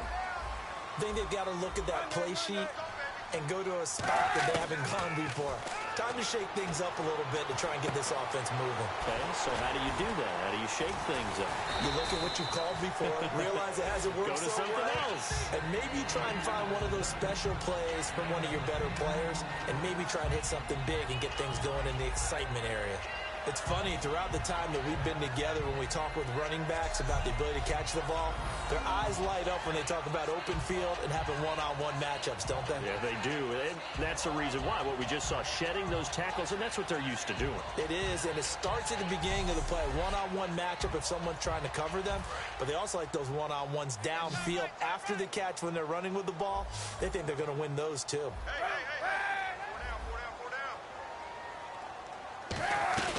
They'll run it now out of the gun. lose yardage here. He lost 2 there, and it's 3rd down. And yet again, this run game just continues to be completely shut off. Completely stymied. I mean, they're trying to get some consistency, trying to find places to roam. They just haven't been there throughout this game.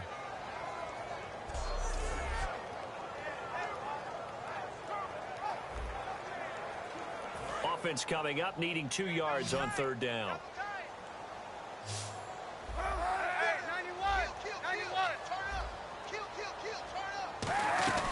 They'll run it. Here's Hyde.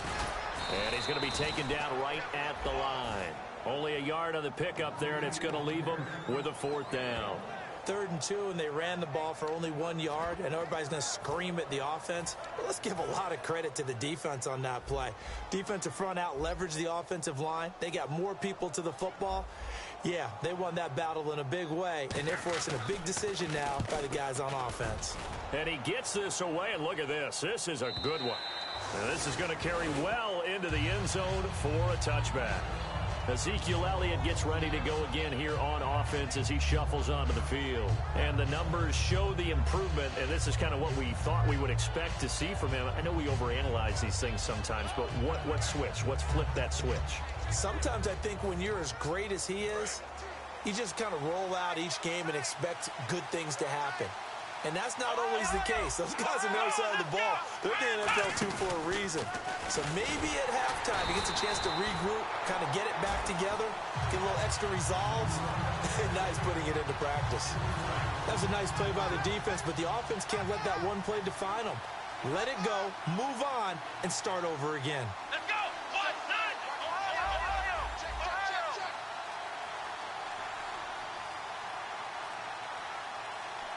Play clock winding down. They stay on the ground, but this time it's Elliott. And a cut to the sideline. Ezekiel Elliott gonna take it the distance. Touchdown, Cowboys. Ezekiel Elliott, 83 yards. And the Cowboys will add on to their lead. Not only touchdown number 2 for him, but a big run to boot. However, still trailing. Still trailing, but not because of his efforts. Boy, he's playing really well, and I love his long speed there, right? Able to get out there and burst all the way to the end zone and get into the end zone for the touchdown. In 2016, on all levels of football, we're seeing guys drop it before the goal line. What's the rule, Brandon? Run into the goalpost. That's right. Before you drop the ball. That. There you go. This one taken from the 7. And a good return as he'll be stopped just shy of the 30-yard line. The 49ers offense now, they get set to head back on the field. And with this deficit, you can't have too many more drives like the last drive where you had to punt it away. You know what I would tell my offense right here? The punter doesn't exist, guys. He doesn't even exist. He's not a team anymore. I just cut him, all right? So you've got to go out and create some offense for us here and give us some points. No way does that guy get on the field on this drive. Poor punter. Yeah, it wasn't his fault. But hey, listen, there's got to be casualties at times. We're trying to win a game. And yes, complete to the tight end McDonald. A gain of 6 there on first. Partners, a lot of fun watching the NFL now, isn't it? Because when the big fella runs routes, it used to be when we were kids, he'd run about 3 different routes, and that was it. Now he can run anything and catch the balls we just saw there. So it's 49er football here as we get you reset. And let's see what they've come up with offensively after having time to talk it over.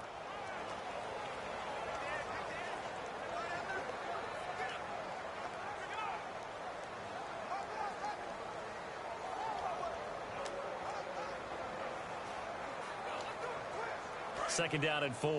Hey, tight end's right. Watch tight end. 4 down.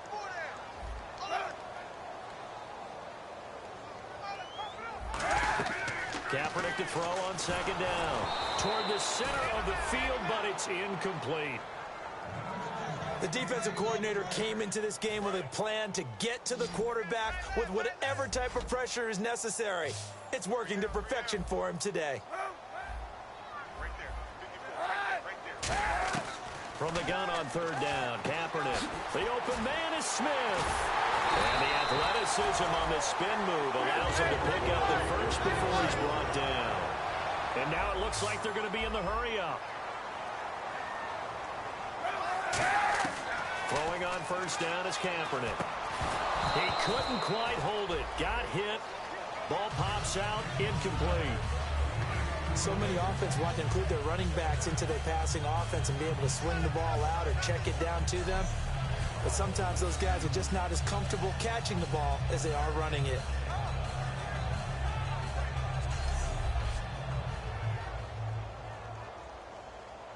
Offense still needing 10 yards. Second down.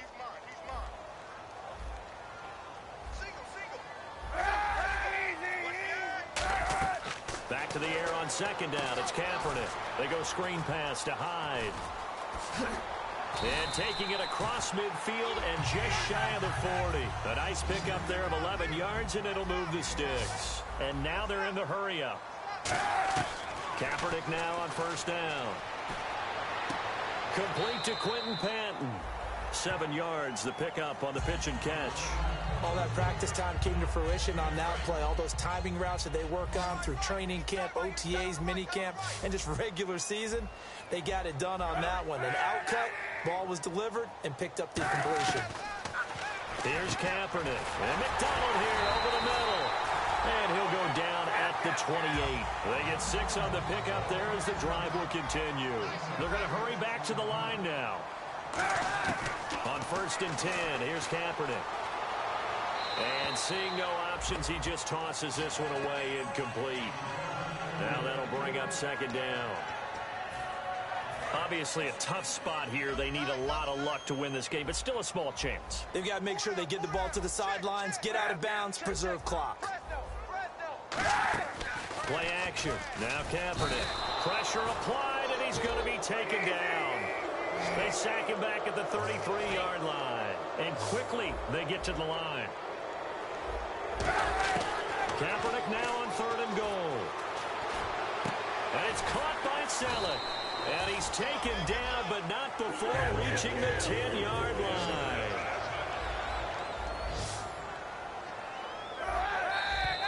Now whistles here, and I think one of the big boys for the 49ers might have jumped.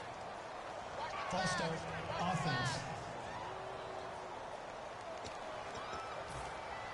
And the seemingly endless drive continues.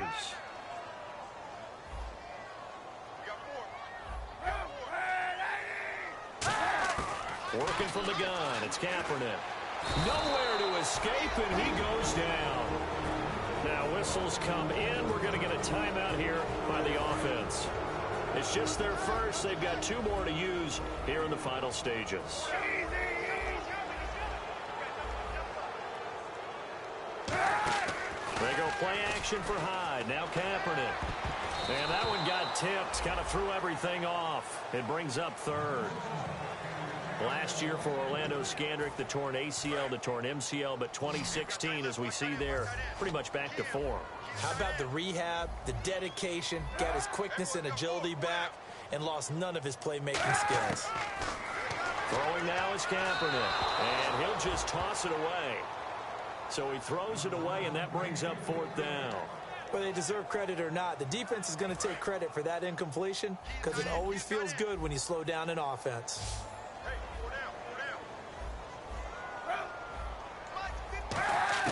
Now Kaepernick, gotta have this one.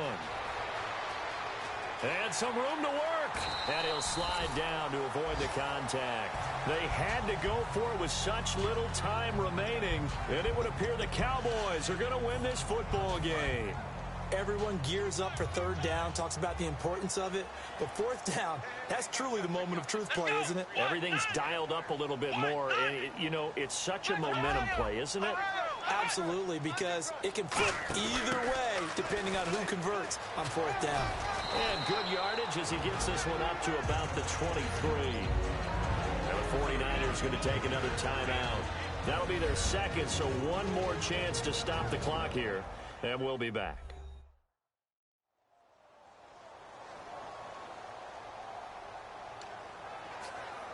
See if they stay on the ground for second down.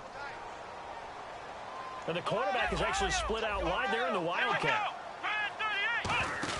Again, it's Elliott. Oh, he's got some breathing room. And they're able to get this one across the 35. And play is stopped here. Timeout. It's the defense calling the timeout here.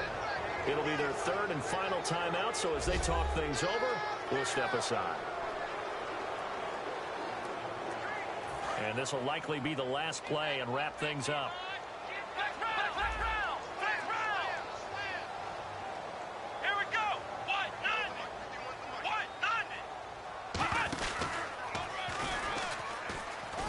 And he'll be taken down here, and that is how this one is going to come to an end. A road win in the National Football League. Charles, you never take that for granted no matter who you're playing, no matter where you're playing. You take it and you run with it. And you know you primed the pump all week in your own home facility. No one thinks we can do this. Only people who believe are right here in this room. And then you go on the road, band together, and get it done. So for the Cowboys, that early momentum continues here as they move to 4-0. And they'll return home next week to take on the Cincinnati Bengals. Meanwhile, for the 49ers, they'll drop down to 1-3. And they'll be at home next week for a date with the Arizona Cardinals.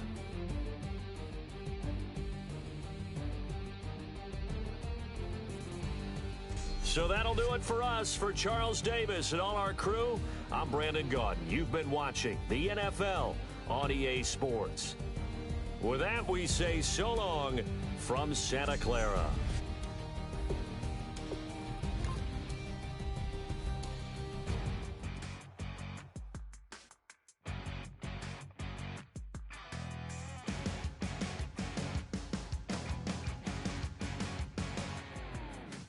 Crack it on Monday morning coffee, strong pouring everything you got into a paycheck Friday night.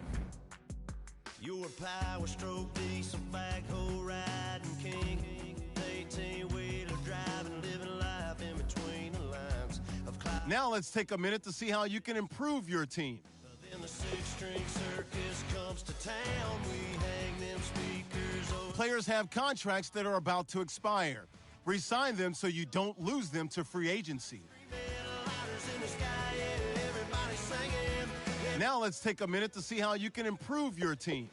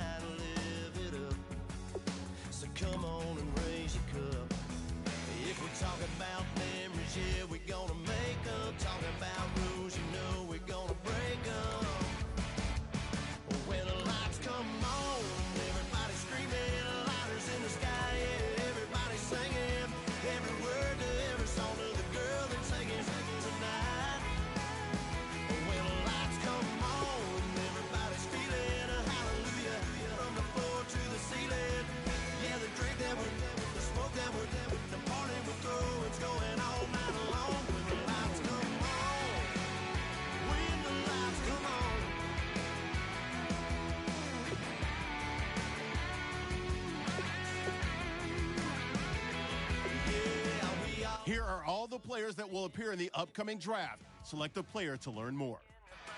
We on the same page cause we sip in the same drink. Select to scout this player and unlock his best skill.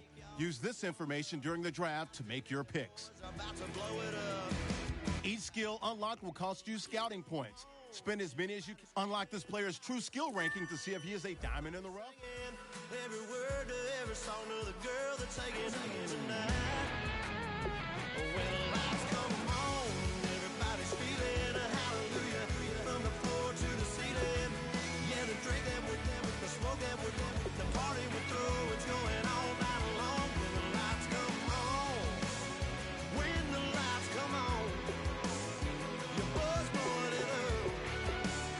It's going all night long. When the lights come on.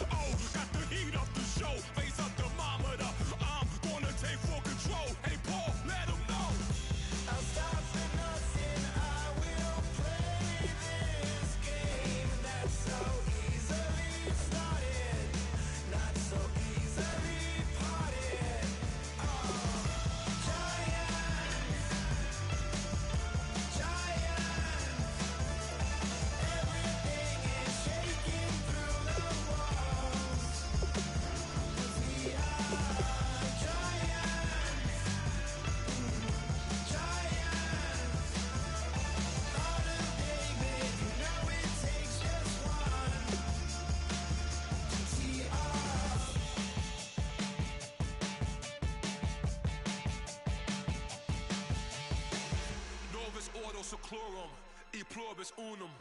They changing climates and replacing humans and fracking soils while bulldozing forests. But they can't defeat us. They could not destroy us. Are we dreaming the same dream of money, guns, and gasoline? For the average team, CFOs are after cream. GMOs extracting genes with everyone on my TV.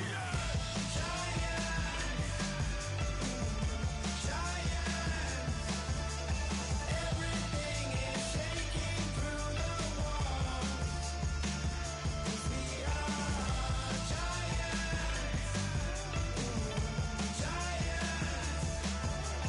On a David, you know it takes just one.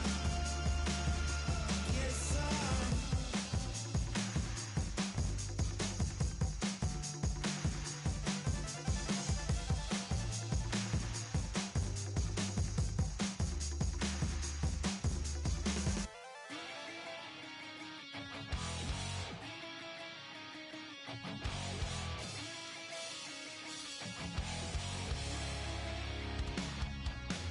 Weatherman says it's gonna rain. Don't worry, girl, it won't change a thing. Yeah, we still got plans tonight. We're gonna kick it, that's a given, baby, rain or shine. Leave your Sunday best at home. Be the last time you wear what you got on. Bikini top and cut off jeans. Baby girl, you know you looking mean. She said, how we gonna make it through the mud hole? Won't you think you got swampers on my truck phone? Ooh, it's about to get dirty in the dirty South. I'm about to show you what it's all about. But don't worry, this rowdy crowd. We ain't scared, we're still throwing down. We gonna tap, light that fire. We gonna crank that country.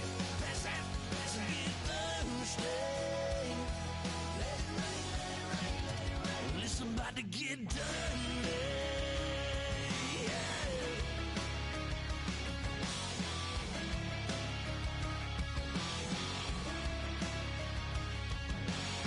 It's just something about a good old flood. Watching that red clay turn to mud. Sling it up, slap past the doors like a new paint job on a 4x4. Girl, you're gonna have a good old time. Can't let a little bit of rain change your mind. Let your hair down, kick off in boots. For once in your life, let yourself cut loose. Gonna get money from head to toe, clean it off, living in a swimming hole. Listen, about to get dirty in the dirty South. I'm about to show you what it's all about. Don't worry, this rowdy crowd. We ain't scared, we're still throwing down. We gonna tap, light that fire. We gonna crank that country. Pass that, pass it, get Thursday. Let it rain, let it rain, let it rain. It's about to get dirty. Yeah. Listen, about to get dirty. Girl, your whole life's about to change. Baptized in muddy water, let me hear you say, let it rain, let it rain, let it rain, let it rain. Listen, about to get dirty in the dirty South. About to show you what it's all about. Don't worry, it's a rowdy crowd. We ain't scared, we're still throwing down. We gonna tap, light that fire. We gonna crank that country. Pass that, pass it, get Thursday. Let it rain, let it rain, let it rain. Everybody get Thursday. Let it rain, let it rain, let it rain. Listen, about to get dirty. Yeah. Listen, about to get dirty.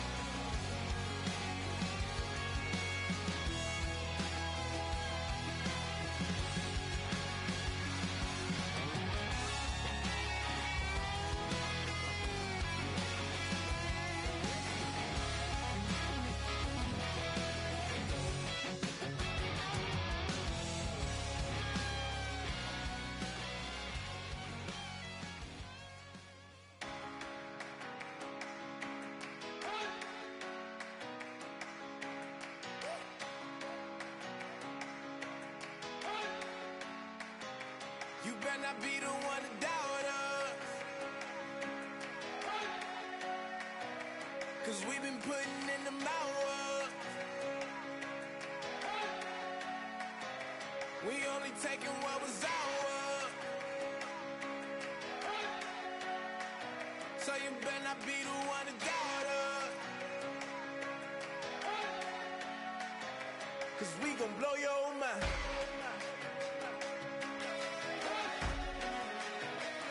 We gon' blow your mind.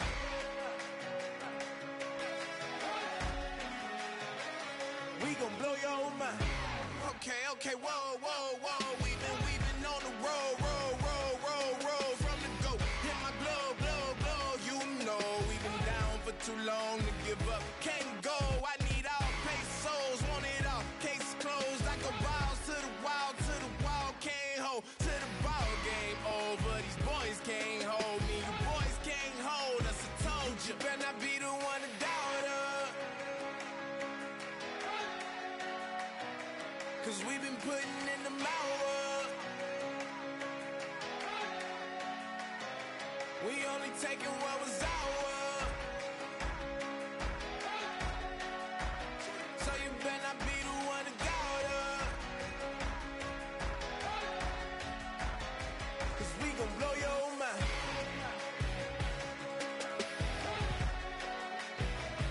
We gon' blow your mind.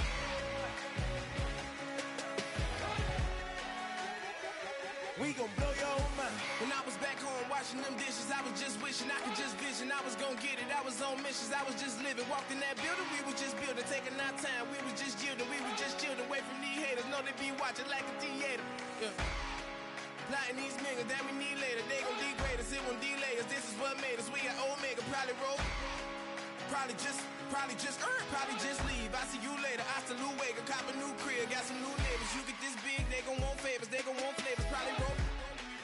Hope the Lord save us, wait from these haters. Hope the Lord save us, wait from these snakes, wait from these fakes. Wait, I need breaks, wait, I need cake. How long can we wait? Come on, better not be the one to doubt us.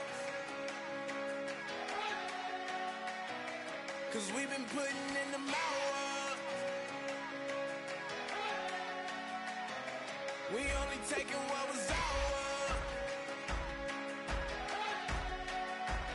So you better not be the one to doubt us.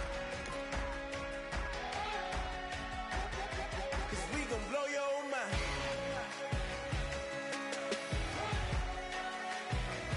We gon' blow your mind.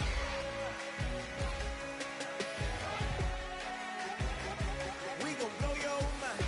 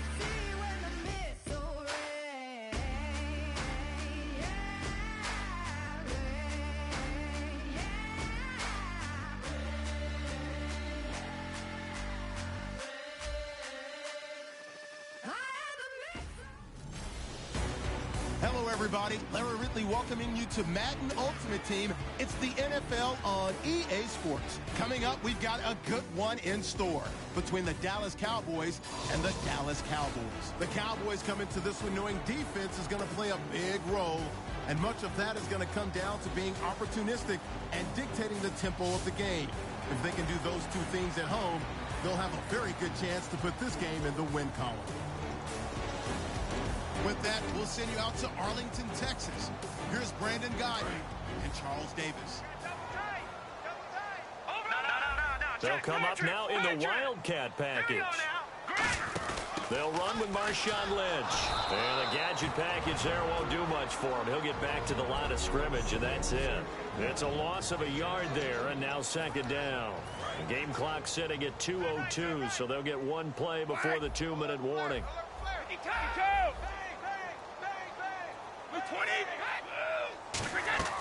Now this time, Brady will throw.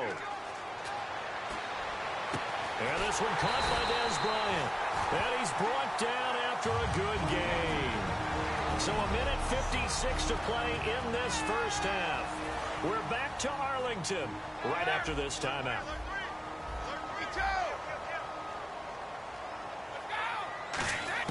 Brady now on first down. And incomplete, a drop there in the middle third of the field. That'll bring up second down. Unable to connect on the first down pass play. Now it's second down. On any passes in the middle of the field, anyone who's going after the football is going to be conscious that it's probably going to be contested and often physical. Sometimes that leads to drops. Eddie Royal is intended target, and it's third down. When you see passes knocked down by those guys I call the frustrated fullbacks, the linebackers, you know that in their zone coverage, they were able to drop, see the ball thrown, and react to it very quickly. Brady now to throw. Looking for Fitzgerald, and it's taking it right down Broadway. And he takes this one back into the end zone, and the Cowboy defense has a touchdown. So a dangerous pass over the middle into zone coverage, and it bit him hard. And what's really difficult when you throw it in that direction and versus that zone, that means the linebackers have gotten to their spot, gotten their heads back around, and they can see the quarterback and everything in front of them. And they took big advantage of it, went the other direction. Excellent blocking, and picked up a touchdown. This is taken at his 4. And he'll be brought down at the 23, make it the 24-yard line.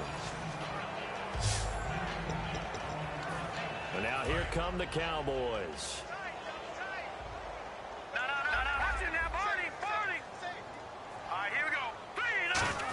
They go with Lynch right side. And he's able to plow forward up to about the 29, just shy of the 30. He'll get a nice chunk there on the first down run, and it's second and 4. And after the play on the ground, that brings up second down here. Frustrating for a defense, energizing for an offense. Finding a way to create that type of yardage in your running game, that'll make the guys carrying the ball very, very happy. And they'll lose a yard that time, and that's going to lead to a third down. And that play was vintage Derek Johnson. Made a play in the backfield. In college, he did as an outside linebacker. Used speed to get to the backfield. Now, a bulked-up inside linebacker with multiple Pro Bowls on his resume. And he will have a first down as they get into the ground at the 37. 9 yards on the pickup there, and it keeps the drive alive. On third down, that's a good job of situational football and understanding where the first down marker was and getting there. They'll run again with Lynch, fighting him off. Just ran right through the trash. Credit him with a 1-yard gain there to make it second and 9. The best defensive linemen, they play with great leverage so they can get low and not get bowled over by offensive linemen. They have excellent hands. They can throw people off on a play. We just saw a great example of a really good run stop by a guy playing the defensive tackle position. No gain on the play there, so that doesn't help. Now they're looking up at a 3rd and 9 situation. And getting a look at the Wildcat here. Hurry up, here we go. Green. This is Johnson, the fullback. And he is going to lose yardage here. We have hit half. All right, hang on. We'll jump over halftime. Vinatieri out there to kick this one away. On the return, here's Tyler Varga. And he'll take it up past the 25 to the 26-yard line. Out come the Cowboys now as they'll go on offense first here in this third quarter. They have the ball here for the inaugural drive of the second half. Pretty big deficit, though. We'll see what adjustments were made in that locker room. And I never want to make something more important than it actually is, right? I don't want to create more hype than what is there. But this is I'm doing it, though. This is a really important drive. And we often talk about teams scripting plays to start a game. A lot of them script to start the second half, too. And they're scripting something that they expect to get them into the end zone and back into this game. We'll see if that script is a good one for him. He's got that one complete to Eddie Royal. 19 yards that time for number 19. And they're going to speed things up here. Now a play fake here on first down. He'll buy some time right. And he'll be hit as he releases it, and that'll fall incomplete. Different pass rushes are designed for different things. Sometimes you want to keep the quarterback in the pocket. Sometimes you want him to flush. I don't know exactly how this one was designed, but they made sure they moved him to his right. He got out of the pocket. Unfortunately for him, he was hit as he tried to throw the ball, and that resulted in an incompletion. Call it no gain on the run there, and now they'll be looking at a third down. And while there was no gain on that run, we do know coaches whose identity is rooted in taking it almost to the limit and then changing things up on you down the stretch. I think we're getting really close to that point in time, though, where the identity may have to go out the window, and they've got to go a little bit faster in order to try and win the game. Now this time he'll look to throw. This is Johnson. He's got it. And he's going to get this all the way down inside the 35. Looking to speed things up here, going with some tempo. Throwing on first down is Brady. And this is going to be incomplete. He was trying to get it to Marshawn Lynch. That'll bring up second down. And there's a good opportunity that just went awry there. A drop pass. I guess that's why they call them running backs and not catching backs. Brady again here on 2nd and 10. Royal making the catch over the middle. And taking it to the 15-yard line before he's brought down. So an excellent throw and an excellent catch there. Zone coverage, which means you just have to find the open areas in between defenders. That's exactly what happened on that play. Into the red zone, it's Brady. And the tip there altered the ball flight, and it falls incomplete. It'll be second down. Anytime a ball's thrown in the middle of the field that's popped up in the air, I expect someone to catch. It doesn't matter whether it's offense or defense, because there's usually a great amount of bodies in that part of the field. In this case, no one came up with it. They fake the handoff. Now Brady looking for someone to throw to. And that one got tipped, kind of threw everything off. It brings up third. Well, we're not playing 3 yards in a cloud of dust football anymore. I kind of get why those old school coaches sometimes didn't want to throw the football. Because if it's popped up in the air, it almost turns into slow motion. And both sides trying to get to the football, and you're holding your breath wondering whether it's going to go good or bad for your team. A missed opportunity for an interception. Now hold everything here. We're going to get a timeout by the offense. It's just their first, so 2 remaining as they burn one here in this third quarter.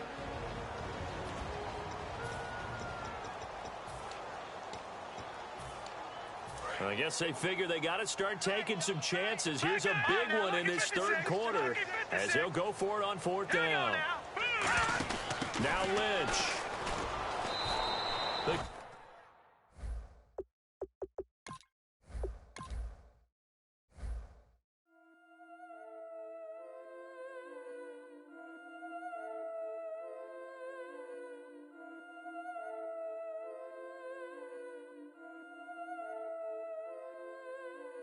Yeah, I've been killing it.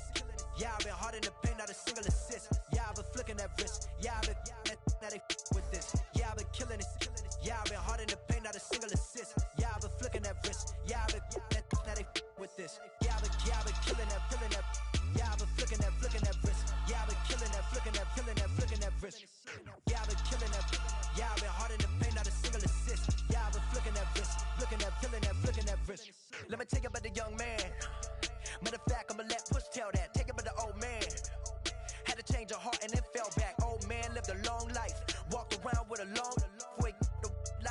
Zeus, that Colombiana, that's mere models like. Yeah. Look at the flick of that wrist.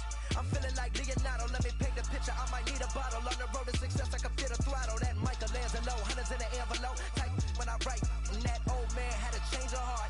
Wish he knew it back from the start. Like, looked around, seen his wife on the military all over the whole compound. Soon as he seen it, I swear it, I mean it, my man was gone quicker than Domino's. He in jail, everyone falling like dominoes. Yeah, I've been killing it. Yeah, I've been hard in the paint, not a single assist. Yeah, I've been flicking that wrist. Yeah, I've been at it with this. Yeah, I've been killing it. Yeah, I've been hard in the paint, not a single assist. Yeah, I've been flicking that wrist. Yeah, I've been at it with this. Yeah, I've been killing that. Yeah, I've been flicking that wrist. Yeah, I've been killing that, flicking that wrist. Yeah, I've been killing that. Yeah, I've been hard in the paint, not a single assist. Yeah, I've been flicking that wrist, flicking that wrist. Logic, clockwise, counterclockwise, realest in the top 5. Other 4 ain't rap. I'm just repping for the side. Yeah, that's coastlines, Panama for the boat rides. Worth billions, and we ain't even need dough with a in there. We got rich in there. Been a trophy since Hawaiian Sophie. Curry over Kobe, we shootin'. Splash Brothers with the add in soda. Good fellas to my Aureliotis. Shades of blue, I bet you. Let the sky fall, let it rain on you. Yeah, I've been killing it. Yeah, I've been hard in the paint, not a single assist. Yeah, I've been flicking that wrist. Yeah, I've been at it with this. Yeah, I've been killing it. Yeah, I've been hard in the paint, not a single assist. Yeah, I've been flicking that wrist. Yeah, I've been at it with this. Yeah, I've been killing that. Yeah, I've been flicking that wrist. Yeah, I've been killing that, flicking that wrist. Yeah, I've been killing that. Yeah, I've been hard in the paint, not a single assist. Yeah, I've been flicking that wrist, flicking that wrist.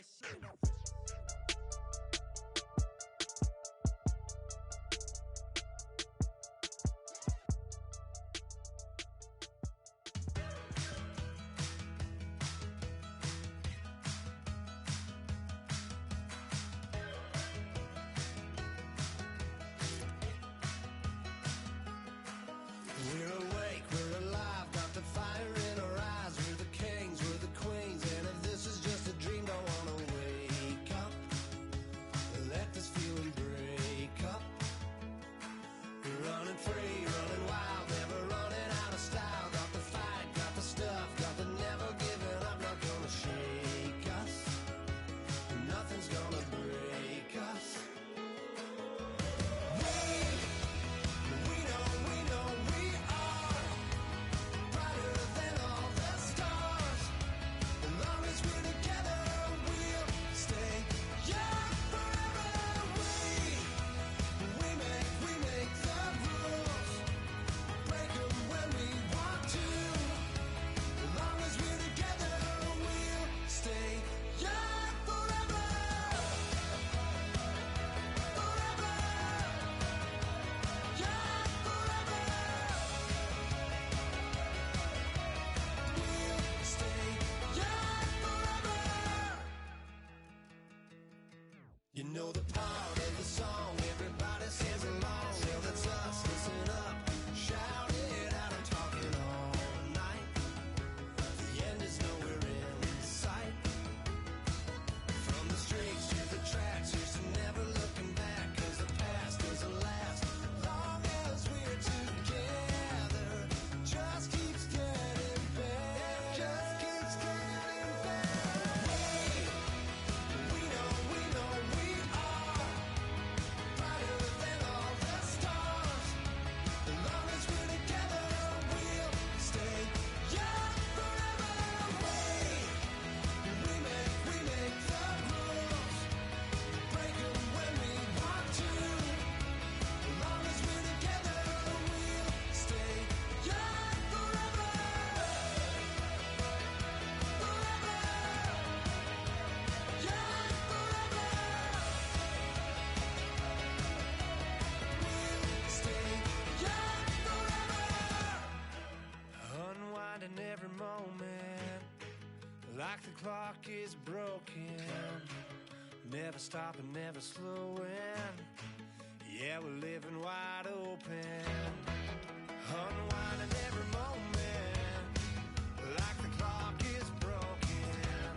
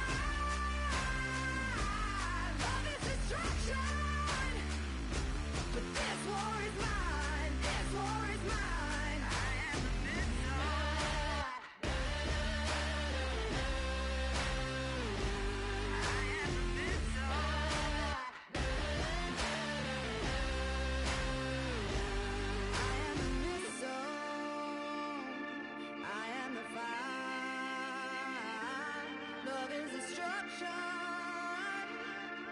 war is mine. I am the missile. I am the fire. Love is destruction. But this war is mine. This war is mine. I am the missile. I am the fire. Love is destruction. But this war is mine. This war is mine. I am the missile.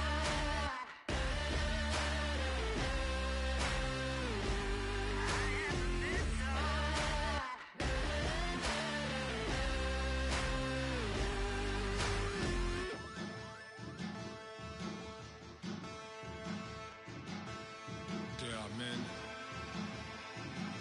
and there are giants. Bass and stills in the building, flash the camera. I'ma drop the hammer. Things done changed the hip-hop since I let Bobby out the slammer. Hip-hop start on the East Coast and then move west down to Bama. I'ma bring it back to New York, hold those and throw your hands up. Pass me a cup of the in the club with the juice in the get bent out. Then I'ma slide with it to my ride and head up to my penthouse. Oh, I'm not trying to take it slow, working hard, caking dough. Open up 24, we striving for that goal. I'll stop for nothing, I will play this game that's so easily started, not so easily parted. Giants, giants, everything is shaking through the walls. 'Cause we are giants, giants. Heart of David, you know it takes just one. It's time. CNN, this is ghetto editorial. See me like milk and Oreos. Dipped inside the audio, platinum plaques in my portfolio.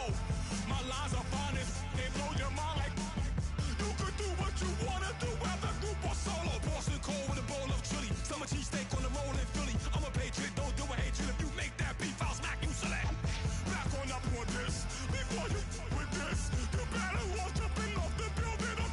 Yes, oh, got the heat up the show, face up thermometer. I'm gonna take full control. Hey Paul, let him know. I'll stop for nothing, I will play this game that's so easily started, not so easily parted. Giants, giants, everything is shaking through the walls.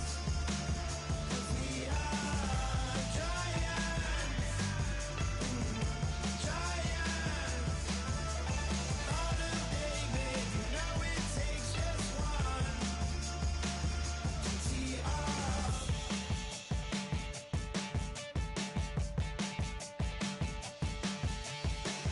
Novus ordo seclorum, e pluribus unum.